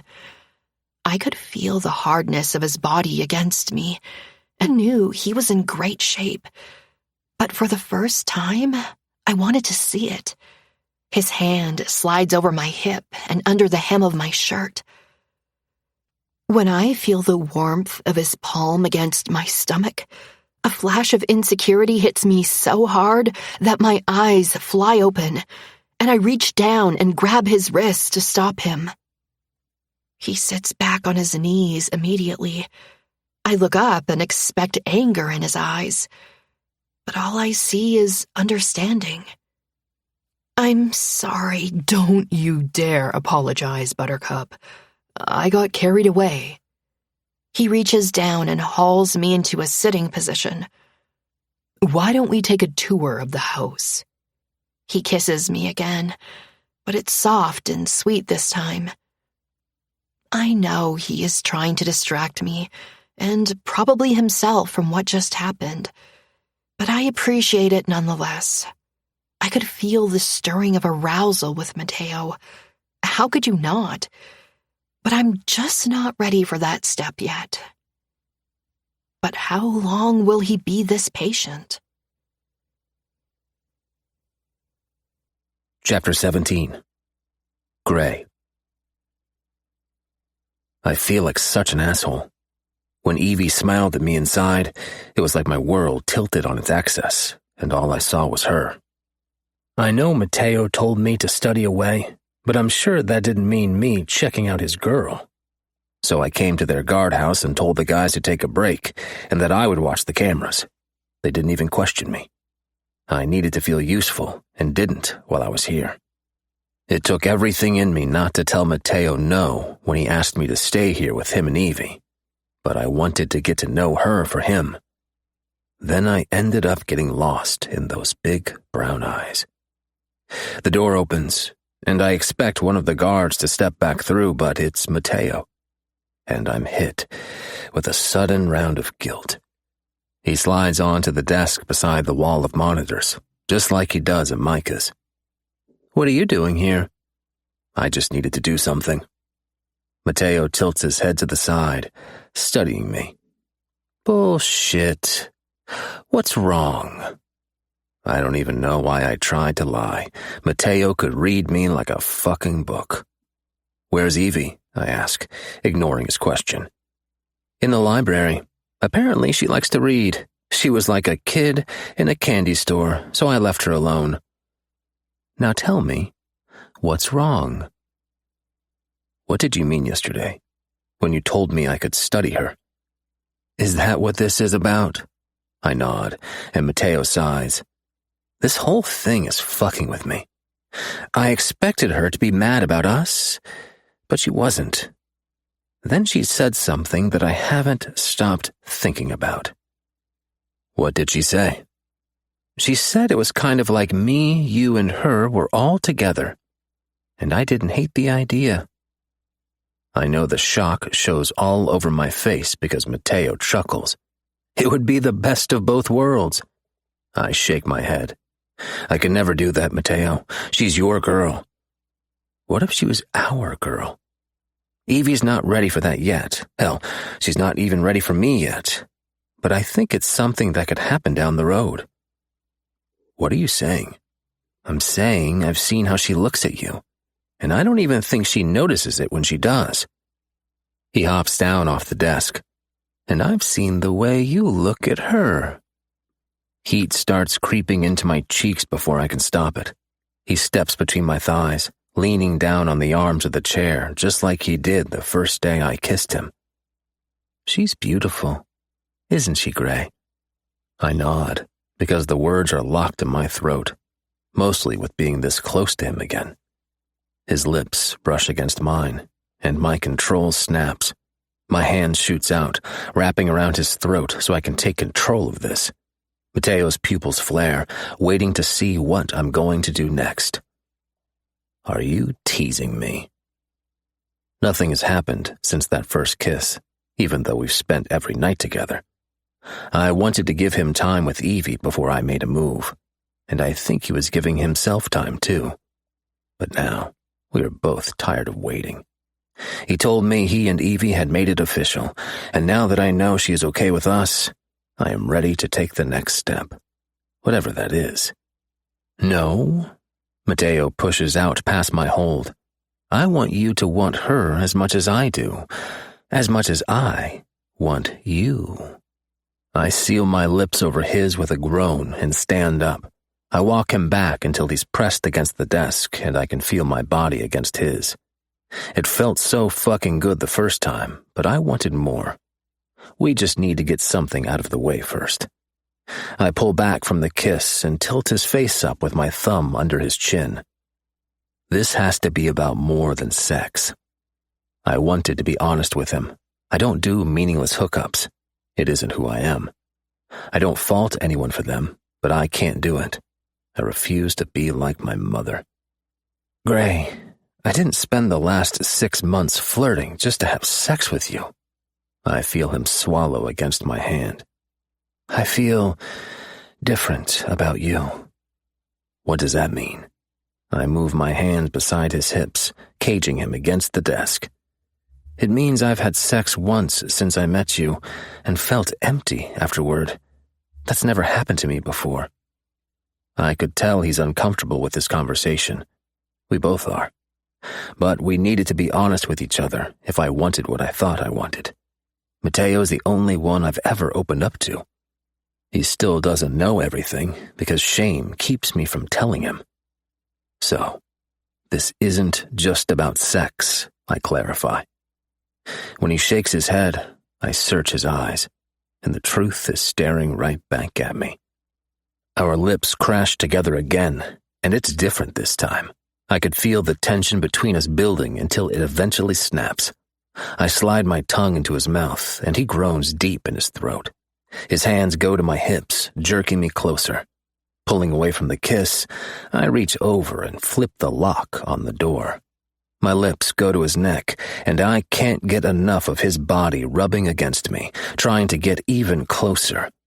Holy shit, Mateo whispers. Holy shit is fucking right. I woke the beast. I bark a laugh. He has no idea what he's just woken up. My hand goes to his throat. I tighten my grip and watch his eyelids flutter. You wanted this, I remind him, and slam my lips back against his. I dominate his mouth, not giving him a chance to take over, and he lets me. He runs his hands under my shirt, up my back, and I can feel the skin bunch under his touch. I need more. I lean back, jerk my shirt over my head, and look at him. His pupils are blown, color is high on his cheekbones, and he isn't shy about checking me out. Who knew you had all that ink? Mateo says hoarsely. He takes a finger and traces the tribal art that works its way up my pec, and my whole body shudders. The tattoo runs up my ribs, my pec, over my shoulder, and turns into one big piece on my back. Off, I say, and gesture to his shirt. I sounded like a caveman, but I couldn't string 2 words together to save my fucking life right now. He raises a brow, but does what I say. My eyes zero in on the Perez tattoo on his pec. I trace my finger over it like he did mine, and he bites his bottom lip. Mateo is broad in the shoulders and lean in the waist. I never wanted to run my tongue over a guy's abs until right now. What do you want to do, Gray? Mateo asks. Go slow. Mateo nods, understanding. I'm not that much of a fucking animal. I do have some self-control, he jokes, releasing some tension in my shoulders. His hands go to my jeans, and he pauses, asking that silent question. I nod. He unfastens them and pulls until they pool around my boots, my cock springing free. He wraps his hand around it, and I can't stop the groan that rips from my chest. I haven't been with someone for a long damn time. Too fucking long. Mateo and I have been dancing around this for months, and it's time we make it happen. He strokes from base to tip in a tight grip. I knew your cock would be huge, he comments. I breathe a laugh, and he smiles. You want my hand or mouth? Mouth, I push out past a dry throat. He sinks to his knees in front of me, eyes locked on mine, and his tongue circles the head of my cock. He tests my reaction a few times before sinking his mouth slowly down. He hollows his cheeks, sucking hard, and brings his mouth back up. Shit, I grunt.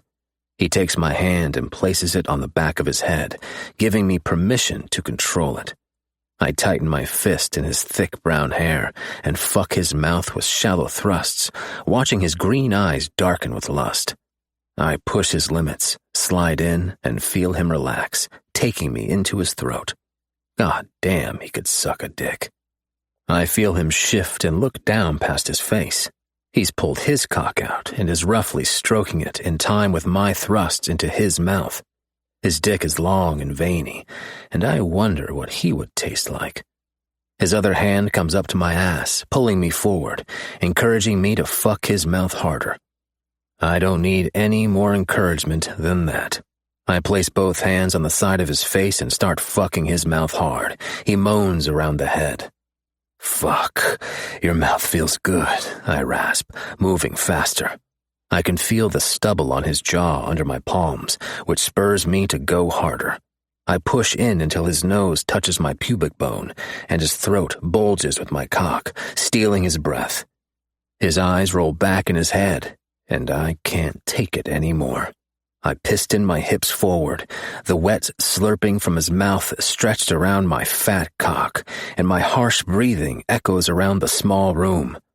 I watch as he starts stroking his cock faster, just as turned on as me.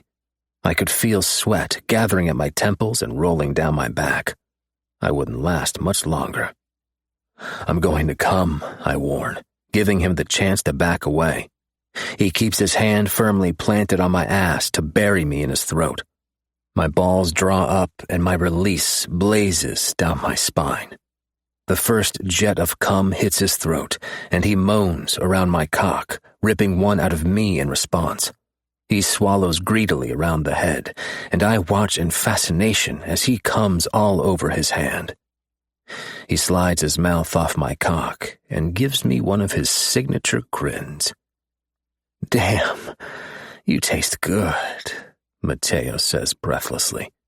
I reach down and jerk him to his feet. I pull his hand, the one with cum all over it, to my mouth, then lick it. I wanted to taste him too. Oh, fuck, Mateo groans. You do too, I rasp when it's clean. That was fucking hot, Mateo says, running his hands up my chest. How was your first trip to the wild side? I step against him until our bare cocks touch. I want more, I tell him honestly. I can arrange that, Mateo says, sealing his mouth over mine. Fuck. I wanted to bend him over this desk, but I wanted to take my time with this. Pounding on the door has us jerking apart. We get our clothes situated, and I peck his lips before opening the door. To be continued. You bet your fine ass it will be, Gray. Micah called right before dinner and said to meet him at his house. Mateo, Evie, and I pile into my truck to drive over, and the whole cab is filled with their scents. Mateo's is the cologne I've gotten used to, and Evie's is a subtle coconut, and it's driving me insane, even after my time with Mateo. After we left the guardhouse, we made our way back to the house, where we barely made it in the front door before our lips were fused together again. I had him pressed against the door when I heard footsteps in the hallway and pulled away before Evie could see us. I wasn't ready to share this side of myself with her, no matter what Mateo said. It runs through my head repeatedly, and I catch myself looking at her in the rearview mirror. She's looking out her window and seems to be lost in thought. Would she be mad to know what happened between Mateo and me? Mateo changes the song again, pulling my attention back to him. I push his hand away. Will you stop? Your music tastes are shit, Gray. I like his music, Evie says quietly. She likes my music, I say smugly, making Evie giggle. God, I could bottle that sound. Mateo turns in the seat to face her. How dare you? You're supposed to be on my side, Buttercup. Not when you're wrong, she replies, giving him that smile she gave me earlier that made my heart beat a little too fast. Well, Mateo flops back in his seat. I see how it's going to be. Just gang up on me, it's fine. Evie falls into laughter and leans up between the seats. That coconut smell that sticks to her skin gets even stronger. That's just a bit dramatic, don't you think? She teases. She seems less tense now that she knew the other guys were home safely. It was sweet that she worried so much about them, and I wish I could tell her why she didn't need to. Mateo eventually has to tell her who he is, but I left that up to him. Dramatic? Mateo swings back to face her, and she laughs again. I'm not dramatic. I snort. You're proving her point right now. You are, she agrees. She pecks his lips and pulls back just as fast. She sits back in the seat, and I catch her eyes in the mirror. I smile to let her know that was okay. I don't want them to hide from me. She takes a breath and returns my smile. I know none of this is easy for her. Fuck, I hope Micah's cooking, Mateo groans. I'm so hungry. You're always hungry, I say dryly. I've never seen someone put away as much food as he did. Right? Evie laughs. It's like he's a bottomless pit. I'm not that bad, Mateo laughs. Micah's food is the best, though. I could seriously eat my weight in whatever he cooks. I nod, because I could too. I swing my truck in front of the house, and Mateo hops out, giving Evie the evil eye when she opens her door. With a sigh, she shuts it back. Mateo opens it with a grin and helps her out. I don't know why that's such a big deal, she says. Because you should never have to open your own door, I tell her. Ha, see? Mateo grins again, and she shakes her head with a smile. Wow, Evie breathes, looking up at Micah's house. It's so pretty. Micah's house is sleek and full of windows. The inside is all black marble and neutral colors. Thanks to Les, little feminine touches here and there, but it is 100% a bachelor pad. Mateo pushes the door open after keying in the code. Honey, I'm home, he yells. In here, Micah yells back. We follow his voice into the kitchen. Oh, thank God, Mateo breathes when he sees Micah preparing steak. I'm going to put these on the grill, Micah says, picking up the tray. We'll talk over dinner. Without a backward glance, he disappears through the door. I didn't miss the tightening of his shoulders when his gaze slid over Evie. He asked me yesterday if I trusted her, and I do. Now I wonder if there's more to that question than what he was asking. Does he not trust her? I didn't pick up anything from her that would suggest she is untrustworthy, and my gut has gotten me this far. I look at her, and she's frowning like she caught it too. Come on, Buttercup, Mateo says, pulling on her hand. She was relaxed on the way over. Now, her shoulders are tucked in like she's trying to hide. I don't like that. Her eyes find mine, and she seems to relax again when she sees me following behind them. I wasn't used to people looking at me that way. Maybe Mateo is right. Chapter 18. Evander. Micah pushes onto the back patio with a tray full of steaks and a scowl on his face. It took a while when we were out with Hartley, but eventually, Micah relaxed around him, and now he looks ready to spit nails. "What's wrong?" I ask, walking to stand beside him. He jerks the grill open. "Nothing." "Micah," I warn. I knew he was lying to me, and he knows I want him to be open with me. He loads the steaks on the grill, closes the lid, and turns to me. But his eyes slide past my shoulder, and they narrow.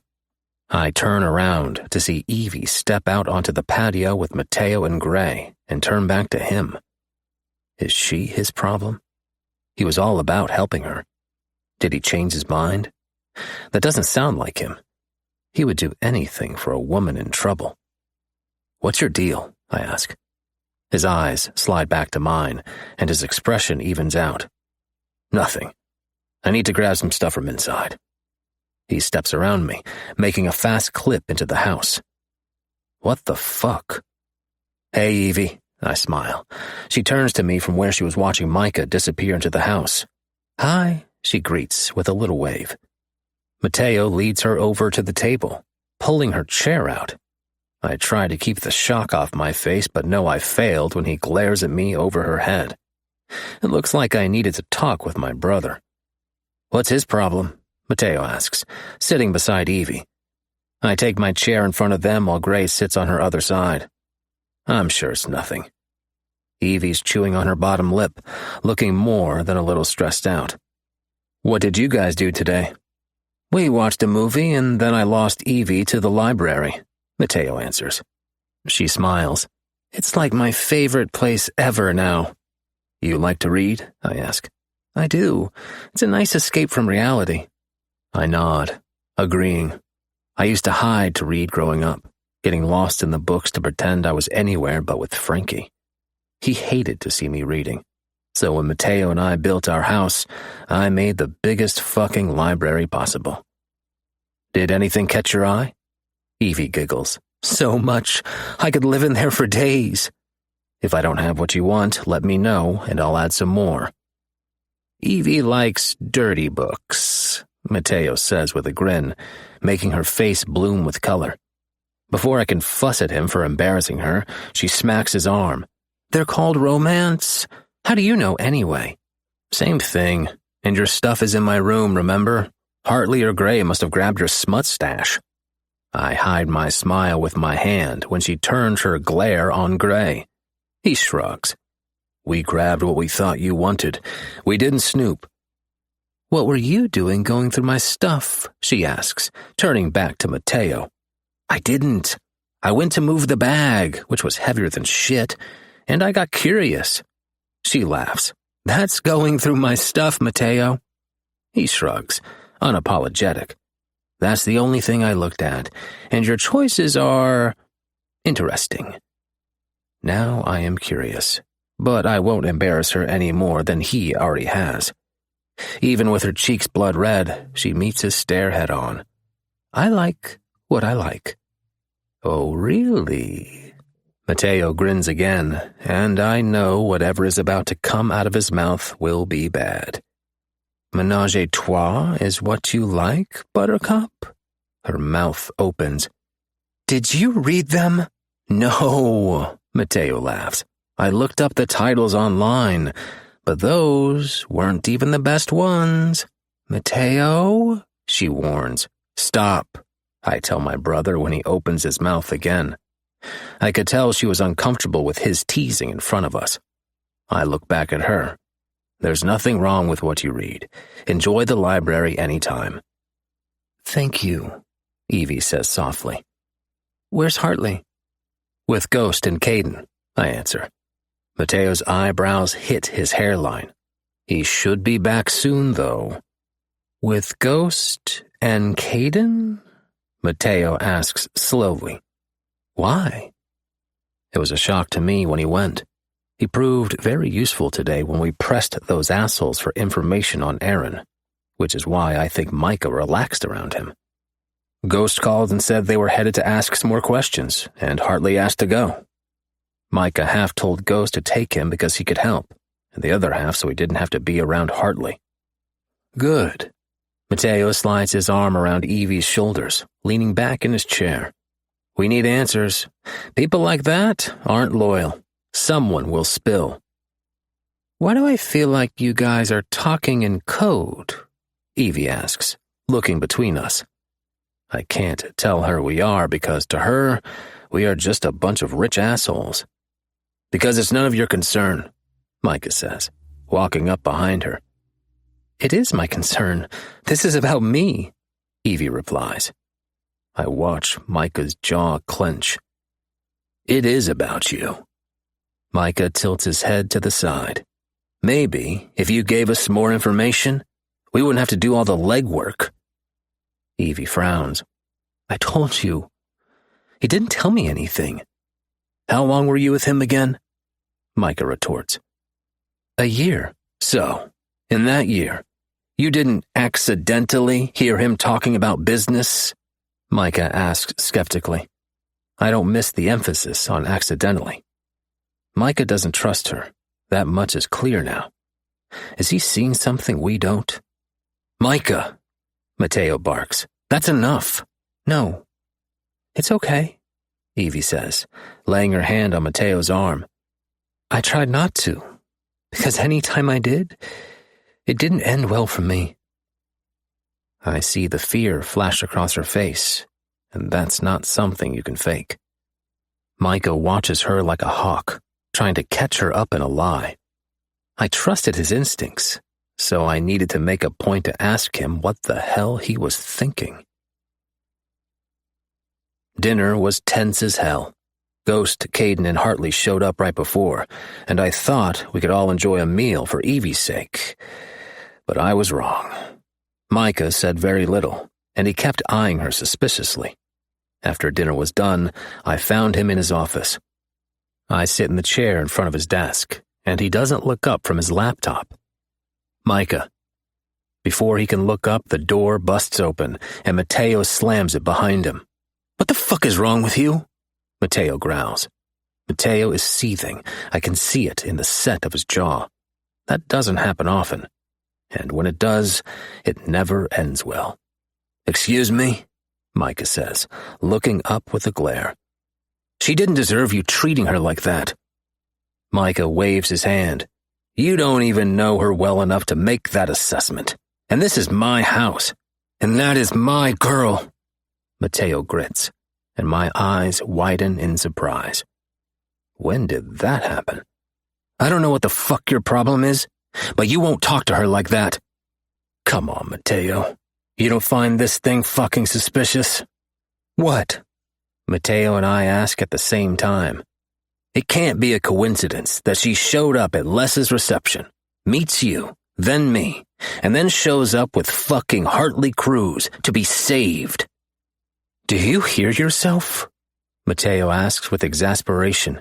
You know what Les told you about Hartley. I don't see him trying anything against us. It would be too easy to fucking kill him now. This isn't about Cruz. This is about her. Micah stands from his chair. You've known her for a week. So what? You two knew each other for less time before you started messing around, Mateo argues. That was different, Micah retorts. It's not different. Mateo points at him. You need to think about what you're saying. Has she given you any inclination that she was fucking us over? I know the answer to that. No. Evie isn't like that. I believe everything she said. And if you don't want to fucking help, that's fine with me. I can handle it.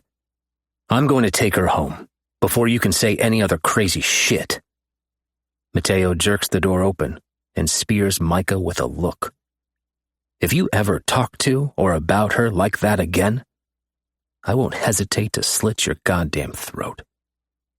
The door slams behind him, and I turn to Micah. He flops down in his chair with a sigh. I don't like this. Micah, I get that we've always had to watch our backs in these situations, but I don't think that's the case here. You're taking his side? You trust her? He's my brother, and I trust him. If something is off about her, he will figure it out. So until then, you're just going to let her walk around your house waiting for the other shoe to drop? Is this really just about trusting her? Or is there something else? Something else is lurking in Micah's eyes. Something I've only seen once. Insecurity. Just as fast as I see it, it's gone. It's just about that. She's going to end up fucking Mateo over. He looks back down at his computer, blocking me out completely. I couldn't let him revert to old habits when shit got hard. He shut down. I stand up and walk over to his side of the desk, not giving him a chance to shut me out. Micah, talk to me. I have nothing else to say. If you want to join them, you're welcome to leave. Reining my temper in, I shut his laptop softly instead of slamming it like I wanted to. Are you jealous of her? Micah scoffs. No. I tilt his face up to mine, and I see plain as day all over his face. You have no reason to be jealous, Mire. Am I going to deny that she's a beautiful girl? No. But you are who I want. His hands slide up the back of my thighs. It's not that. I can't explain it. It's just this gnawing in my stomach that something is going to go very wrong. And I'm going to lose you. To her? That's insane. She's with my brother, and I would never step over that line, no matter how many girls we've shared before. Evie seems different to him, and I am happy for him. In general, amore mio, Micah swallows, and I wait for him to gather his thoughts. It's never been his thing to talk about feelings, but with me, he tries. I don't deserve you after what I did. Where is this coming from? I thought we had moved past that. I feel like you're holding a part of yourself back from me. I frown. Am I? That wasn't my intention. I just wanted to go slower than the supersonic speed we were going before. I asked him to be honest with me, and I needed to give him the same respect. I prop my hip on his desk. I lost a part of myself when I was with you last time. You consumed me. When you ripped the rug from under my feet, I was so fucking lost, Micah. I have to protect my heart. I think back to our conversation before it started dissolving around us. We were still staying in Les's pool house, and I had just realized that I was in love with him, and I couldn't do this with him anymore if he wasn't all in. So I sucked up every bit of courage and approached him when Mateo went to the main house to talk to the others. Micah, we need to talk. I cross my arms over my chest and wait for him to turn around. He is at the stove, shirtless and cooking. Why does he have to be so irresistible? About what? He pops what he's making into the oven and turns around. I can't do this anymore. He frowns. Do what? I gesture between us. This. Okay, he says slowly, leaning his palms on the island separating us. Why not? Because this isn't just some experiment for me anymore. I know what I want, and that's you. But I can't do this if you aren't in it with me. Are you giving me an ultimatum, Van?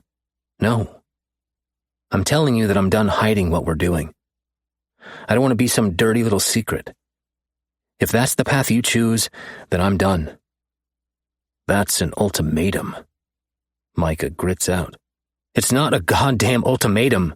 It's me telling you that I like you and I want more. I told you from the beginning that I don't do relationships. Then that's all I need to know. With my heart cracking in two, I turn to leave the kitchen. His hand snags my arm and spins me to face him. I'm not saying never. I'm just saying I'm not ready yet. You're special to me, amore mio. But I'm just not there. And just like that, I believed him. Until he accused me of being clingy when it was him sneaking into my room every night. I'll never hurt you again, amore mio. I can protect your heart if you let me. I see the sincerity in his blue eyes. Micah is finally where I wanted him to be. So why am I holding back? You have to give me time. I see the disappointment all over his face, and I want to take it back. He nods, pushes back from the desk, and stands up. Take all the time you need. He leaves the room, leaving me staring at the door. If I don't get my shit together, I will end up pushing him away. And that's not what I want. Chapter 19. Mateo. When we got back to the house after that disastrous dinner with Micah, Evie disappeared upstairs. I gave her some time and gave myself some to get my temper in check. Micah has always been an asshole. I've gotten used to the fact that it's just his personality. But he's never been outwardly rude like he was to Evie, and it made my blood boil. I wanted to punch my best friend for how he treated her, but something in his eyes made me pause. Micah was fighting something inside himself, so I just left him with a threat of death and took my girl home with Gray. I floated on goddamn cloud 9 after spending the day with Evie and everything that went down between Gray and me. We finally stepped over that line, and there is no turning back now.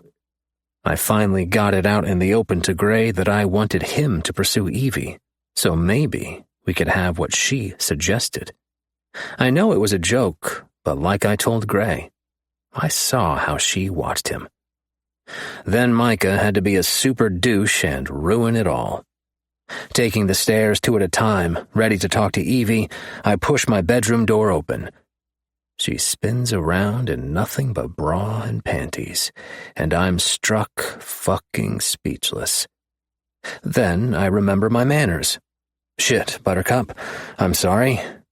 I close the door, but can't get the vision out of my head. She is thicker than I first thought, and goddamn, if that doesn't make my dick pay attention. Settle down, asshole. I need to remember I have a roommate and not just bust into a room. You can come in now. I push the door back open, and Evie's sitting on the side of the bed, fully dressed, with her shoulders slumped. Shit. I know how she reacted when I tried to touch her downstairs. Hey, Buttercup. I just came to check on you. I'm fine, she sniffs, and I see red. Is she crying over what Micah said? I take it back. I still want to punch my best friend in the face. What's wrong? Nothing.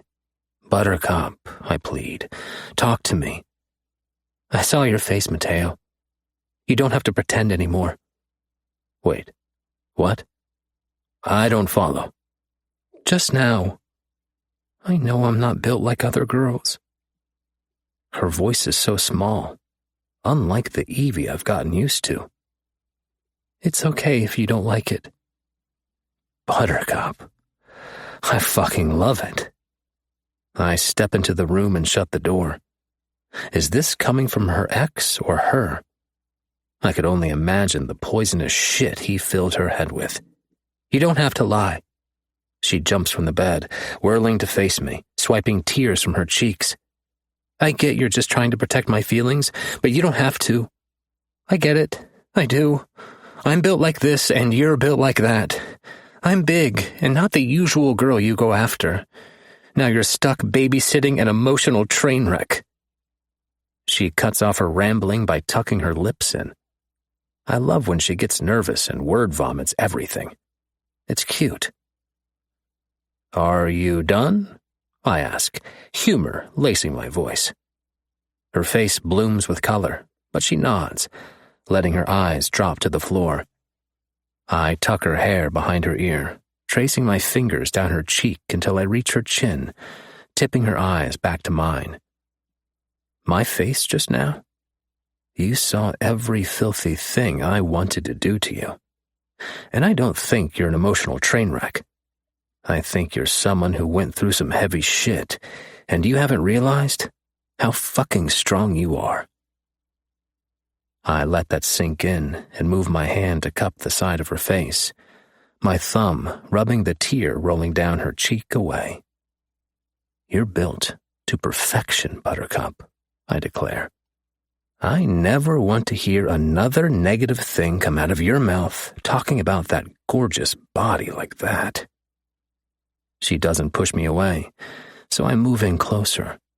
"You are fucking gorgeous." "Mateo," Evie says breathlessly. Her chest is rising and falling as hard as mine. She has me all kinds of fucked up. "Let me kiss you," I beg. I feel like this is a pivotal moment between us, and I wanted to feel her lips moving against mine. I don't even let her fully nod before I slant my mouth over hers with a groan. Her hands land on my chest when I drag her flush against me. She's tentative when I stroke her tongue with mine, but gets bolder the longer I kiss her, just like she always does. When she moans into my mouth, I'm done. I pull my mouth away and grind my hips against her, showing her exactly what she does to me. "You feel that?" I ask hoarsely. "Let me show you what you do to me." I know I need to go slow with her. I have no clue what that motherfucker put her through. But right now, she isn't thinking about that. Her eyes are glued to my face, wide open and trusting.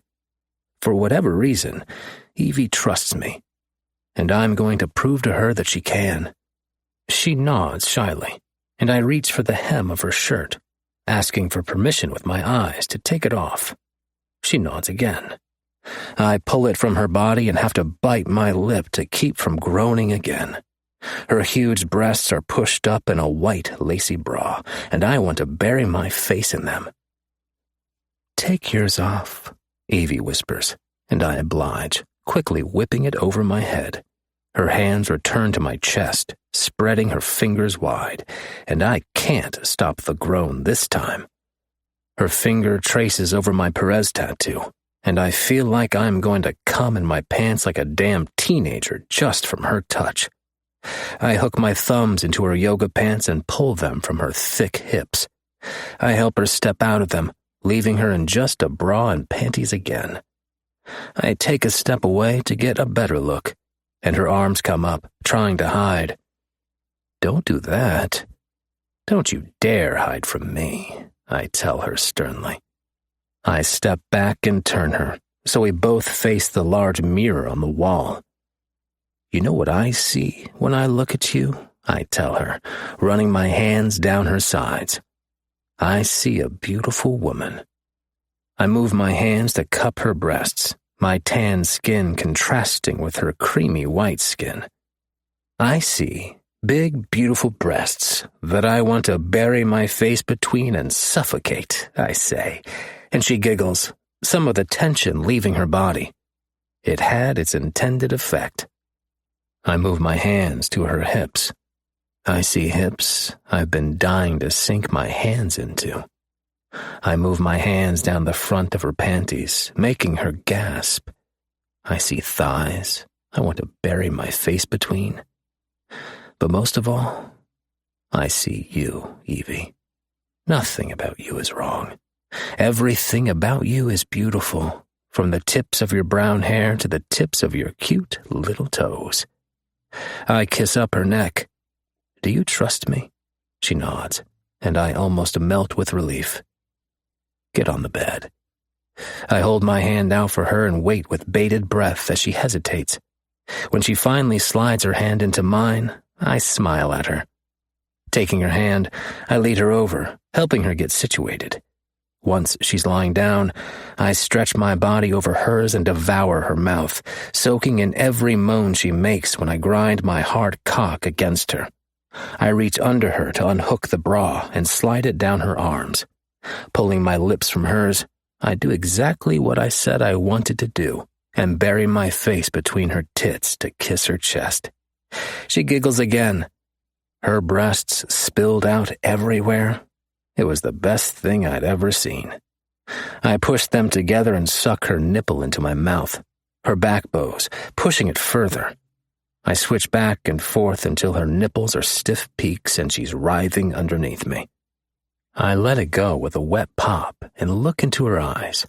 She looks vulnerable with her hair spilling onto the pillow and biting that bottom lip.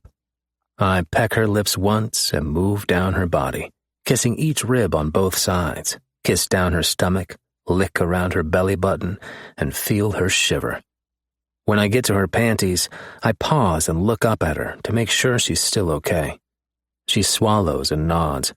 I peel them down her thighs and almost die on the fucking spot. Her pussy is bare, pouty, and she is soaking wet. For me. Damn, I whisper, running my finger through the slit. I kiss right above it and lean my head down to dive in.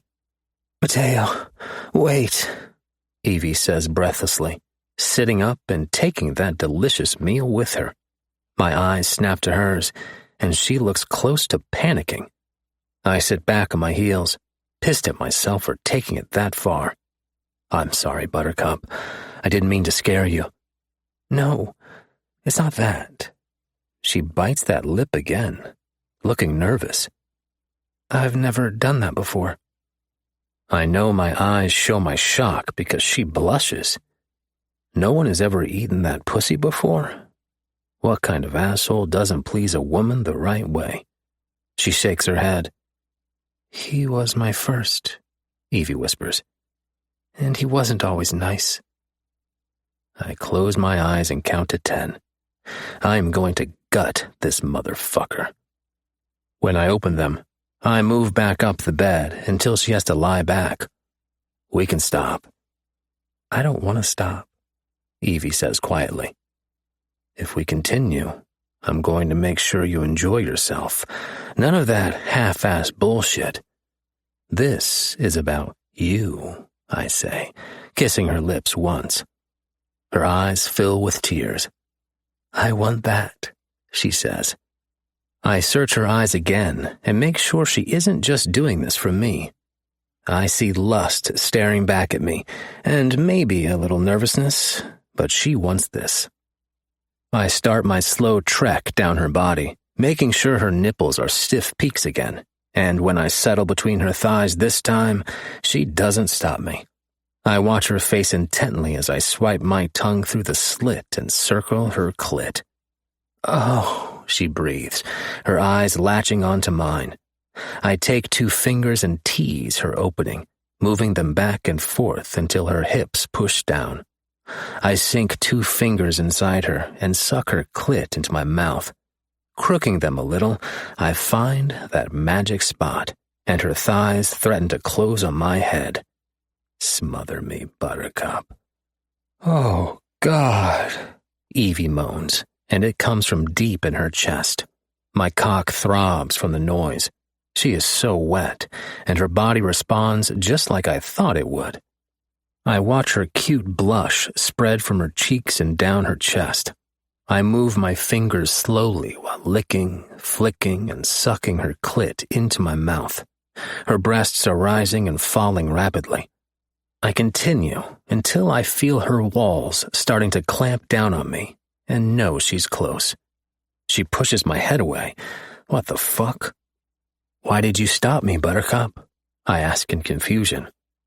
"I felt weird," she answers, confused by my reaction. Has she never had an orgasm before either? "Yeah, you were about to come," I explain, still pumping my fingers in and out, keeping her on edge.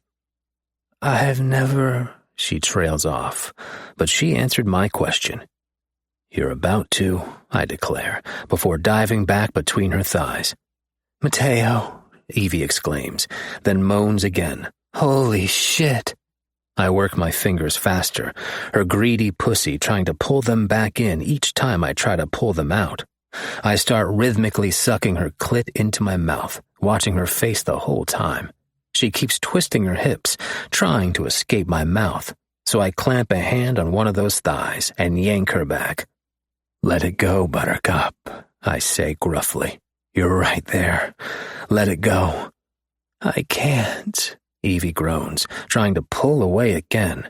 Keeping my fingers buried in her, I move back up her body, working them against her G-spot, my thumb circling her clit. You can, I breathe. You're doing so good, Buttercup. She looks into my eyes, and whatever she sees there has her mouth parting, her back bowing. I push her clit harder with my thumb. Mateo, Evie screams, and I feel her release soak my fingers.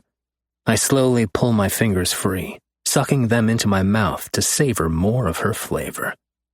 Oh, God, Evie groans. You taste so fucking good, I say with a grin. I lean down until my mouth is at hers, giving her the chance to back away if she doesn't want to taste herself on my lips. She slams her lips against mine, and her hand slides down my abs to my cock. I let her massage it a few times through my shorts until I grab her wrist and pull her hand away.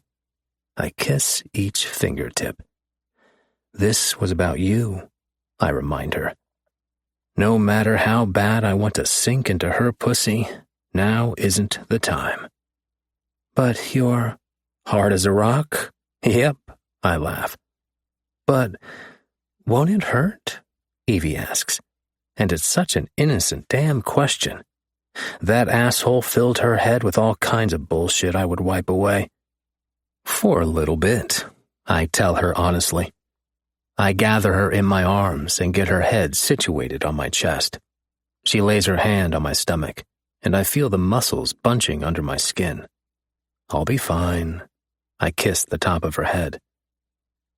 That was awesome, Evie sighs, snuggling closer, pressing those tits against my side. I'm glad you liked it, Buttercup, I reply. I've never taken a girl to bed and not gone down on her. A woman has to be prepared, and you are selfish as fuck if you don't make sure they like it and only take the enjoyment for yourself. We lay there in silence, with me drawing patterns on her back with my fingertips, just enjoying each other's company, when her hand slid down again. Buttercup, I warn. I just want to see you too, she whispers. I have plenty of self-control, but can I lie naked in bed with her without this going further than I know she is ready for? For Evie, I can. Sliding my arm from under her head, I slide my shorts and boxers off. My cock slaps my stomach with a smack, and Evie giggles. You aren't supposed to laugh when a man pulls his cock out. I'm sorry. She bites her lip. You're just really big. I knew I was above average, but hearing that coming from Evie's innocent mouth makes my dick twitch. Can I touch it? Jesus Christ. Yeah, I reply hoarsely. When she wraps her hand around me, I grunt.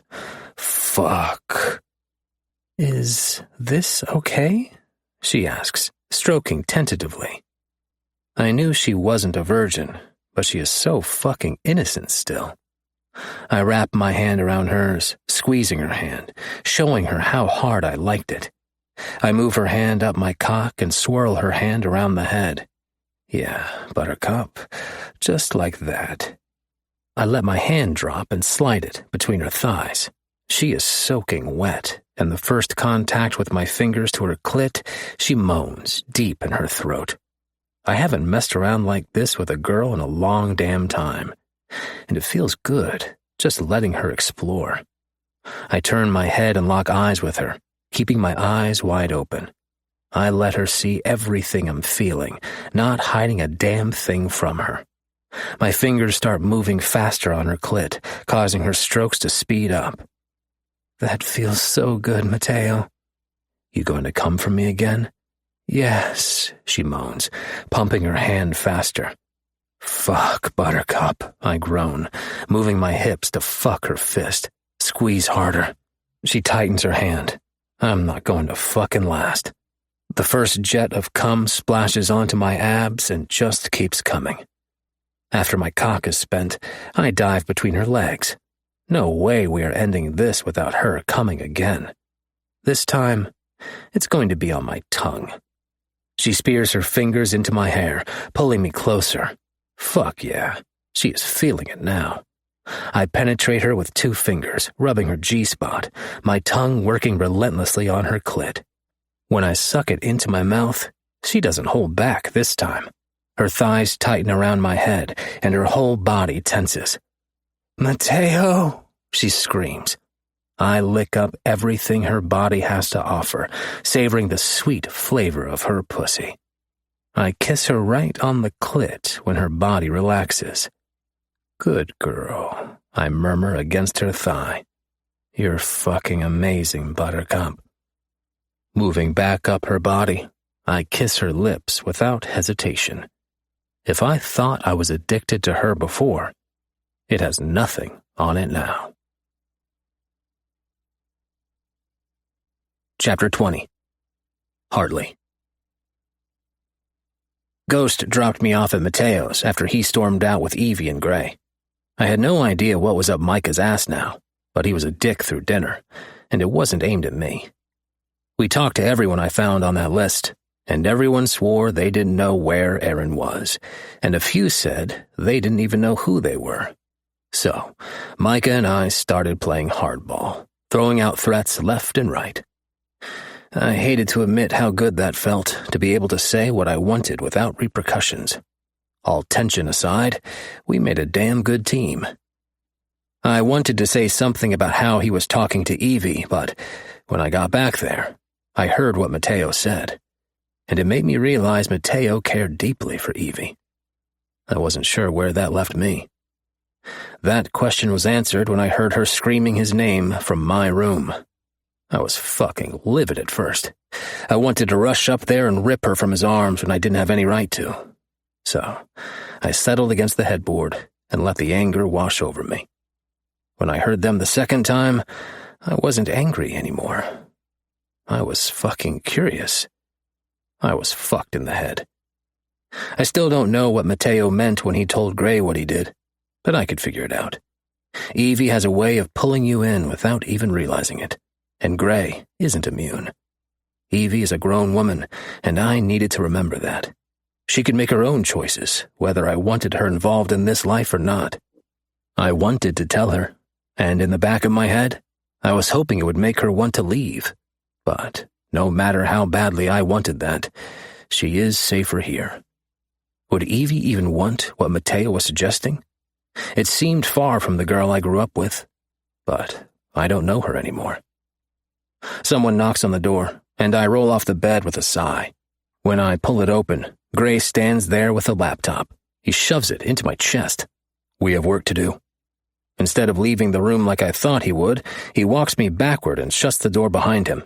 He marches over to the desk and folds himself into the small chair. I sit on the edge of the bed. "What are we working on?" "I need you to look something up for me," Gray answers. "Okay, you can't?" "I don't know how to use that shit." "Will you do it?" With a shrug, I open the laptop. "Yeah. This stays between us." I look back over at him, like I'm going to fuck over someone who could make my death look like an accident. I've seen what he can do. Being around him, I now knew more than ever that he was the Reaper, the elusive killer we had chased for a year, until he just fell off the map and the killing stopped. "What am I looking up?" I ask, loading the program Holden had on there. The things you could do on this computer are amazing and could have been useful to the police force. Too bad it's illegal as hell. Tessa and Tori Dixon. Not what I was expecting, but okay. I type the names into the search bar and filter through the results. "What else can you give me?" 18. Twins. Last known location was Nashville, Tennessee. I plug that in, and when it narrows down, I walk over and sit the laptop in front of Gray. "You aren't going to ask questions?" "Nope," I reply, going back to the bed. "It's none of my business." Why he trusted me with whatever he was trying to find, I didn't know. But I didn't miss the familiar resemblance when the girl's pictures popped up. The more Gray scrolls, the tenser he gets until he slams the lid closed. "Want to talk about it?" I knew the answer before I asked. I just needed to offer it. "No." I lean my head back on the headboard, letting him stew in his own shit. It's finally quiet upstairs. and I'm starting to figure out that Gray came in here to block out the noises too, probably for entirely different reasons than me. What do you know about sealed records? I know that whatever you want is on that computer, Gray. But to answer your question, a lot. Why? Why would the police seal a record of death? I look at him again, and his face is carefully blank. Is that what he found just now? If it was under suspicious circumstances, or the police were involved, they would seal it. What about if they were in hiding? That too, I answer honestly. If someone went into witness protection, the actual records would be sealed. I am more than curious now. Gray leaves the room without another word, and I find myself at the laptop. I'm staring at the first picture, and there's no mistaking that these girls are related to Gray. I wanted to know what the hell he was looking for. With a sigh, I hit the clear history button before I could dig into it. The next morning, I walk onto the back patio to get some fresh air. Evie's curled up in one of the lounge chairs with a book in her hands. Right when I'm about to step back into the house, she turns to me with a smile. Plastering a smile on my face, I sit beside her. "Morning, morning," she replies. She is fucking glowing, and I am going to puke. "I love it out here." I nod. "Me too." We fall into an awkward silence when she goes back to reading.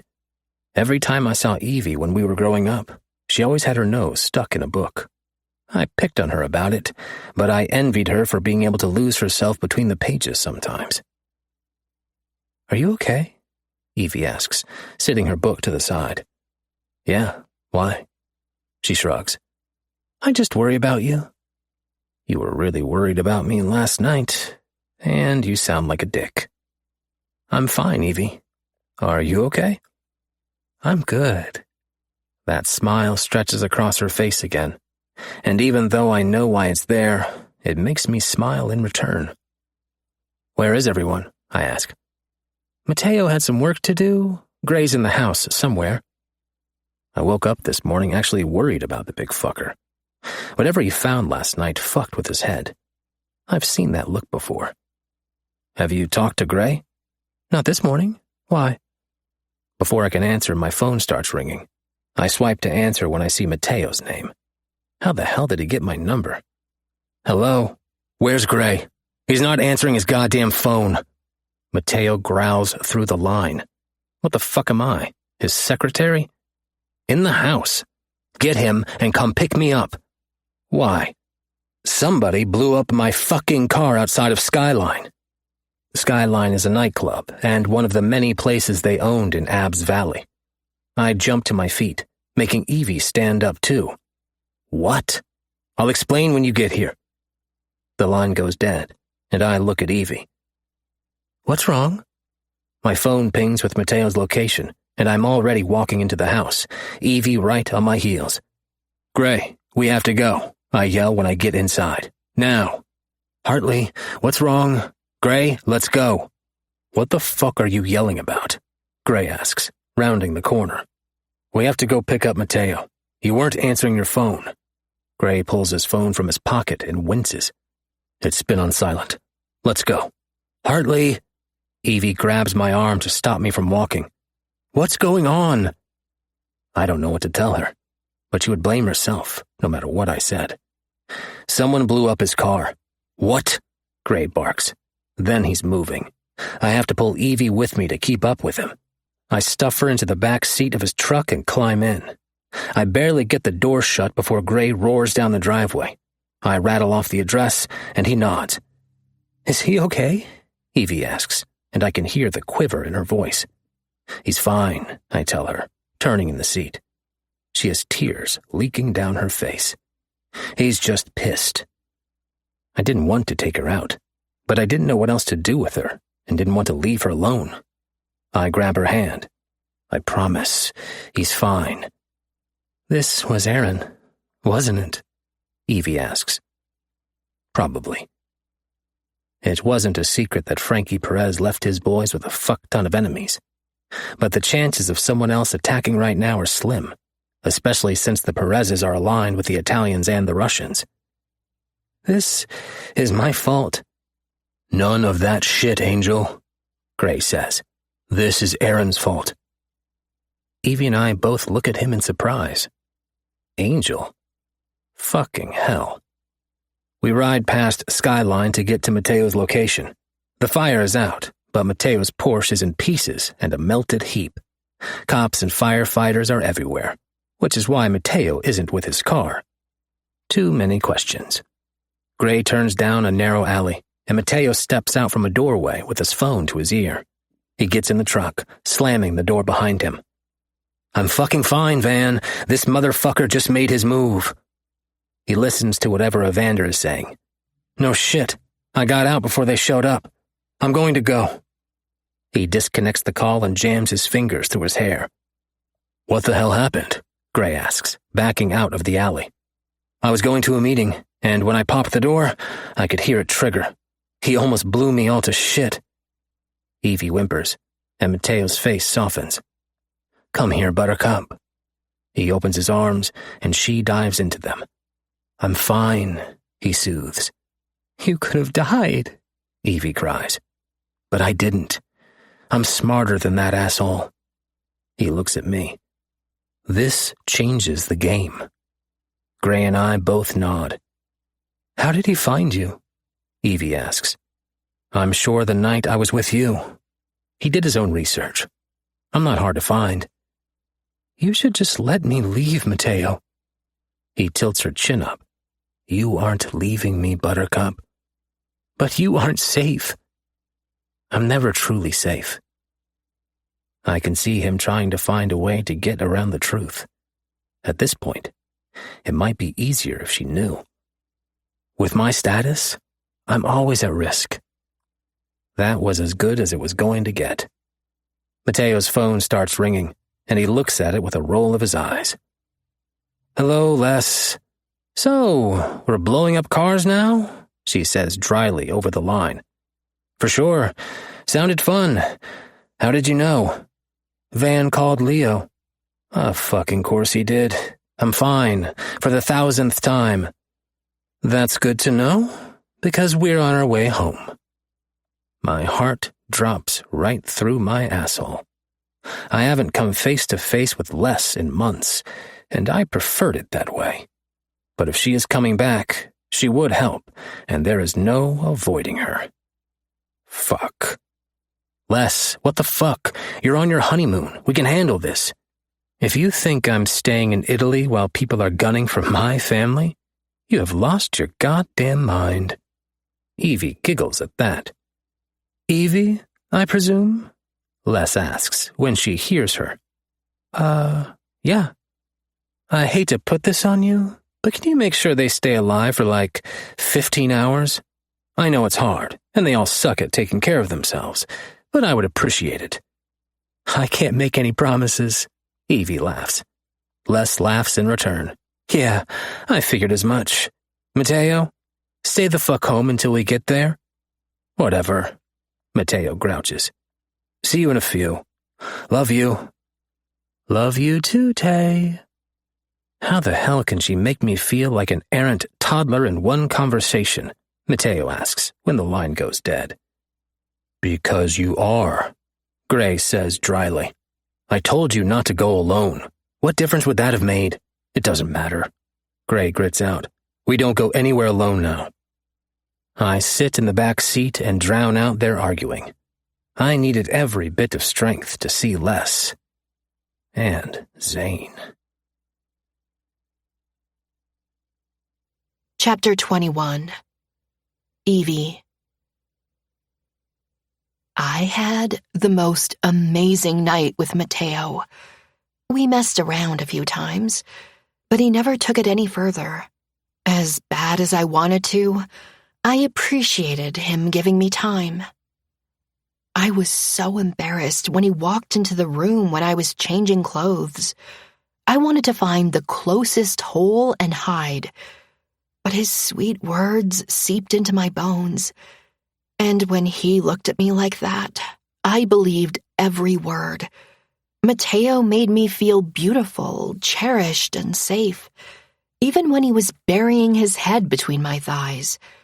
Aaron never did that, and he sure as hell never made sure I had an orgasm first. I didn't even know how to get myself off. I was always too shy to try when I was younger. But Mateo has woken up a hunger in me that I don't know how to handle. When Hartley told me someone blew up Mateo's car, I almost lost it right there. He was close to losing his life because of me, but he ended up comforting me instead of the other way around. So much is starting not to make sense, though. All the cryptic remarks and how he seemed to handle almost dying with ease. I refused to dive too deep into that, afraid of what I might find. Cowardly, probably, but I already have feelings for him. There you go, moving too fast again, Evie. I hold Mateo closer on the couch, and he kisses the top of my head. You trying to squeeze the life out of me, Buttercup? No. I mumble against his chest. I'm just glad you're still here. I look into his green eyes and know already that I can't live without him. How messed up is that? His lips find mine and I fall into his kiss, forgetting everything except how they feel against mine. I know I need to be worried about how fast we're going, but when he kisses me, I can't find it in me to care. Mateo starts kissing me harder, rolling until I'm half under his body. I move my hips to rub against him, and he groans into my mouth. You're killing me, Buttercup, he murmurs against my mouth. I want him to take me upstairs and finish what we started last night. Sorry to interrupt. We jerk apart at the sound of Evander's dry tone. Fucking shit, Van. You scared the hell out of me. Mateo sits up on the couch, dragging me with him. Why are you home? Evander lifts a brow. Someone just tried to blow up my brother. I thought that deserves a visit. He says it so casually that my thoughts go back to earlier. Who are these guys? No regular businessman would be that nonchalant about it. I heard Leo was on his way home. Yeah, thanks to you. Why did you call them anyway? Evander sits on the love seat. Because they would have found out eventually. It was better coming from one of us. Where's Micah? On the phone. Evander lifts a hand when Mateo opens his mouth. He promised to be on his best behavior. I don't know why Micah is so cold towards me now. It's a complete 180 to how he treated me the night we first met. Good, because my threat still stands. I look at Mateo in question, and he shrugs. I might have threatened to slit his throat if he talked to you like that again. Mateo! What? He was out of line. You shouldn't go around threatening your friends, I argue. Evander laughs, and it's a rich sound. It happens all the time. Nothing to worry about. Mateo nods. I threatened to hang him from his empty ballsack once. And what was my answer to that? Micah walks into the living room, and I can't help but be wary. That you'd hook me to the back of your Ferrari and drag me down the highway?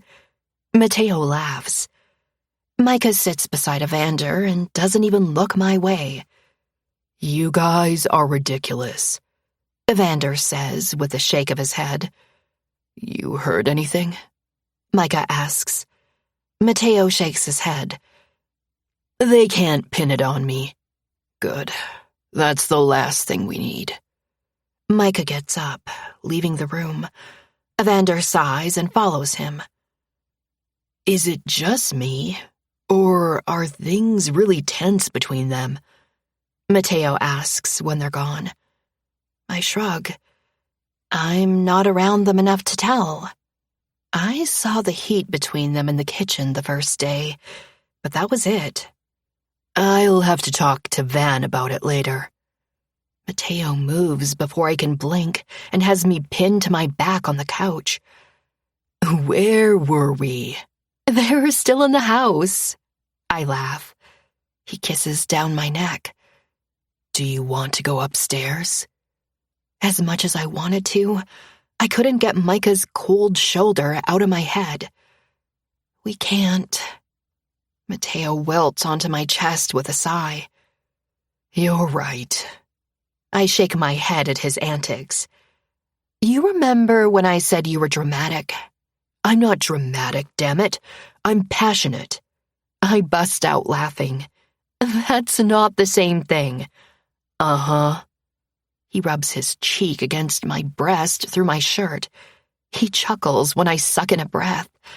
I can't see his face, but I can guarantee that he is wearing that grin that turns me to mush.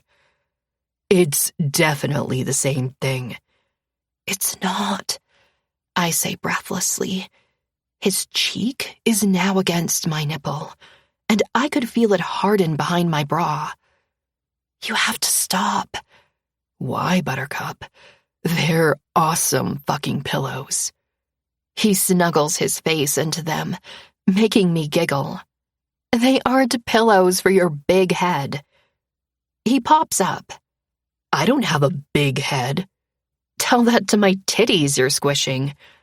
How dare you? He flops back onto the couch on his back, throwing his arm over his eyes. I sit up and get on my knees between his thighs.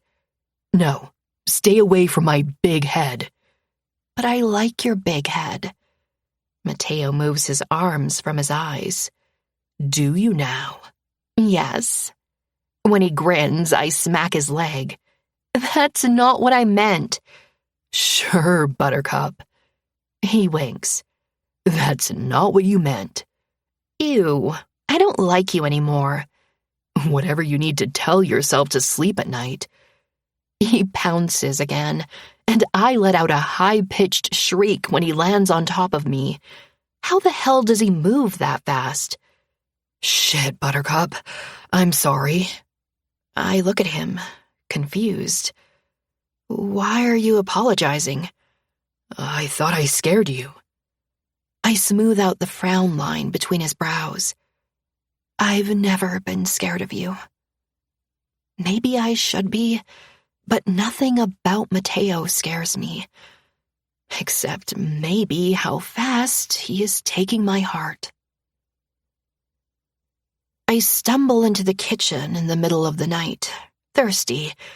I stop dead in my tracks when I see Micah standing at the counter with his back to me, shirtless. I try to backtrack, but he turns slowly towards me. Have a seat. He nods toward the stool, and my feet move without my permission. Whatever he is fixing smelled wonderful.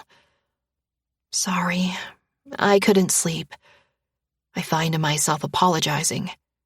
All good. Me either. He doesn't turn around, so it gives me a chance to look at him. The muscles in his back move every time he does. His waist is lean.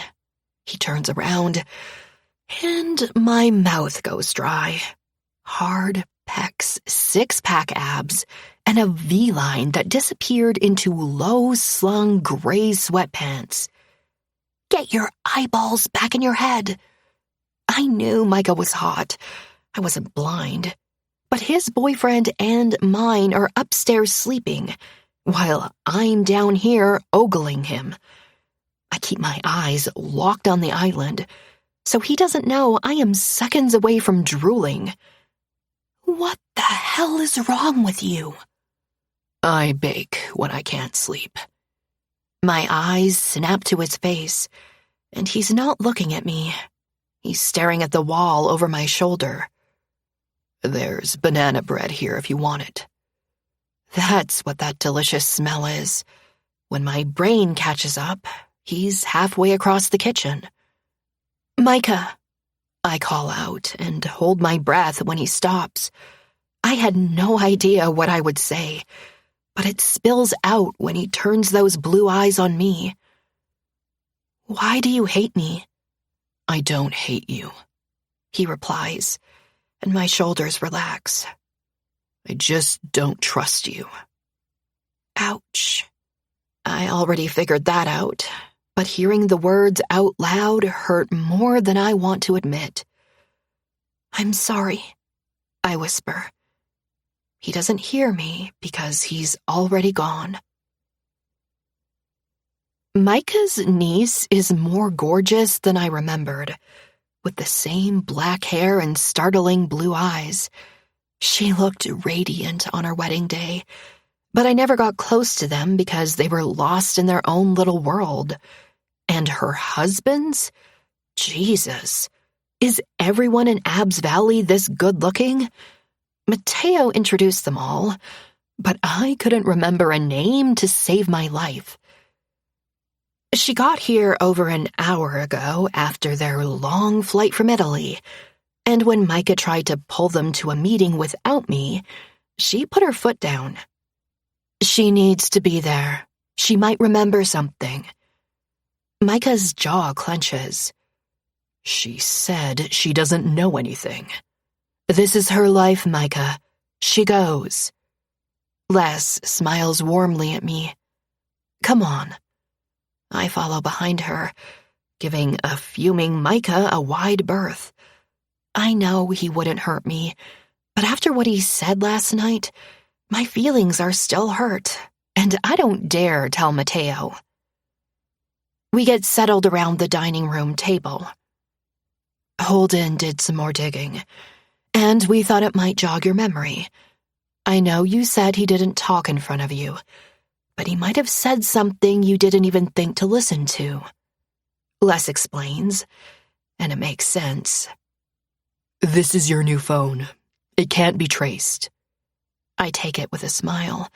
Mateo tossed mine from his window after we were shot at, and I didn't have the money for another one. Curly hair and kind brown eyes. Holden. The one Mateo said worked in internet security. "I'm going to show you some pictures, and I want you to tell me if you recognize anything." Micah stares at me so hard that I feel my head will explode. "Okay," I answer. Holden slides pictures in front of me, and I flip through them. Nothing looks familiar until I get to a picture of Aaron, Wraith, Titan, and Screwball. I name them off, and Holden nods. "Anything else?" I point to another picture. "That's the compound." Mateo frowns. "The compound?" "That's where they did everything. I never went inside." I keep flipping, and the earth drops out from beneath me. There, in color, is a picture of Aaron and me. My arm is through his, and I'm smiling up at him like he hung the fucking moon. Picture after picture of him and me are stacked together. Where did you get these? I feel like I am going to throw up. "Archives. Aaron had a lot of heat on him from the police. This was in there." Holden answers. Mateo snatches the picture, and then he looks around the table. "What the fuck is this? You're supposed to be seeing if she remembers anything."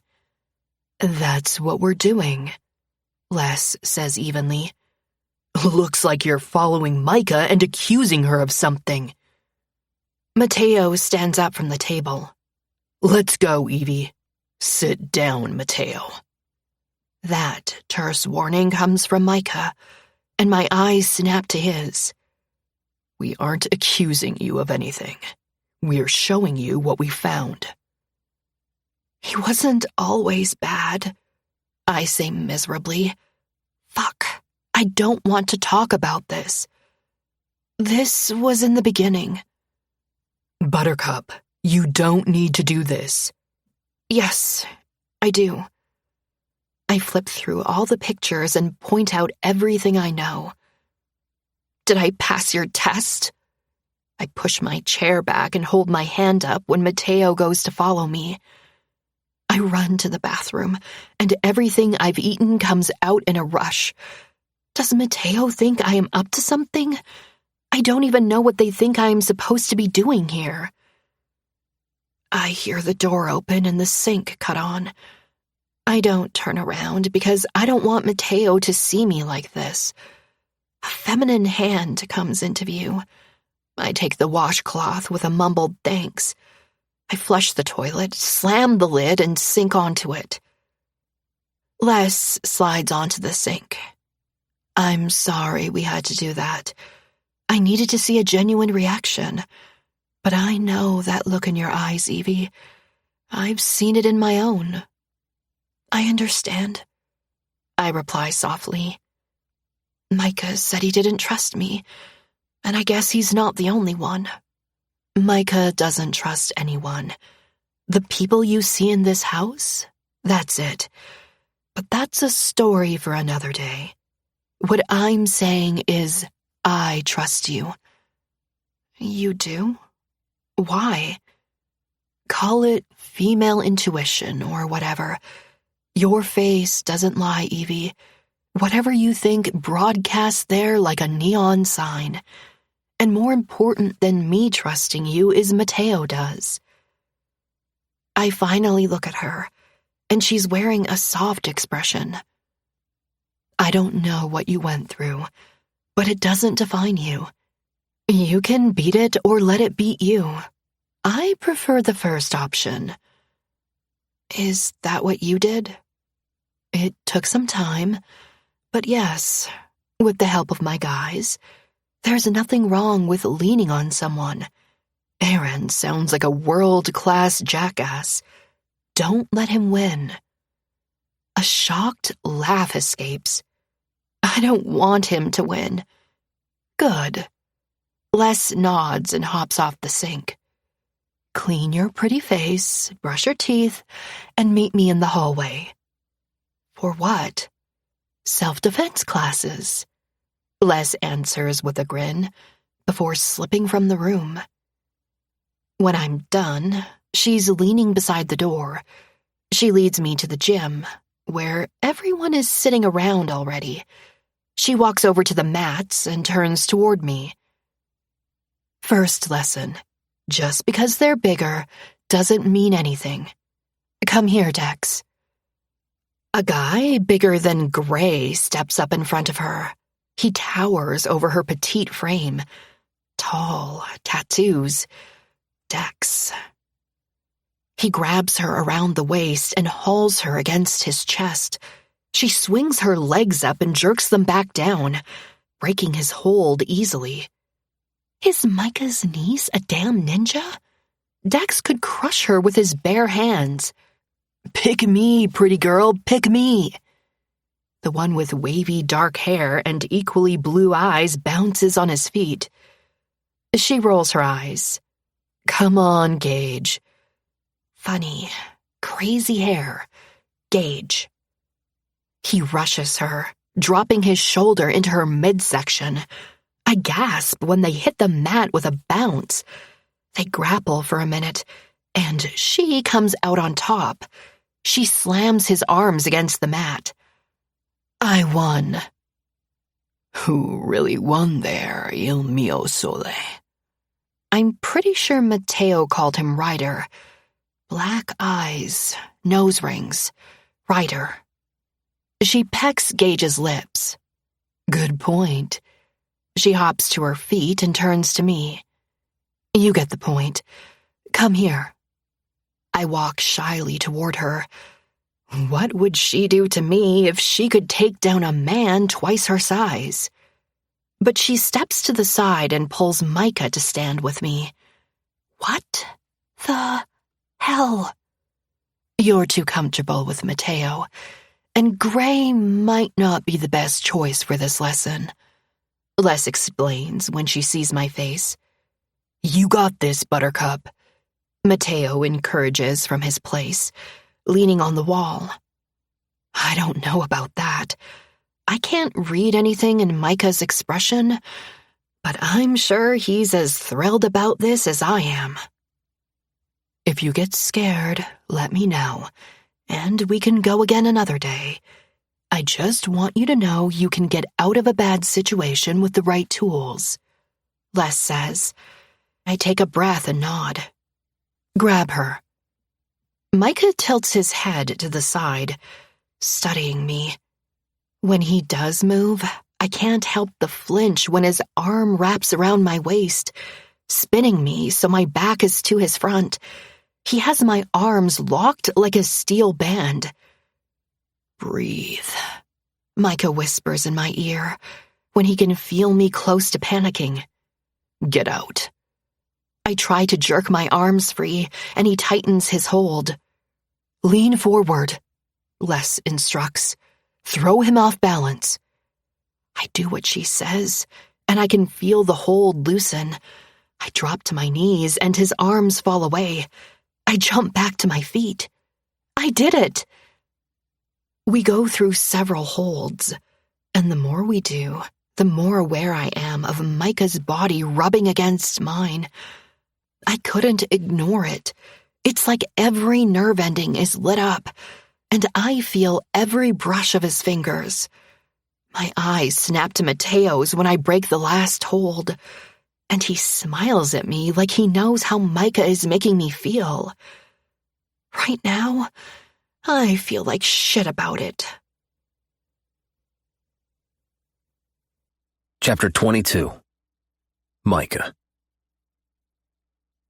What the fuck was that for? I ask Les, rubbing my arm where she just punched me. You said she couldn't be trusted. That is the most trustworthy face I've ever seen. Or she's a damn good actress. I sit behind my desk and wait for Les to sit down. She glares at me when she does. You are not that fucking blind. What's this really about? Leave it to her to call me on my bullshit. That's what this is about. I don't trust her. You don't trust her? Or you don't trust yourself around her? What? I would never do anything like that to Van, I bark. Les holds a hand up. Chill out. I didn't say you would. I know you better than this, Micah. You can read people better than I can. You know that girl is telling the truth as well as I do. I don't know what the hell I feel anymore. I have so many fucking emotions running through me because of what Van said. I thought we moved past what I did, but I was dead wrong. Things have been tense ever since because I don't know how to make it better. I run my hands through my hair. Things aren't good with Van, I admit. If anyone could help me through this, it's Les. She cocks an eyebrow, and I tell her everything that's happened. You need to give him time, Micah. I went through the same thing with Zane, but Van is still here, trying.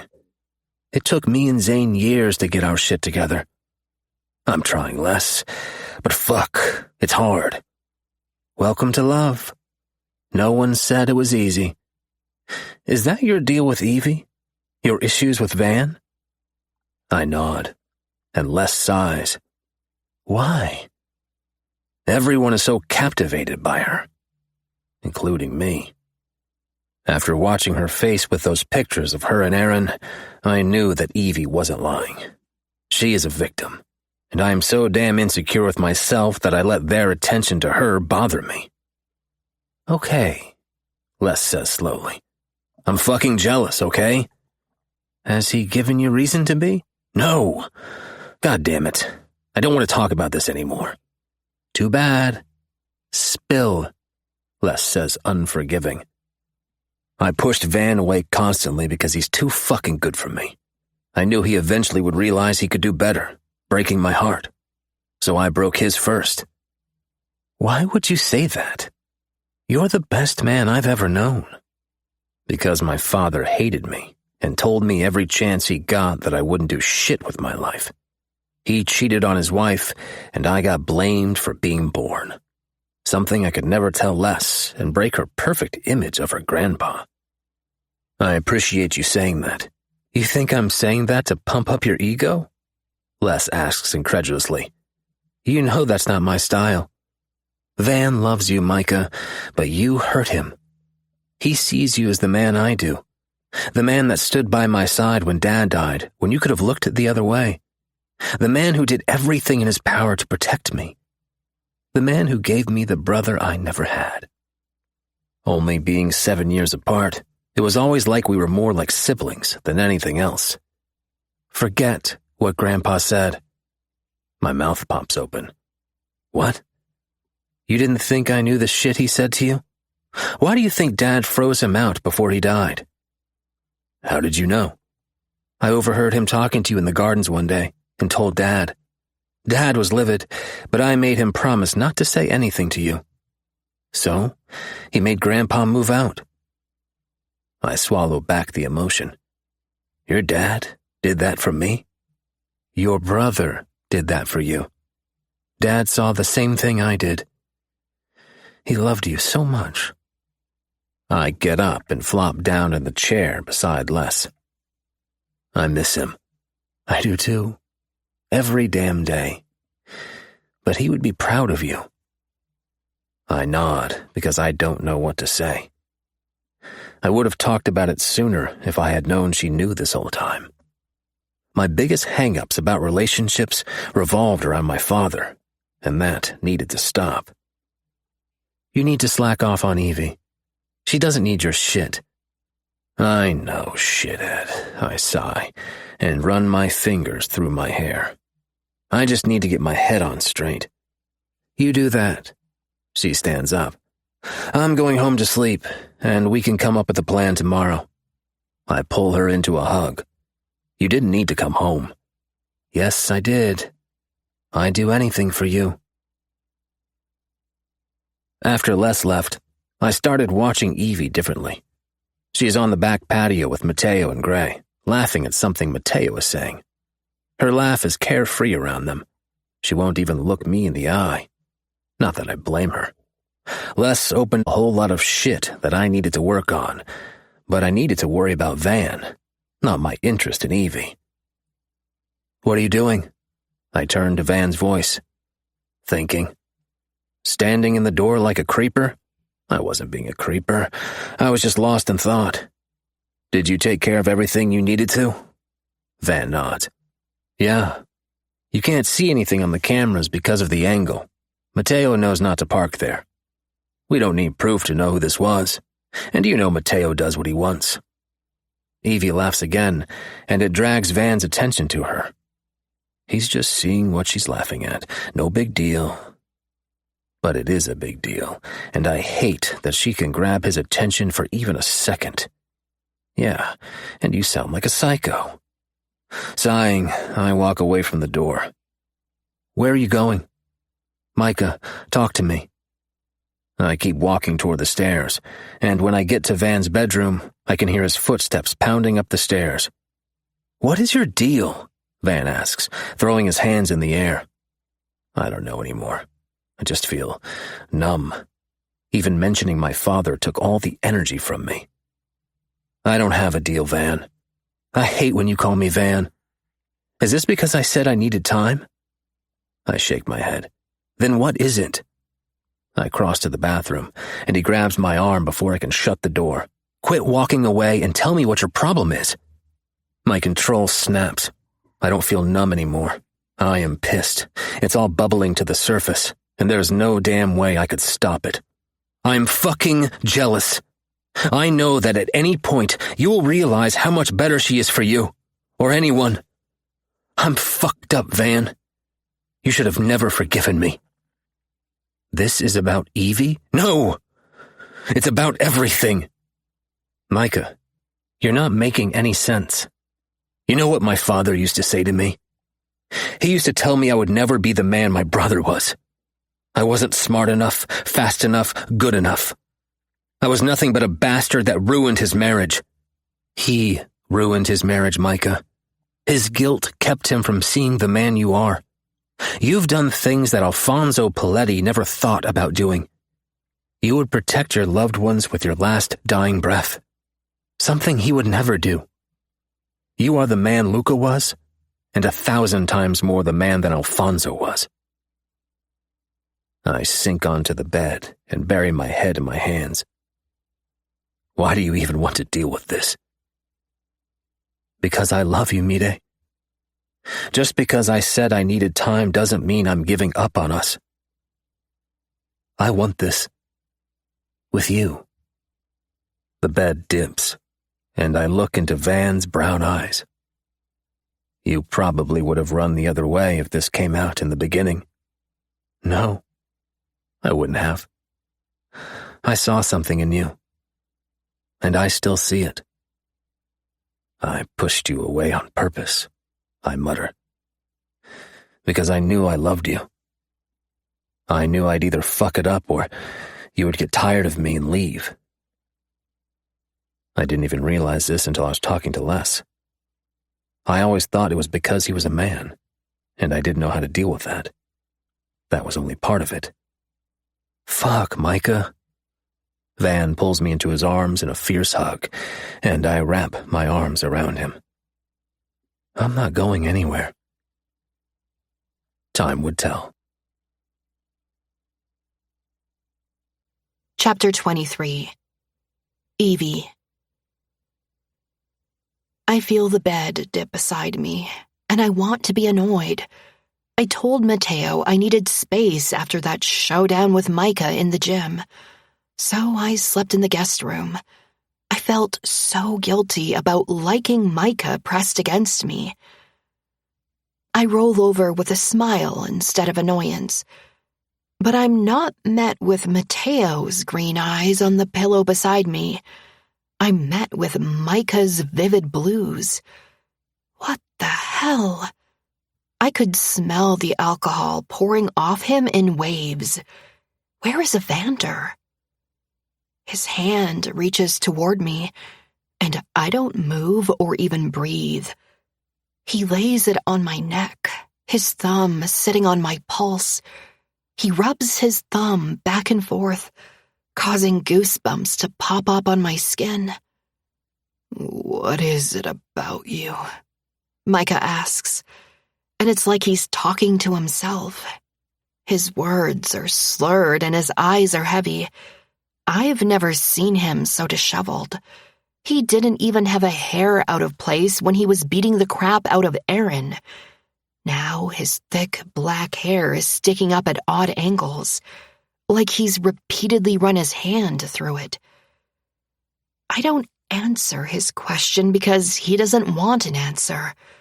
I stare at him with wide eyes. His thumb rubs across my bottom lip, and I suck in a breath. I didn't want to see you. I didn't want to notice you. I didn't want to remember you. Why? I whisper. Because the first night I met you, I couldn't get you off my mind. Those big brown eyes haunted me until I shut them out. I made myself forget your name. I love Van, and you are a temptation I didn't know if I could resist. He moves closer until I can smell the whiskey on his breath. Then I have to watch you walk around here and pretend you don't affect me. And pretend you don't have the same effect on Van. Micah. I don't speak louder than a whisper, afraid to break whatever trance he is in. Is that why he doesn't trust me? Van's never looked at me in the wrong way, so I'm chalking that one up to Micah being drunk. But the way Micah looks at me right now, I don't know if that's entirely alcohol-induced.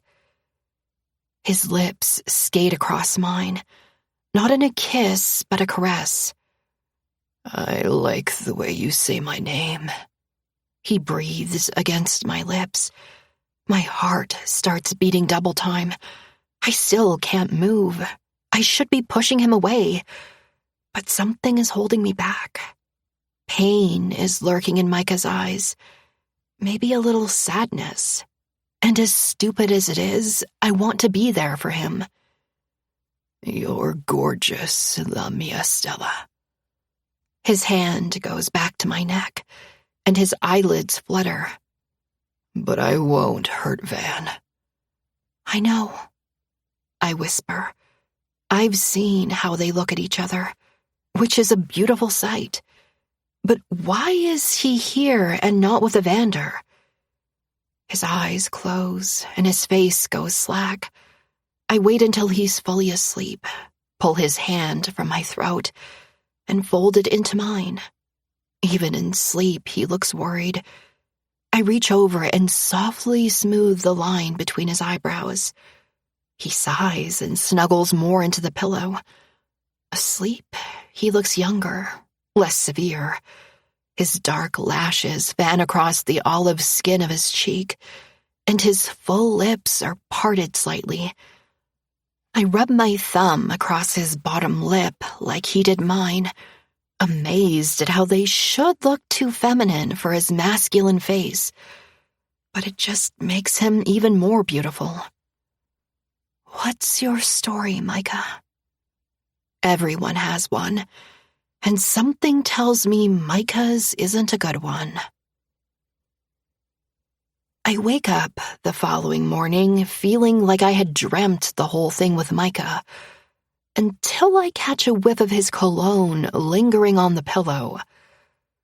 I fell asleep with his hand still clutched in mine, and I didn't know what to do.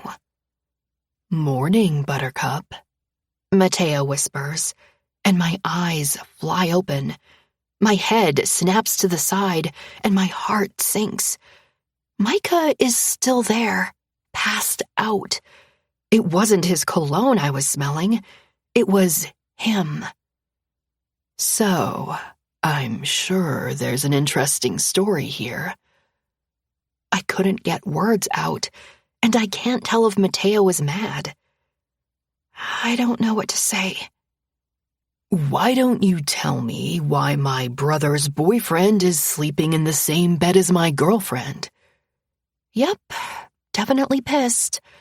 Micah groans in his sleep and slings an arm over my waist. Just fucking kill me now. I will tell you everything, I promise. Just let me up. Mateo stands up, and I carefully slide out from under Micah's arm. I look back at the bed, and he's frowning. I'll meet you in my room. Mateo gives me a pointed look before leaving the room. I use the bathroom and brush my teeth. When I walk into the bedroom, Micah is sprawled on his stomach, arms tucked under his pillow. Making my way to Mateo's room, I'm already preparing myself for him to tell me I need to leave. If he doesn't, I'm sure Van will. I rush into his room and let everything spill before he can say anything. When I'm done talking, he rubs the back of his neck. Wow, okay. Not what I was expecting you to say. I'm so sorry, Mateo. I'll pack my stuff and be out before you know it.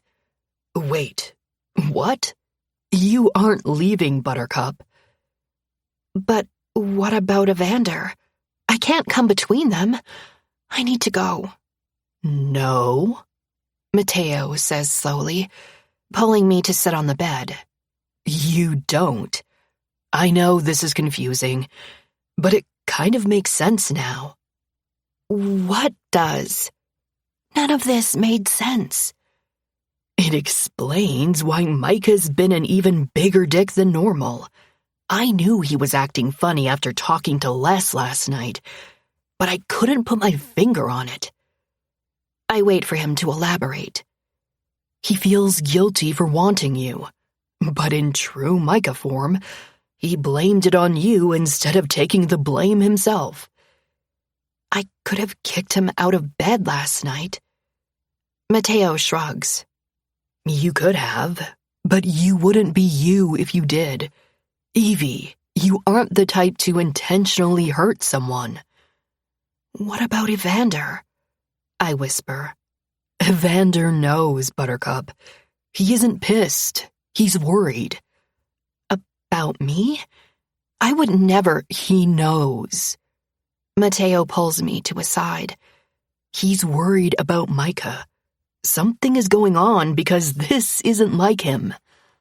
He's hurting, I say, recalling the look in his eyes.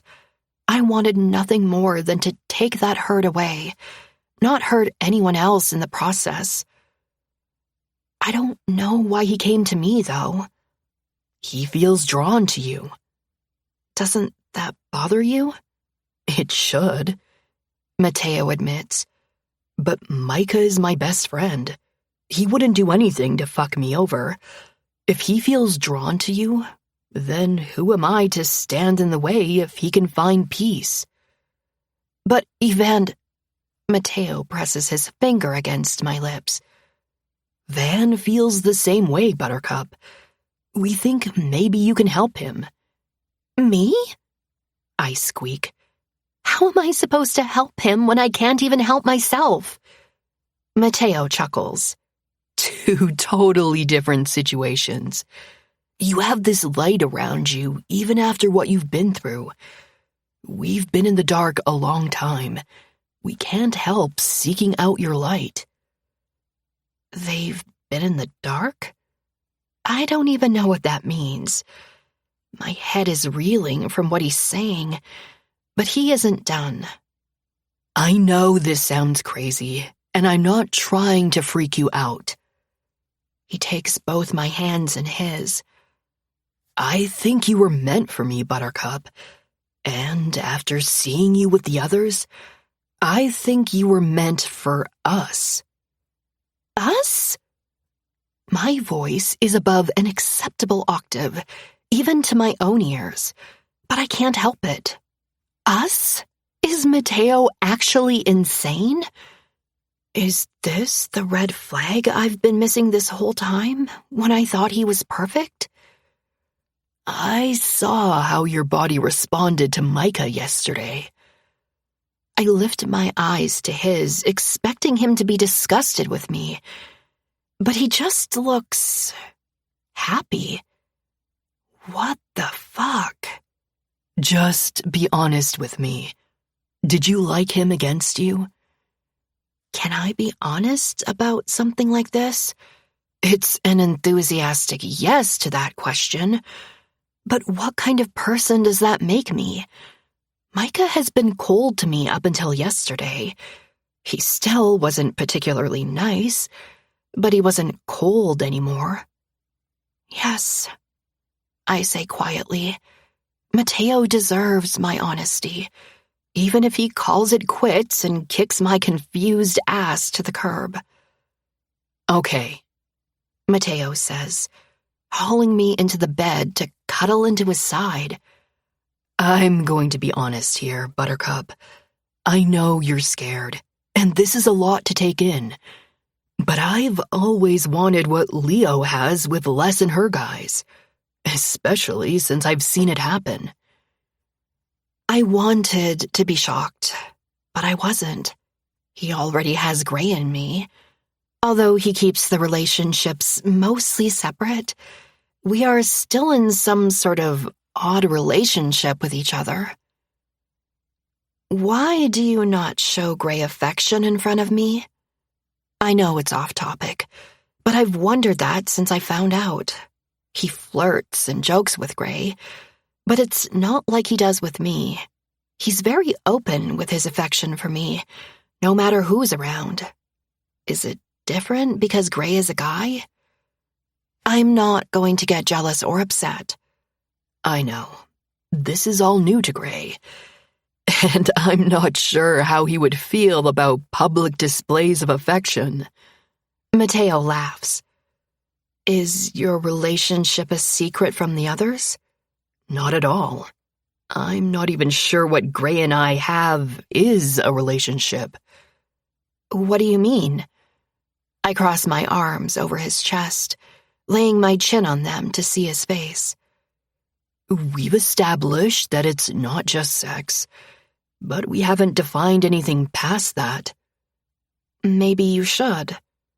Maybe you should stop avoiding what I said. Mateo rubs his knuckles down my cheek.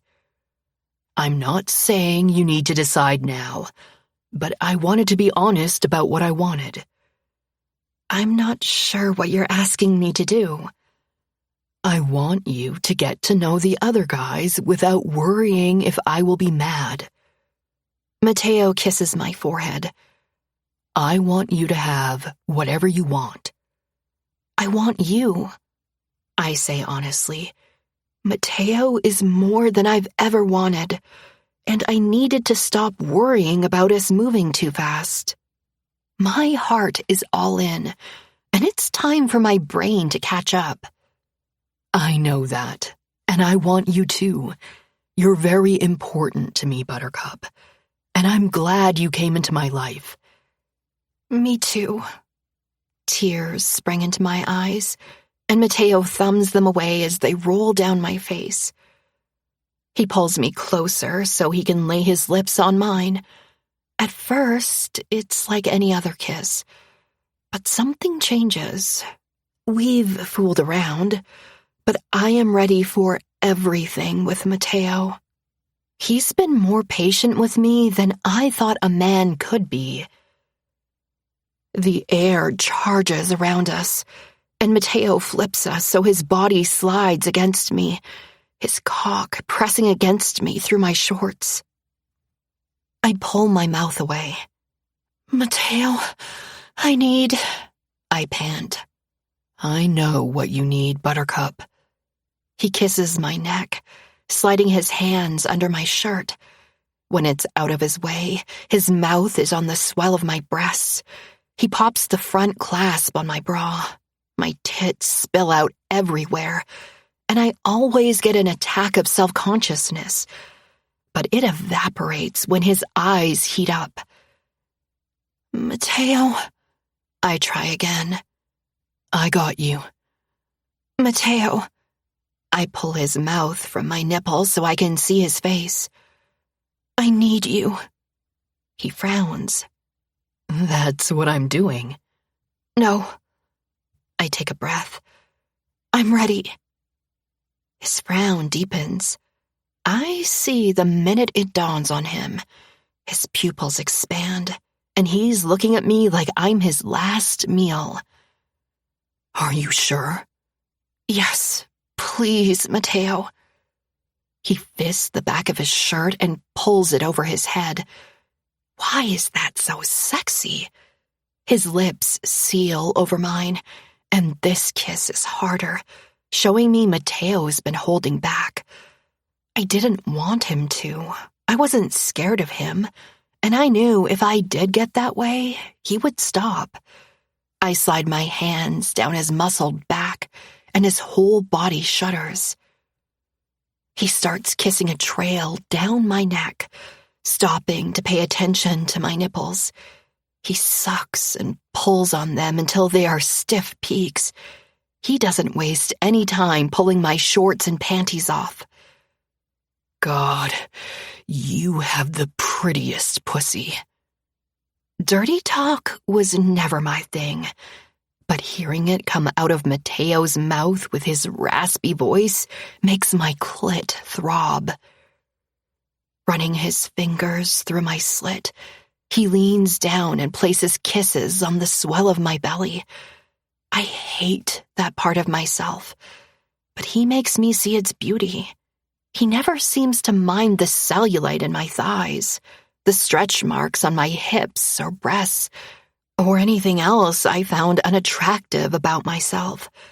Aaron took my self-confidence, and Mateo gave it back. Mateo's mouth attacks my clit, and my fingers slide into his thick hair. He groans when I tug on it, so I do it again. He loved when I did it, and it always caused him to eat my pussy like a madman. Without warning, he spears me with 2 fingers, and my back bows off the bed. Yes, Mateo, yes. He rubs his fingers across that spot inside me that I only thought existed in books, and I can feel that familiar tug in my belly. He sucks my clit into his mouth and reaches up with his other hand to tug on my nipple. Something I found I really fucking liked. I'm going to come. Oh, God. He tugs harder and I shatter. Mateo. He brings me down gently and sits up with a grin. I fucking love when you come for me. His body slides up mine. Good girl, he whispers. That's something else I didn't think I would like, but I'm discovering many things about myself. Like I am possibly attracted to multiple men at the same time. What were you just thinking about, Buttercup? I can feel my face flush even darker. Tell me. I was thinking about... I trail off when he starts kissing my neck again. He nips at my neck, making me moan. I was thinking about the other guys. Mateo's head pops up from my neck with a raised brow.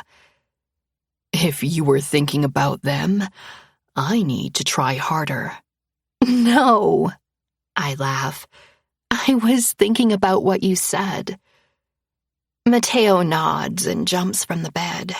When he pulls his shorts and boxers off, his stiff cock slaps his stomach, and my mouth goes dry. How did I suddenly forget how big he was? He rummages around in his bedside table until he pulls out a foil packet. I am really going to do this. Butterflies are attacking my stomach.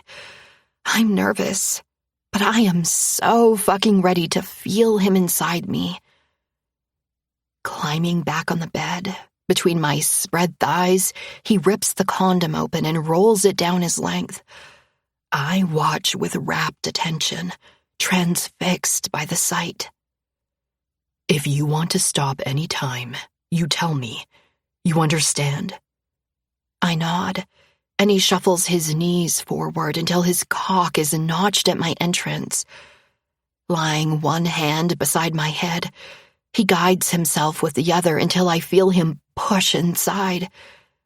There is no way I can take all of him. Holy shit. I feel myself stretch around him, and his other hand slams down beside my head. Relax, he breathes, and I realize my body is as tight as a bowstring. I take a few deep breaths as he rocks his hips. When he feels my body sag against the bed, he pushes his hips, burying himself to the hilt. Fuck, Buttercup, Mateo groans, and it vibrates against my bones. He lays his forehead against mine. Are you okay? I take stock of how I feel, and besides having something that big wedged inside me, I feel amazing. Yes, you feel so good. God damn, you do too. He starts rocking his hips slowly, his eyes never leaving mine. My hands explore his sides and his back. Tell me what you were thinking about. Mateo pants. He wants me to talk right now? Come on, Buttercup. I want to know what has your pussy tightening up on me. I was thinking about being attracted to the others. I moan when he shifts his hips. He's still moving slowly inside me, building up an orgasm that I know will blow my mind. You think they're sexy? You want to know a secret? I nod. Van and I have shared before. Oh my God. A vision of being between Evander and Mateo flashes through my head. You like that idea, don't you? You want to be a naughty girl? Fuck, Mateo. I moan again, my fingers digging into his back. You want what you read in those books? Oh, God, you did read them. He chuckles breathlessly and swivels his hips. I read one of them because I wanted to like what you like. That is strangely sweet. Fuck, Buttercup. I don't know how slow I can keep going. I could tell he was holding back. His arms are locked tight. His muscles are tense. Then don't. I don't want to hurt you. You won't. I trust you. That admission makes his whole body shudder. He leans back on his heels, puts his hands behind my knees, and pushes them toward my chest. I feel the way my thighs squash against my stomach, making for an unflattering picture. I'm about to tell him when he pulls slowly out and slams his hips forward. Holy shit! I breathe, fingers digging into the sheet. Fuck, you feel good. He repeats the movement and groans. Your pussy likes my cock. Yes, it does. Do you have any idea what you do to me? Harder, please, Mateo. It feels so good. I can't even be embarrassed anymore. His fingers sink into my hips. You were made for me. Look at how fucking perfect my hands fit here. His grip gets tighter, and he pulls me down when he slams his hips forward. He starts moving faster, making my tits bounce out of control, his thighs slapping against the back of mine. All kinds of noises are leaving my mouth, spurring him on. I've never felt something this good. Play with your clit, Buttercup. Come on my cock. I slide my hand down my stomach and circle my clit with my fingers like he's done 100 times. The moan that leaves my mouth comes from deep in my chest. I move my fingers faster and feel my pussy pulsing around him. There you go. Good girl. His eyes lock with mine, and I can't hold back. My fingers are moving at lightning speed. Holy fuck. This is what I was missing that whole time? Mateo! I let go with a scream that echoes off the walls. Mateo's thrusts stutter, and he slams into me 3 more times. Buttercup. He groans. I can feel him swell inside of me, and I watch his face the whole time. He's lost to his orgasm, and I made him feel like that. He moves slowly a couple of times before collapsing on my chest, kissing me softly. You're fucking perfect, Evie. And mine.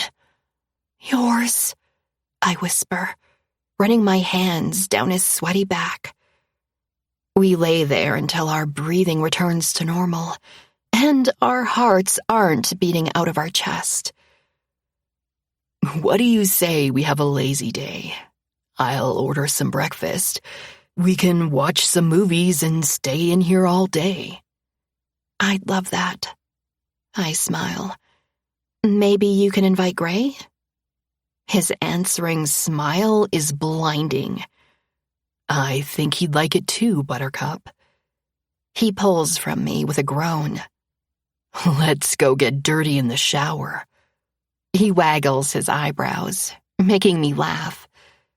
He pulls me to my feet, deposits the condom in the wastebasket, and leads me to the shower. Once inside, he gently washes my hair and body, kissing random places once the water washes the soap away. Are you okay? Mateo asks in concern, wiping my tears away. I didn't even realize I had started crying. Happy tears, I promise. I plan to make you very happy, Evie Sinclair. He doesn't know it, but he already has. Chapter 24. Gray. When your boyfriend asks you to watch movies with him and his girlfriend, you do. no matter what's going on in your mind at the time. I wasn't sure what Mateo and I were classified as, but I'm sticking with what I wanted. At first, I told him no, that he needed to spend time with her after what they just did. Then he told me it was her idea, so I dragged my sorry ass in here. Now I'm lying in Mateo's bed against the headboard, watching some chick flick with her sandwiched between us. I didn't want to make her uncomfortable, so I stayed on the edge as far as possible. I've spent time with Evie, but not like this. I look down at her lying on Mateo's chest and can't help the tug at my heart. Not out of jealousy exactly, but I couldn't explain it.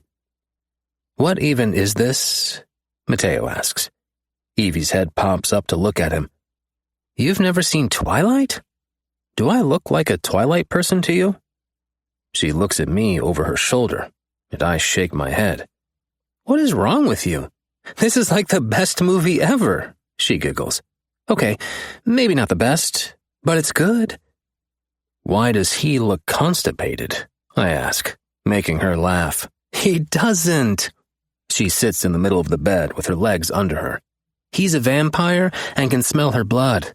It's painful for him. It looks like he needs to take a giant shit, Buttercup." "Stop! No, it doesn't. Watch the movie." She zones in on the TV, completely engrossed in this shit. She looks adorable sitting there on her knees, remote clutched in her hand, whispering the words to the movie. How many times has she seen this? Realizing that I'm staring a hole through her, I turn and look at Mateo. His eyes are zeroed in on my face, and I can feel my face heat, making him grin. "You want her?" he mouths.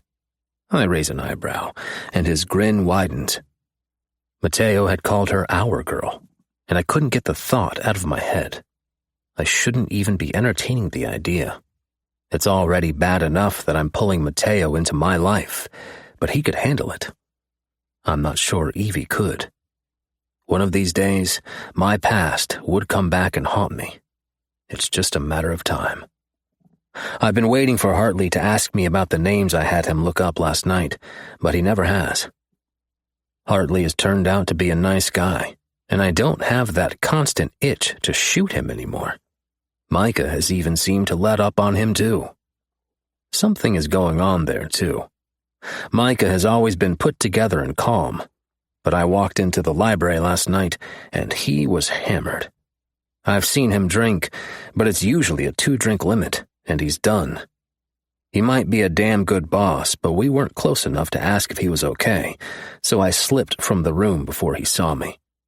He was gone this morning when I got up, and all messages to him went unanswered from everyone. I finally messaged Adam, one of the guards under me, and he said he had picked him up to take him to Les's house. That calmed my nerves down, but I wondered why he didn't ask me to take him. That is exactly what I'm for. Is he doubting my abilities? "Gray!" My head snaps to the sound of my name, and Mateo's looking at me like I'm crazy. "I've said your name like 4 times. You good?"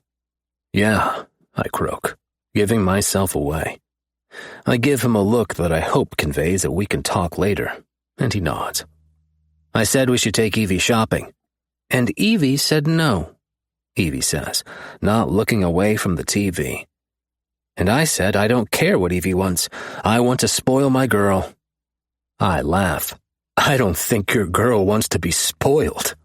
"She doesn't," she answers, making me laugh again. She turns to look at me. "You should do that more. I like it." My face heats, and she smiles. I'm glad I'm not the only one that does that. "We can't go anyway," I say apologetically. "It's not safe." "Come on. We can put her in one of your enormous hoodies and no one will ever know." "Mateo, you don't have to do this. I have everything I need," she argues. "We can go shop for books," Mateo sings, making her shake her head with a laugh. "I have books." "Yeah, that you've read 1,000,000 times. You need new books for the library." My eyebrows shoot up. He's talking like she will be staying here for longer than it takes to take down Aaron. Evander has plenty I can read in there. She focuses her attention back on the movie. Just go online and let her pick them out, I reason. Mateo scowls but pulls his phone out. Evie snatches it from his hand. Don't even think about it. You can't stop me forever, Buttercup. You can pick them out. Or I'm going to go fucking wild ordering shit you might not like. I listen to them banter back and forth and think about what he said. We can take my truck. She could hide her identity, and everything could be fine. I have to admit, I wouldn't mind spoiling her a little. We can go, I say, making them both look at me. Mateo with a smile, and Evie with a glare. I thought you were on my side, Evie huffs. You guys just don't want to watch this movie. You heard the man, Buttercup. Let's go. Mateo hops to his feet. Evie shakes her head, crossing her arms over her chest. Have it your way. Mateo bends down and flips her over his shoulder, striding from the room. Mateo, put me down. I'm too big to carry like this. He stops dead in his tracks. What did you just say? I said I know what you said. And I told you I never wanted to hear you talk about yourself like that again, didn't I? Yes, Evie says breathlessly. Mateo lets her slide to her feet. I meant every word I've ever said. She nods, and he kisses her forehead. Go get dressed, and we'll get books, okay? She nods again, but still doesn't look happy about this shopping trip. She slips from the room, and I look at Mateo. She always says shit like that? I ask. I don't like that she talks about herself like that. Evie is built amazingly. Not always, but old habits die hard. When I get a hold of that asshole, I will beat him to death. Has she told you anything that happened? Not exactly, but I can pick up on most of it. I nod. I'll help you hold him down. Mateo pounces on the bed, straddling my waist. You're the best. I slide my hands onto his hips. Don't forget that. Are you getting frisky, Gray? Mateo asks, wiggling his hips. Don't start your shit, I laugh. Evie's right. You should do that more. He pecks my lips and slips into his bathroom. With these two, I might be able to manage that. Book shopping was as eventful as I thought it would be. Evie browsed forever while Mateo and I sat on a bench. We never once got bored watching her. When Evie came to Mateo and she only had 3 books in her basket, he went back and picked up every single one that she laid her fingers on. They argued all the way to the register to check out. She eventually threw up her hands and gave up. It was cute as hell to watch. My bedroom door opens, and I watch Mateo slip inside. He sits beside me on the bed. Where's Evie? The library, reading. She said if she couldn't beat them, she would join them and kicked me out. Mateo laughs. Thanks for doing that today. I didn't do anything. You took us. I would have gone without you. You put that smile on her face, too. She was happy, wasn't she? As much as she doesn't want to admit it, she was. He pulls his leg up on the bed to face me. What's been going on with you? I was waiting for this conversation. I run my hand over my short hair. I had Hartley look up Tessa and Tori. Mateo's eyes widen. And? They're dead. That lands between us like a brick. It's the first time I've said it out loud. Damn, Gray. I'm sorry. Something doesn't feel right. Their records are sealed. Hartley said they only do that in certain cases, including if they are in hiding. You think they are still out there somewhere? I think so. Mateo nods. I can help with whatever you need.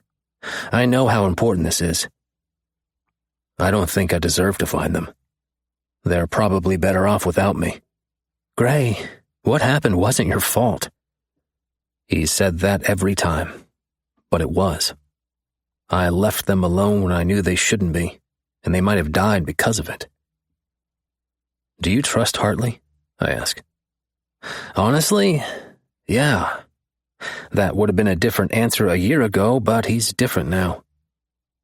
Do you? Yeah. Or I wouldn't have asked for his help. I'm pretty sure he's in love with Evie. That makes my head snap up. Mateo shrugs. Is it fucked up that doesn't bother me? I want her to have everything. What do you mean? Micah has all but admitted how he feels about her. He might have been drunk, but he meant it. I know how you and I feel. I had a long talk with Van this morning. What if we can give her everything she's ever deserved? I'm not saying Evie wants or needs the attention, because she doesn't. She deserves it, though. You want us all to date her? He shrugs again. I talked to her this morning, and she didn't exactly say no. What would it hurt to try? I'd have to think about that. No big deal. Mateo smiles. I lean up and place my lips on his, and he's still for a second before sinking into the kiss. I needed to kiss him like I needed fucking air. Anything to get my mind off of what was sure to drag me under. The more I kiss him, the lighter I feel.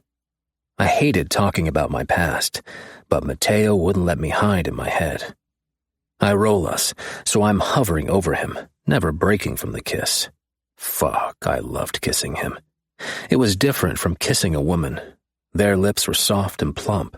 His are rougher and more firm, but I liked it. I grasp his jaw to turn his head the way I want, kissing him deeper and harder. I run my hand down his chest, straight to his hard cock, squeezing him through his shorts. Fuck, Gray, Mateo breathes, breaking the kiss and grinding his hips up. This is the first time we've been together again since what happened in the guardhouse. I wrap my hand around his throat, squeezing it. I can feel his moan vibrate on my hand. I want to fuck you, I whisper against his lips. It's all I've thought about. Gray, I don't know if now is the right time, Mateo forces out. Now is the perfect time, I murmur against his lips. I squeeze harder on his throat. Shit, Mateo groans. I lick his top lip. We need lube. Coming right up, Mateo chuckles, pressing a hard kiss against my lips. He slips out of the room, and I jerk my shirt over my head. I am hard as a fucking rock, throbbing just thinking about sinking inside of him. Less than a minute later, he walks back in, and his eyes flare with heat when he sees me shirtless. I stand up, my hand going to the button of my jeans. He follows my lead until we both stand there naked, chests heaving. I don't know who moved first, but we meet with a crash of lips, our hands roaming everywhere. I walk him back to the bed, lay on top of him, and slide my cock against his. The past 6 months have been like fucking foreplay, all leading to this moment. I start kissing down his neck, pecs, and abs. I take his cock in my hand. I've never done this before, I remind him. I lick the salty pre-cum from the tip, remembering licking his cum from his hand. He tastes better than I remember. I suck the head of his cock into my mouth, and his hands fly to my head. Oh, shit, Mateo gasps, rocking his hips up. I tease the head a few times before sliding my mouth down onto his cock. Are you sure you haven't done this before? I chuckle, the vibrations making him groan. I test my limits, taking as much of him into my mouth as possible. Fuck, stop, Mateo pants. I don't stop. I keep sucking his dick until he's thrusting his hips up to sink further into my mouth. You're going to make me come, Mateo groans. I let him go with a wet pop. I grin and slide back up his body. The only time you'll be coming is when my cock is in your ass. Holy shit, Mateo laughs breathlessly. You're going to wreck me, aren't you? He reaches down and wraps a rough hand around my dick, stroking hard. God damn, Mateo, I groan, slamming my lips against his. He nudges me until I'm on my back, breaking the kiss. He straddles my thighs, grabs the lube, and squirts a generous amount into his hand. He massages it onto my cock until I'm fucking his fist. I'm going to ride the hell out of this dick, Mateo says with a lopsided grin that makes him even sexier. I had no idea how this would play out when this would happen, but I didn't think it would be this way. Not that I'm complaining. Mateo scoots up until my cock is behind him, lining me up with his asshole. With a tight grip, he starts to push back, letting the head slide inside. My hands fly to his hips, resisting the urge to slam inside him. He slides his ass down my length painfully slow until I'm fully seated inside him. His hands slap down on my chest, his whole body shaking. I'm getting ready to ask if he's okay when he lets out the deepest fucking moan I've ever heard.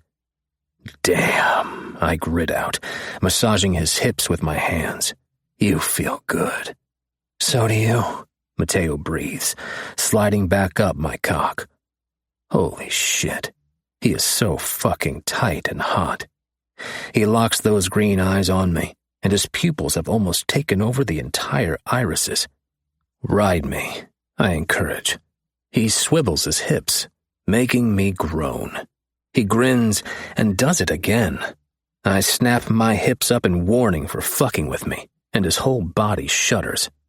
Mateo plants both feet on the bed and leans back, bracing his hands on my legs. He lifts his hips slowly so I have a prime view of where my cock is, then slowly slides back down. He starts moving faster, and I'm transfixed by his long cock bobbing between his legs, smacking his stomach each time he moves. Fuck, that's hot. I've never seen anything sexier. He is hard as steel, turned on by me being in his ass. I've never felt anything like this. I am already addicted. I don't think I could have done this with anyone but Mateo. Fuck, Gray, Mateo groans, bracing his hands back on my chest and lowering his knees back to the bed. Wreck me, he pants. I sit up fast, sinking even deeper, slanting my mouth over his, swallowing the moan that leaves his lips. Get on your hands and knees. Fuck, Mateo says, shuddering. He eases off my cock and gets into position. I get on my knees behind him, running my hands up his muscular back. You know how sexy you are, I ask, my voice raspy. Fuck, I am so turned on. I line up with his back hole again, spread his ass cheeks wide, and watch myself disappear. Mateo starts shifting his hips backward, trying to fuck himself on my cock. I slap his ass in warning. His whole back bows with a moan. I knew you were a kinky bastard, Mateo breathes. I slam my hips forward, making him take every inch in one firm thrust. Fuck, Mateo hisses. I hook my hand around his throat and pull him to his knees, so his back is flush against my chest. His fingers dig into my forearms, but he isn't trying to pull me away. You like me like this, don't you? I keep a firm hold on his throat and wrap my hand around his cock. It jerks in my hand. I start stroking him in time with my thrusts. You want me to wreck you, baby boy? I whisper in his ear. Wreck you for anyone else, so it's my cock you always come back to? Fuck, yes, Mateo moans around the hold on his throat. Something tells me Mateo is usually the one who leads things in bed. Not anymore. Keeping my hold on him, I start fucking his ass with purpose. Mateo is making all kinds of noises that spur me to go harder.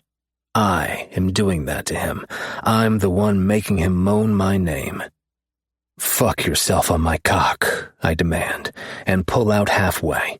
He doesn't waste time snapping his hips back, taking what he needs. I could feel my release blazing through me. You going to come for me? Yes. Oh, fuck, Mateo moans again. I tighten my fist on his cock, letting him fuck my fist while he fucks himself on my dick. His movements get erratic, and I know he's about to come. I start snapping my hips forward, meeting him thrust for thrust, my thighs slapping against the back of his. "Fuck," Mateo says. His voice has gone gravelly, and my cock jerks inside of him. "Gray," Mateo moans, and I can feel his cum hit my hand. I let go of his cock, grab his hips, and start fucking him so hard the bed is scooting across the floor. Mateo reaches down and starts aggressively stroking his cock. When his ass clenches down on me, I know he came again. I jerk his hips back and groan out my own release. "Baby boy." We both collapse onto the bed, with me spooning behind him, my cock still buried in him, trying to get our breathing under control. Once my heart rate returns to normal, I groan and pull out of him, watching my cum leak out. "We're making a mess of your bed," Mateo chuckles, looking at me over his shoulder. "I don't care," I rasp, sealing my lips over his. He rolls over, slinging an arm over my waist, sinking into the kiss. He pecks my lips and lays his head on my arm. I put my hand on the base of his spine and pull him closer. It just feels so normal. "You weren't lying about wrecking me, were you?" I bark a laugh. "You asked for it." He looks up at me. "Are you feeling better?" Amazingly, I am, thanks to him. And it wasn't just the sex, although that was fantastic. Something about Mateo calmed my mind, the same thing Evie did. And I was an idiot for thinking she couldn't handle me. I run my fingers down his jaw. "I am, baby boy." Mateo shivers. "I like when you call me that," he whispers. And it's the most vulnerable I've ever seen him. Mateo covers up a lot with his humor, but I've seen through it from the beginning, just like he's seen through my bullshit. "I like calling you that," I admit, and clear my throat. "You're important to me. I don't like putting labels on things, but you're mine." "Gray, look at me," Mateo says gently. "I've never felt like this before. You're mine too. And we don't have to label it if you don't want to. I just want you to be mine. I can do that. I don't know where this is taking us, but I want to find out." Chapter 25. Micah. I woke up this morning feeling like complete shit. I was hungover and pissed at myself. I remember what I said to Evie last night, and I meant every word, which made me feel even worse. The guy I begged to come back to me finally did, and I fucked it up. The night I met Evie, I was hurt and vulnerable. Something about her made me feel better, even if it was just in her presence, because the hurt came back as soon as she left with Hartley. When Van agreed to forgive me, I blocked her from my mind, even if her eyes would haunt my dreams. Was I hoping she would call after I gave her my number? Yes, but as soon as I had Van back, I shut that shit down. After Van fell asleep last night, I tossed and turned, so I went to his library for a drink. 1 turned into 5, and before I knew it, I was plastered, stumbling to find her. I heard her tell Mateo she was sleeping in a guest room, and like a puppet on a string, I found her. I never drank that much for obvious reasons, and it was a trait I got from my mother, or so my father used to like to throw in my face, something else that made me a failure. "Sir?" I look over at Adam. "We're here." I didn't even realize we'd pulled up. "I'll text you when I'm ready." "Yes, sir." Shaking my head at the formality, I step out of the SUV. Without knocking, I push into Les's house, praying no one is naked.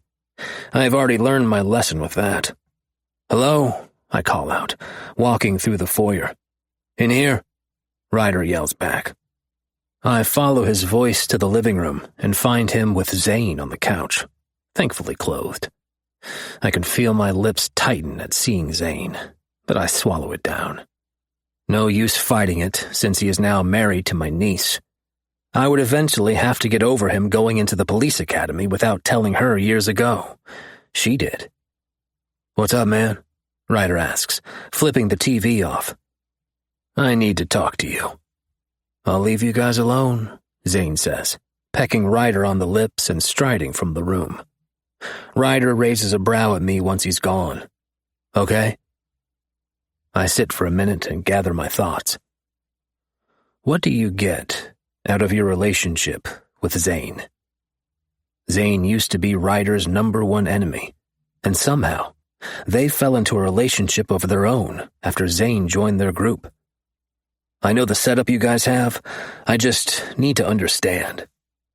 "The setup?" Ryder asks. "You do know Les talks to me, right?" "There is no setup, man." Ryder sits up, bracing his arms on his knees.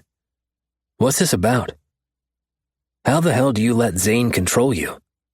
"Zane doesn't control me. I'm still my own person. Zane helps me." "How? Didn't you submit to him?" "Yes, but that's not what it's about. I was always so fucking angry at everything and everyone. Zane helps me through that, so I don't take it out on the wrong people anymore. He gives me peace." "How do you do that?" "At first it wasn't easy," Ryder chuckles. "I fought him until he helped me see what he could do for me. And it isn't just sexual. I seek him out when I need guidance, someone to talk to, or if I just need to feel free. I don't have to be the protector or strongest person in the room with Zane. I can just be me." "Why are you asking?" "I don't want that type of dynamic with Van. I don't want to submit to him, and I don't want him to submit to me. I just need to know how to be open and honest with someone. I was never that person. Growing up in our lifestyle, you're taught early on that vulnerability can get you killed. My brother Luca chucked that shit right out the window when he laid eyes on his wife, Caroline. Les is living proof that vulnerability with the right people makes you stronger. So why couldn't I be that way with Van? I want to be, but fuck if I know how." "I think I fucked things up with Van." Ryder's brows shoot up. "What?" "Evie." Ryder nods in understanding. "How did you fuck up? You didn't cheat on him, did you?" "No. Fuck no. I wouldn't do that." I explained what happened to Ryder, and even though I didn't physically cheat on him, I emotionally did. Drunk or not, it wasn't an excuse. "Fuck, man. Have you talked to him?" "Not yet, but I will. I just needed to get my head on straight. I don't know how to do this shit." Neither did any of us. Gage was a serial playboy who never had a relationship. Holden was a virgin. I was in love with Les and couldn't tell her. Dex couldn't even get close to someone without freaking the fuck out. Zane pined for Les for 7 years, and Leo? Well, Leo is probably the only one who was ready for this. I run my hand through my hair. I don't know what to do, Ryder. Talk to Van. You were a miserable fucking bastard without him. Don't fuck it up because he can't handle it. You got him back. Now fight to keep him. What about Evie? I couldn't get my mind off how she looked at me last night. She wasn't scared of me. Shocked, maybe, but not scared. Isn't she with Mateo? And there's the other problem. She is dating my best damn friend, and I confessed to her that I couldn't stop thinking about her. I'm a fucking asshole. We knew that. I glare, and he grins. Does Mateo know? I'm assuming she told him what happened. Assuming? Micah, did you talk to anyone before you ran away? I didn't run away, I growl. Yeah, you did, because that's what you do. You skip out before the hard shit so you don't have to deal with it. That's exactly what you did with Van. You ran. Don't hold back, asshole. You didn't come to me to stroke your head and tell you everything was going to be okay. You came to me for the truth. And the truth is, you're too afraid of your own feelings to let anyone in. If anyone can handle it, it's Van. As for Evie, you need to talk to Les. She's going to give me even more shit than you just did, I admit. Good. That's what you need. You need to learn to open up, or you'll lose him for good this time. I sigh because there's no getting out of this.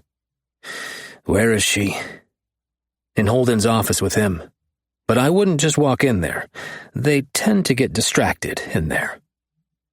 I'd rather save my eyeballs from getting burned from my skull seeing my niece naked, so I shoot her a text. 2 minutes later, she walks around the corner. Ryder kisses her on his way out of the room, and Les flops on the couch. Micah. I turn to Ryder's voice. I'm going to tell you something Zane told me the first night when I struggled with what I needed from him. I nod for him to continue. He said that it didn't make me weak. I should never be ashamed to ask for what I want or need. And I'm not now. It's been the most freeing experience for me. All that bullshit we are taught growing up is just that. Bullshit.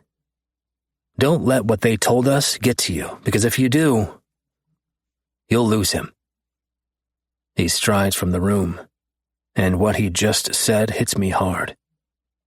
I turn to Les, and she's softly smiling. Hey, shithead.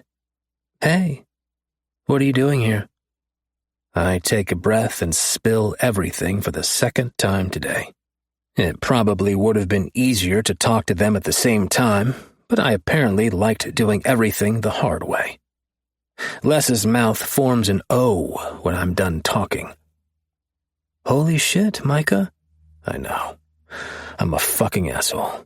Ryder already informed me of that. Technically, I called myself one, and he agreed, but it's the same thing. I can't argue that, Les shrugs, pulling her legs under her to sit crisscross. Okay, let's start with Evie. Tell me what draws you to her. Pretend there's no Van and no Mateo, and tell me the truth. If I can tell anyone the truth, it's Les, and she won't judge me. Ryder said I needed to open up, so this is a good place to start. She has this thing about her that makes you need to be close to her. She's stronger than what she gives herself credit for. She has the most carefree laugh, and you want to bottle the goddamn sound so you can listen to it on bad days. She's drop-dead fucking gorgeous, and she doesn't even realize it. Okay. Wow. What about Van? He's the first person I want to see when I wake up.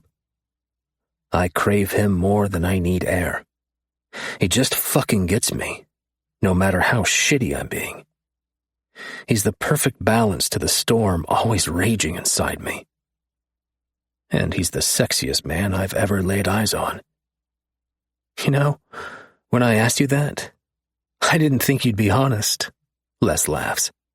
But seriously, you need to talk to Van first. Get his take on things. Then you need to talk to Mateo, because I hate to tell you this, Micah, but you sound half in love with Evie. What? I just met her. Has she completely lost her damn mind? All the lovey feelings in this house have officially driven her insane. Love doesn't have a timeline. You love who you love when you love them. Evie's a sweet girl, and I can see how she would wrap you around her finger. But if you hurt her, I will kill you. I don't want to hurt her or Van. I need to keep my mouth shut. No, she argues. That's exactly why you shouldn't. I said she was sweet, not a delicate flower. Evie has grit, and if you take 2 seconds from trying to push her away, you might see that. That still doesn't help that I have a boyfriend, and she's dating Mateo. Have you listened to nothing I've said? Talk to them. It might be easier than you think. How the hell do you get that? Let's just say Leo talked to Mateo earlier. And no, I'm not going to tell you about what. You need to take your ass home and fix this. I narrow my eyes at her. You already knew about this, didn't you? She shrugs. Most of it.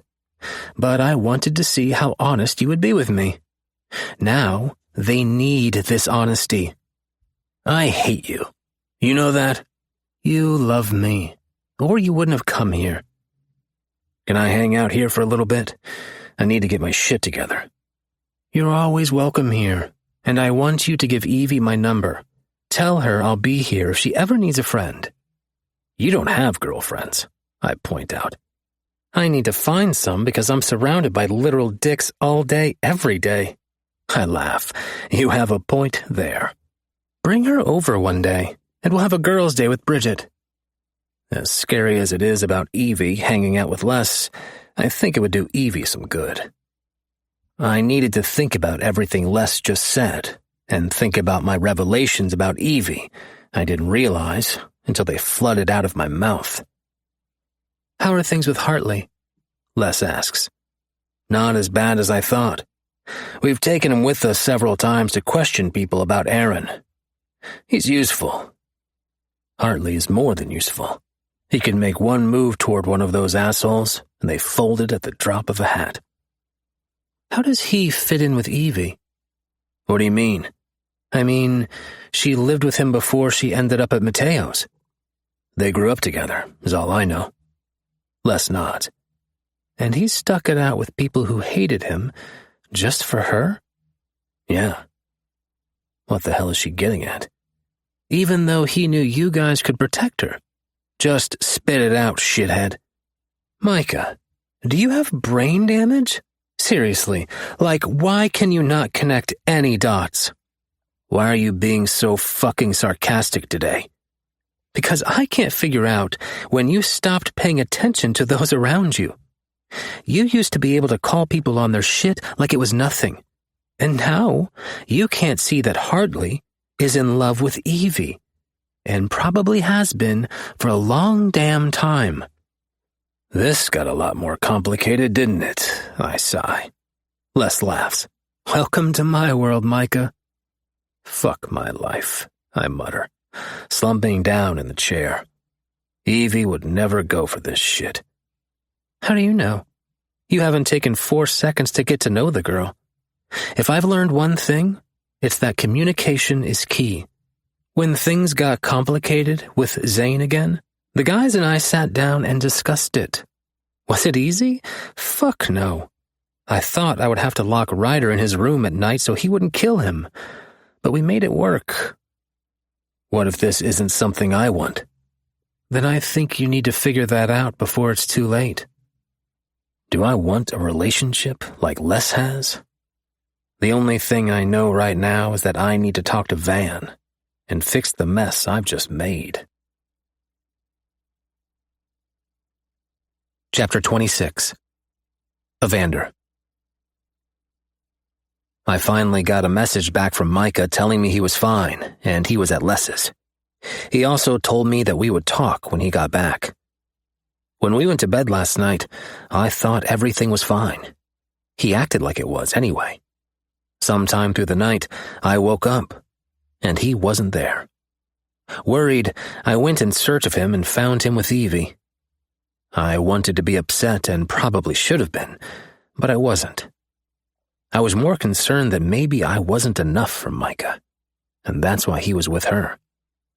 Unsurprisingly, he was gone when I got done talking to Mateo. Micah doesn't handle his feelings well, and it's obvious there's a whole host of them he isn't ready to deal with yet. My talk with Mateo was surprising. Mateo and I have always had a close relationship, and we were each other's confidants. So when he spelled out that he's been wanting a relationship like Les, I was shocked.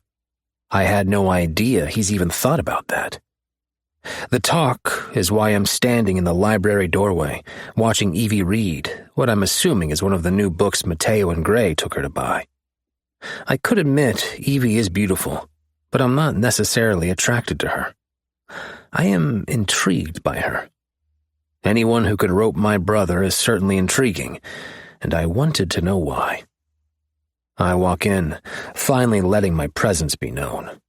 She looks up startled, slaps the book closed, and nearly shrinks back into the chair. "May I sit?" I ask. She bites her bottom lip and nods. I sink into the chair in front of the one she's curled up in. "I want to start by saying I'm not mad at you." "You should be," Evie says quietly. "I should have told him to leave." "Evie, how would you have felt to tell him to leave?" She thinks about her answer. "Bad. He looked lost." I was afraid of that, but I don't think it had to do with me. I think it's the doe-eyed brunette sitting in front of me. If you haven't noticed, Micah isn't open with expression unless it's anger. The fact he came to you last night means something. Like what? The poor girl looks lost and very confused. I wish I had all the answers for her, but until I talked to Micah, I could only give her theories. I don't know for sure. What I do know is that when he was feeling at his lowest, he found you. Doesn't that bother you? No, I shrug. I love Micah at all his highs and lows, and I'll be there for him through them all. And he would do the same for me. But sometimes we need an extra ear. I have my brothers, and Micah has less. He also needs you, if last night proved anything. I don't understand why everyone is so understanding about this. Mateo was, and he should have been furious with me. And so should you. Would it make you feel better if I was? No. I'm not used to this. Evie runs her fingers through her hair with a sigh. You know my last relationship wasn't good. But it was more than that. He wasn't just physically abusive, it was mental and emotional. I relax in my chair and let her talk. I don't think she's opened up to anyone yet, and I'm glad she feels like she can with me. He beat it into my head every day that I wasn't good enough or pretty enough. He pointed out all my flaws and shortcomings. He was just mean. For a year, I felt I didn't deserve anything besides what he gave me. That's because he wasn't a fucking man, Evie. Men don't treat women like they're punching bags, physically or otherwise. And whatever he said to you, I can assure you, it was a lie. His belittling you came from his own insecurities. A real man will tell you every goddamn day how beautiful you are and how special you are to him. He would cherish you. He would never harm you. Evie smiles, and I see that warmth seeping through like Mateo pointed out. Thank you for that. When I ran, I had nothing. But I knew if I didn't, I would lose myself to him or lose my life. For 8 months, I believed every word he said to me. Then I met Mateo.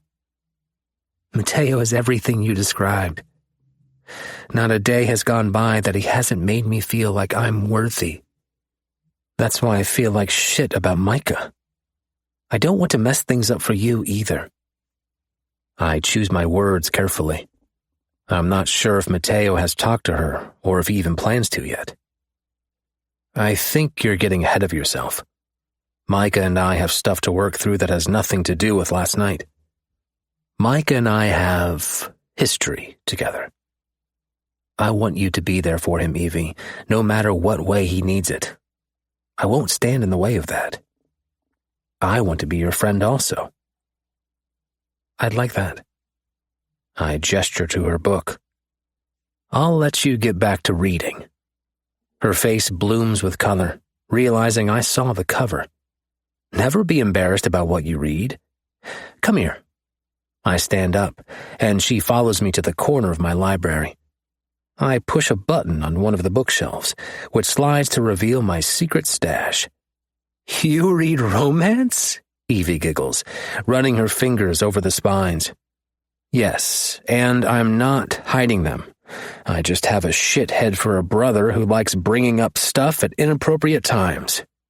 Evie laughs. "He does. He wouldn't be Mateo if he didn't." I push another button. This shelf is empty. "Put your books in here. They deserve their own home." Evie wraps her arms around my waist in a hug. I didn't think she was very open with affection, so I wrap mine around her neck, pulling her closer. "Thank you for a home for my books and what you said. Thank you for trusting me enough to tell me that." She pulls back from the hug with a smile. "Happy reading." Stuffing my hands in my pockets, I stride from the room. Evie is intriguing indeed. "Fuck," I grunt, and my eyes fly open. I look down, and I'm met with Micah's blue eyes, my cock in his mouth. "Holy shit," I breathe, sinking my fingers into his black hair. My cock slips from his lips. "Hello, amore mio," he murmurs roughly, still stroking my cock. "What are you doing?" I groan, my eyes closing when he twists his hand around the head. "I want you to fuck me," Micah announces, and my eyes fly open. "What?" I ask, stunned. "I want you to fuck me," Micah repeats. "I want to feel you inside me." My sleepy brain catches up with what he's saying and everything that happened. I push his hand away. "Micah, we need to talk first." "Amore mio, I just need..." Micah closes his eyes, and when he reopens them, I'm struck by their raw intensity. "We will talk, I promise, about anything and everything. I just need to feel you." He swallows. "Please." I pull him up so he's lying on top of me. "Are you sure?" "Very sure." He pecks my lips. "I need you." Hearing those words leave his mouth is everything I needed to hear and didn't know. I went to bed early when Micah still wasn't home, but Les assured me he was still there, and they had a lot of eye-opening conversations, whatever that meant. But I wouldn't betray Micah's trust with Les and ask. I slam my lips against his, our hips moving to rub our cocks together. I kiss him until he's groaning into my mouth, then roll us so I'm on top. "You want my cock, Mide?" I ask, kissing down his neck. "Fuck yes," Micah groans, tilting his head to give me better access. He loves when I kissed and sucked on his neck. I kiss down his pecs and abs until I get to his long, throbbing cock jerking on his stomach. I lick from the base of his shaft to the weeping slit. Micah groans long and loud when I slip him between my lips. Grabbing the base, I lick around the head before sucking on the head, just like he likes. His hips buck, trying to force my mouth further on him. I move my hand and slide my mouth down until he bumps the back of my throat. Relaxing, he slides down, and I swallow around the head. "Shit," Micah breathes. He pulls my mouth away. "Please, fuck me." I reach into the bedside table for a bottle of lube and squirt it onto my fingers. I watch his eyes darken when I slide my hand between his ass cheeks, circling his back hole with the tip of my middle finger. I watch his breathing get ragged as I push my finger forward, breaching the resistance. He was so fucking responsive when I played with his ass, but he never let me take it further than that. I couldn't wait to get my cock inside of him, but I wanted to make sure he was ready. I slide my finger in and out a few times before adding a second. Micah sinks his teeth into that plush bottom lip and moans. "Fuck, I love that sound," I rasp, working my fingers in and out. When he starts working his hips onto my fingers, I know he's ready. I slowly slide my fingers out and tip the bottle back up, squirting it on my cock. Micah watches my every movement as I slick my dick up, pumping my hips forward to fuck my fist. "You ready?" I ask, and he nods. I brace my hand beside his head, lining my cock up at his asshole with my other hand. Keeping a tight grip on the base, I slide forward and almost lose it when the head slides inside him. "Damn, you're tight," I groan. I work my hips back and forth. "Relax and let me in, Mide," I say softly, my eyes never leaving his. He takes a shuddering breath, and his body relaxes. I push harder, and my cock pops past the resistance, letting me slide into his tight, hot ass. "Holy shit," I say, half strangled, my other hand slapping the bed beside his head. I feed every inch inside of him until my thighs are pressed against the back of his. "Breathe," I soothe, kissing down his jaw. I stay still, letting him adjust to me being inside him. I shift my hips and drag my cock against his prostate when his breathing slows. He moans long and loud, making my whole body shudder. "You feel good," Micah pants. I lay my forehead against his and start to move slowly, savoring the moment because he finally trusted me enough to let me do this. We've been dancing around this very thing since we started messing around the first time. I can feel Micah's cock twitching against my stomach, letting me know he's enjoying this as much as I am. "You like my cock deep inside you?" I ask, my voice gruff. "Yes, sweet fuck," Micah moans again when I slam my hips forward. I lean back, brace my hands on his thighs, and push his hips forward so I can watch myself disappear inside of him. Micah locks his hand around his cock, stroking himself hard. I start moving with purpose, my thighs slapping against him. Moans and groans are leaving both our mouths, echoing around the room. "You have the sweetest ass," I groan, grunting each time my thighs slap his because of how hard I'm fucking him. "Harder, amore mio," Micah says, stroking his cock in a harsh grip. I sink my hands onto his hips, grab them in a bruising grip, and pull him down to meet my thrusts. "Goddamn, just like that." Micah's ass clamps down so hard on my cock that it stops my movement and steals my breath. He reaches down with his other hand, squeezing his balls, stroking his cock fast. I watch his abdomen clench. "You going to come, Mide?" I rasp. He nods fast. "Van." Micah groans long and loud, ropes and ropes of his cum landing on his tan chest. "Hold on," I grit out. I am so fucking close that I know I'm going to explode. I slam into him several times, his cock jerks, and more cum spurts out, and I finally let go. "Micah," I breathe. My balls draw up, and fire races down my spine.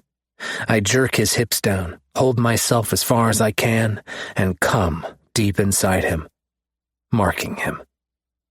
I collapse on top of him, not giving a shit about the mess on his chest. Both of us are breathing out of control. Micah runs his hands through my hair and down my back. "I love you," he murmurs, making me shiver. I look into his eyes. I'll never get tired of hearing that. "I love you too." He leans up, kissing me slowly. I sit back on my heels and slowly pull out of him, watching my cum leak out. "Now I know why you like watching this. It's fucking hot," I say. Micah chuckles.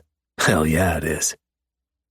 We both head to the shower to clean up, and I take my time washing him, just like he did with me the first time we slept together. I should have known then how Micah felt about me, but he always fought it so damn hard. Once clean, we go back to bed and curl around each other. I don't want to break this moment, but so many things are being left unsaid. "We need to talk," I know, Micah sighs. I don't even know where to start. Let's start with Evie. Micah nods. I'm sorry for going to her last night. I never should have done that. Not when I could have talked to you about how I was feeling. Micah scoots up, so he's leaning against the headboard. I follow so I can see his face. The night I met Evie, I was so hurt and angry. When I heard the scream, I didn't think, I just reacted. Before I knew it, I was pummeling some guy's face for daring to hurt a woman, and then I saw her. Something about her eyes made me feel calm. Even though she was the one who was being assaulted, she was worried Gray and I would get hurt for stepping in. He chuckles at that, and I smile. I dreamed of her that night. And when I woke up, I was so washed with guilt because of you that I tried to block her out. I tried to block out how she made me feel. When I walked into the kitchen that day, and she was sitting there, it was like the world opened up beneath my feet. Van, I would never hurt you. I understand if you want me to stay away from her. And even if I don't want to be away from you, I'll stay at my house while she's here. I'll do whatever it takes not to lose you again. I don't want that. I want you to get to know her, Micah. I want you to find out what this is that makes you feel calm around her. Micah's brows furrow. But why would you want that after what I just said? Because I would do anything for you, Mide, including this. I know what I said, but I'm all in with you. I'm done holding back because you finally gave me what I wanted. I take his hand. Your trust. What about? We can talk about everything else in the morning. Tonight, I just want to hold you. Tomorrow, we will figure out the rest. We get settled back on the bed, lying face to face. I love you, Mide. I love you too, amore mio.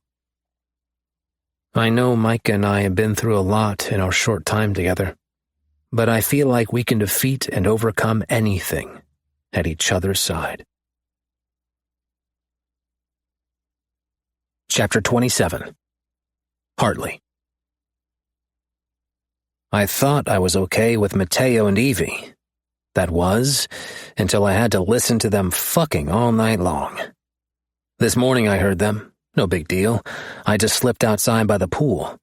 When I came back inside, the only person home was Evander. We talked for a little while, proving to me that I was a judgmental bastard this whole time. They are criminals, there's no denying that, but they are also decent fucking guys. I came straight to the back patio after breakfast to avoid Evie screaming Mateo's name if they decided to pick up where they left off at 3 o'clock this morning. I hear the patio door slide open, and her coconut scent hits me first.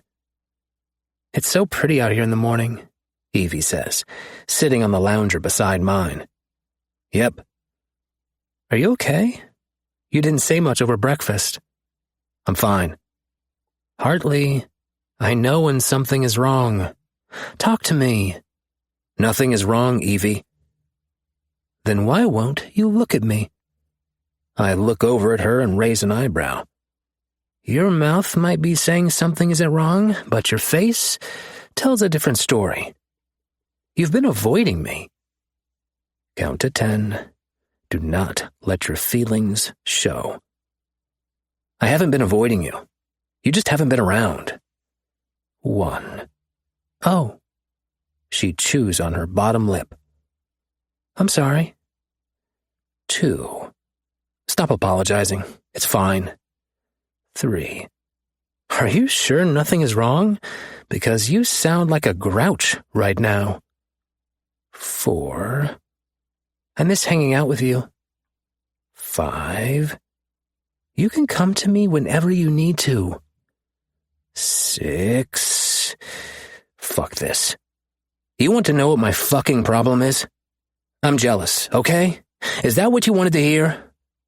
Jealous? Of what? Evie asks, shocked. So much for not letting your feelings show.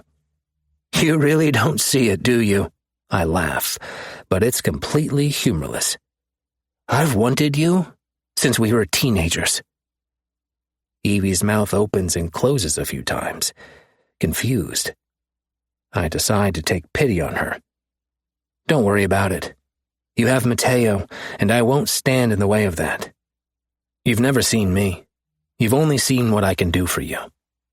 I stand up from the lounger and turn on my heel to head back inside. Great job spilling that hateful bullshit, asshole. I don't deserve that Hartley James Cruise. I spin back around, and Evie is standing up, facing me. I've always seen you, and never once used you for a damn thing. I always told you not to get involved, but you did anyway. So don't you dare act like I've ever asked anything of you. She goes to march by me, and I grab her arm to spin her back to face me. I got involved because that's the one thing I could be for you, princess, I growl.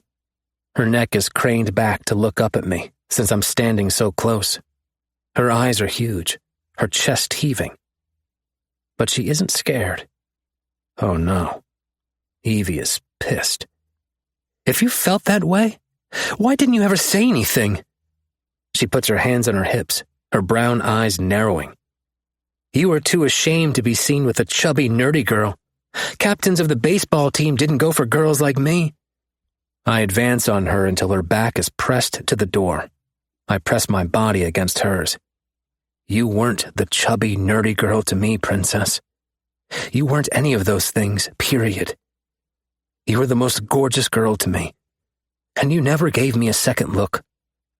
Her hands slap on my chest to keep me from moving closer. How was I supposed to know? You never said anything. Why would I? All that would have done was ruin what we did fucking have. But you left. You left me.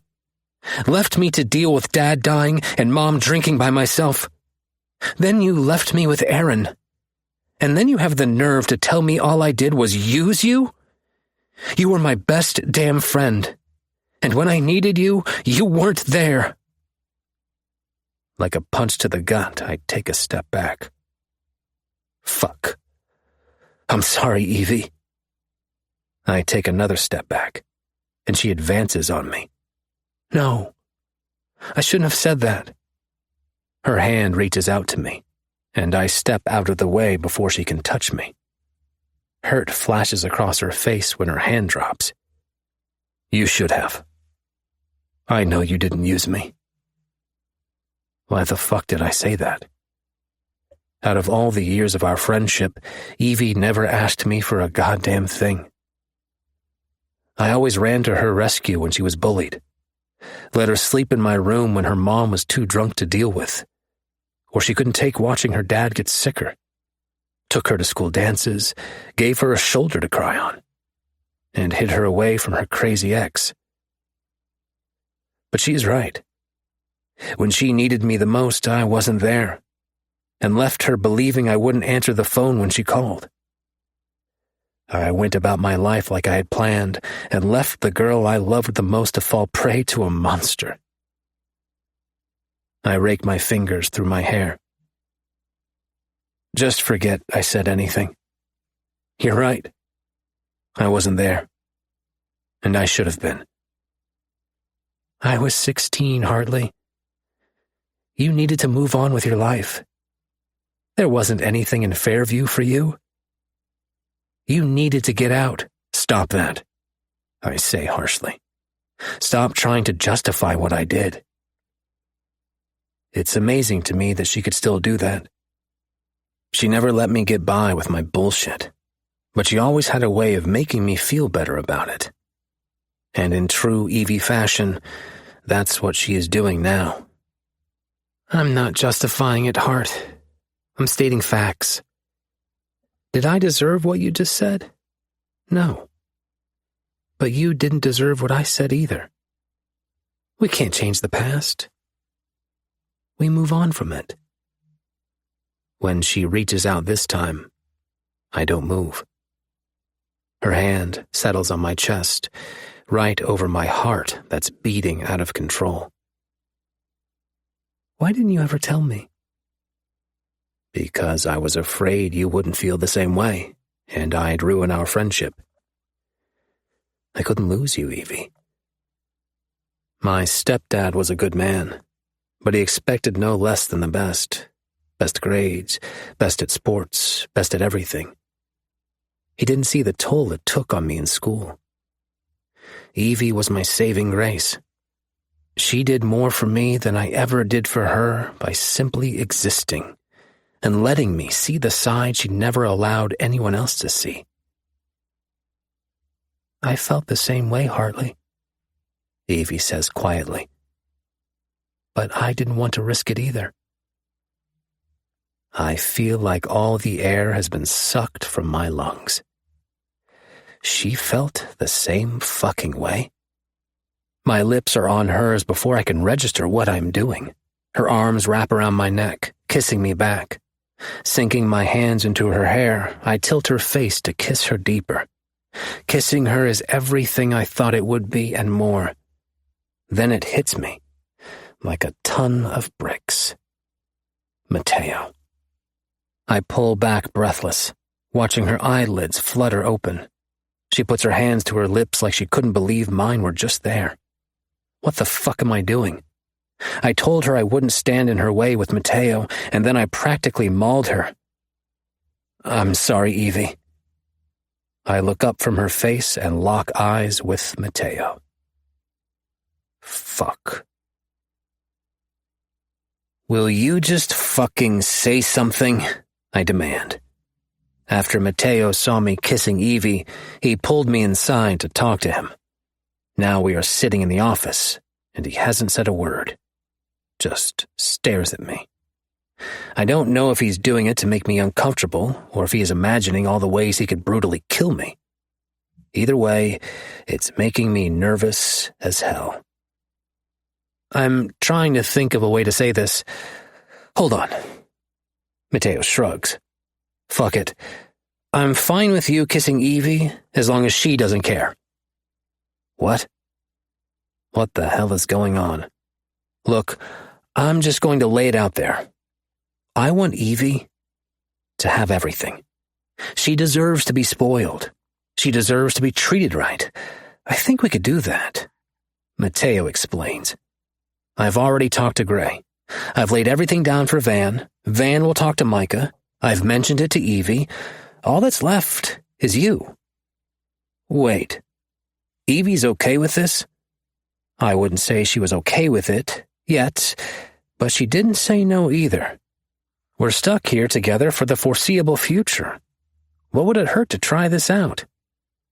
So, you're saying, if I went to Evie right now and fucked her, you wouldn't care? There's no damn way. Not that I would try, but I wanted to test his reaction. His face never changes from the calm expression he's been wearing since he caught me kissing his girl. As long as Evie says yes, then no, I wouldn't care. For whatever reason, I trust you. You care about her. You must trust us, or you would have found a way to leave with her by now. He has me there. When we first got here, I made plans left and right to find a safe house.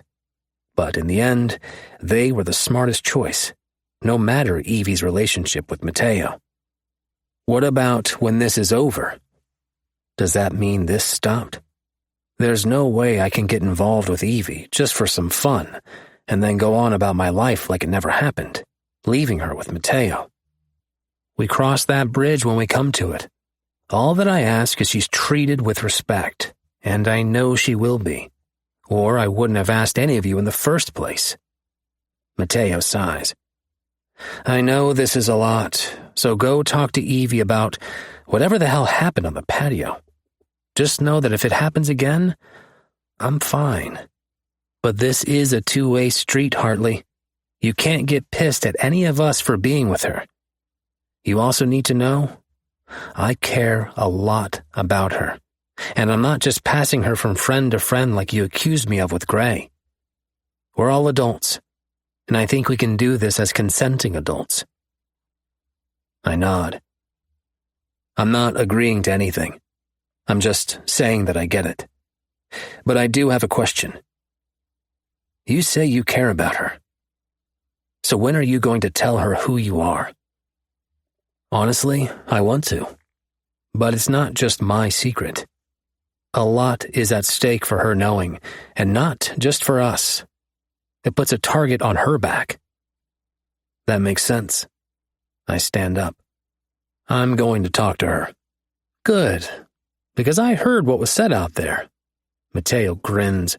She handed your ass to you, so I'm not going to say shit. I bark a laugh. Yeah, she did. I get to the doorway and turn around. I do trust you guys. A week ago, that would have been a different answer. We tend to let past prejudices get in the way. Les forgave you, and I don't think you realize what that means. You made it right, Hart. It's time you forgave yourself, too. I jerk a nod and go in search of Evie. Knowing I need to forgive myself and doing it are two different things. Finding her on the patio where I left her, I sit beside her. She looks at me with a soft smile. You knew he wasn't going to be mad, didn't you? Evie shrugs. I figured if he were going to get mad, he would have done it when he caught us. I'm sorry I kissed you like that, Evie. I didn't have a right to do that. I'm glad you did, she says, lacing our hands together. I wish you would have told me then. I kiss her knuckles. Me too. None of that would have happened. Please, don't do that. It wasn't your fault any more than it was mine. I've spent 8 months trying to move on, and it's time I do that. Is this really what you want, Princess? I haven't called her Princess in years, and I've never called anyone that since. Earlier, I called her that in anger. Now, I mean it differently. Evie was always like the princess in the ivory tower that I could never quite reach. My head is still reeling that I had a chance with her, and I missed that chance because I was a punk-ass coward. Could I have that chance now? I'm not going to make any decision until I know what she wants. I missed hearing that. She smiles. Does it make me crazy if I say maybe? Mateo has helped me find the girl I used to be, and in a way, I think he's trying to make up for all the bad shit Aaron did. He's left this decision entirely in my hands, and I want to reach out and take what he's offering. But you're scared, I guess. I am. Not of you guys, but the situation in general. I think too much, she laughs. This is something you should think about, I sigh. I also think this is something you want, or you wouldn't have considered it. And to answer your question earlier, no. I don't think it makes you crazy. What's going on with Micah, though? You wouldn't even look at him. But he was sure as hell looking at her. Well, Micah drunkenly admitted some things, and we haven't had a chance to talk about it. The last thing he said to me before that was, he didn't trust me. Maybe you should talk to him. I will. I just have to work up some nerve, she laughs. Micah intimidates me, but in a good way. I think as much as Mateo brings me out of my shell, Micah would obliterate it completely. That's what I need. What do I bring to this? I ask. Everything. Evie turns to face me. One isn't more than the other. But with you, I don't feel any reservations. That kiss, Hartley, blew my mind. I always used to think about what it would be like to kiss you, but nothing prepared me for the real thing. I feel the same way, Princess, I say gruffly. Will you kiss me again? Hell fucking yeah. You never have to ask. Come here, Princess. I pat my lap so she would be closer, and she hesitates, making me frown. What's wrong? You want me to sit there? Her face blooms with color. I rub my finger down her red cheek. I want you close. Come here. I tug her hand, and she stands. Throwing one leg over my lounger, she still looks uncertain, so I take the decision from her hands. Gripping those thick hips, I jerk her down until I feel her ass press against me. I let my hands wander down her thighs and back up again, making her shiver. God damn, princess. I wrap one hand around her neck and jerk her lips to mine. She opens immediately, letting me stroke her tongue with mine. I'm finally kissing Evie. The longer we kiss, the more her shyness disappears. Her hands start roaming over my arms and my pecs. I slide my hands to her ass and rock my hips up. She jerks her mouth away from mine. Her pupils are blown, her blush has traveled to her chest, and her breasts are heaving with each breath. You feel that, princess? I ask, pulling her down to grind on my hard cock. That's what you do to me. Her hands spread out on my pecs, and she rubs them down. She pauses, and I hide a grin when she moves over my nipples again. When she pulls my shirt up to look, I can't help but laugh. Just remember, what you do to me, I do to you, I joke. Hartley, are your nipples pierced? Are those tattoos? Yes, I answer, still laughing. When? She breathes and lets her hands run down my bare skin. Holy shit, that's hot. My chest and back are covered entirely, and I'm working on the arms next. It's my escape from reality when I get tattoos and piercings. I got the first one when I turned 18. Everything else came later. I slide my hands under her shirt and stop at her waist. I just needed to feel her skin. That's not all that's pierced. I grin this time and watch her mind struggle to catch up. I see the moment she does. She lets out a little gasp. Your, you know what, is pierced? My cock? Yes. 6 barbells lined the bottom of my shaft in a Jacob's ladder, and 2 barbells through the head in a magic cross. It hurt like hell, but it was worth it. You going to pull that out and look at it, too? Hartley! Evie smacks my chest with a laugh. Well, I mean, you just scandalized me by pulling my nipples out. Stop, she says, laughing harder. This is what I missed most about her. Her laugh and the carefree way she jokes. I just missed her. I didn't scandalize you. You did. I was enjoying kissing you, and then bam, I'm half naked. She moves back on my legs, making me groan when her ass rubs against my cock. She runs her fingers over the tattoo that runs down my ribs. They're so colorful. Do they have meaning? Not a conversation we can have yet.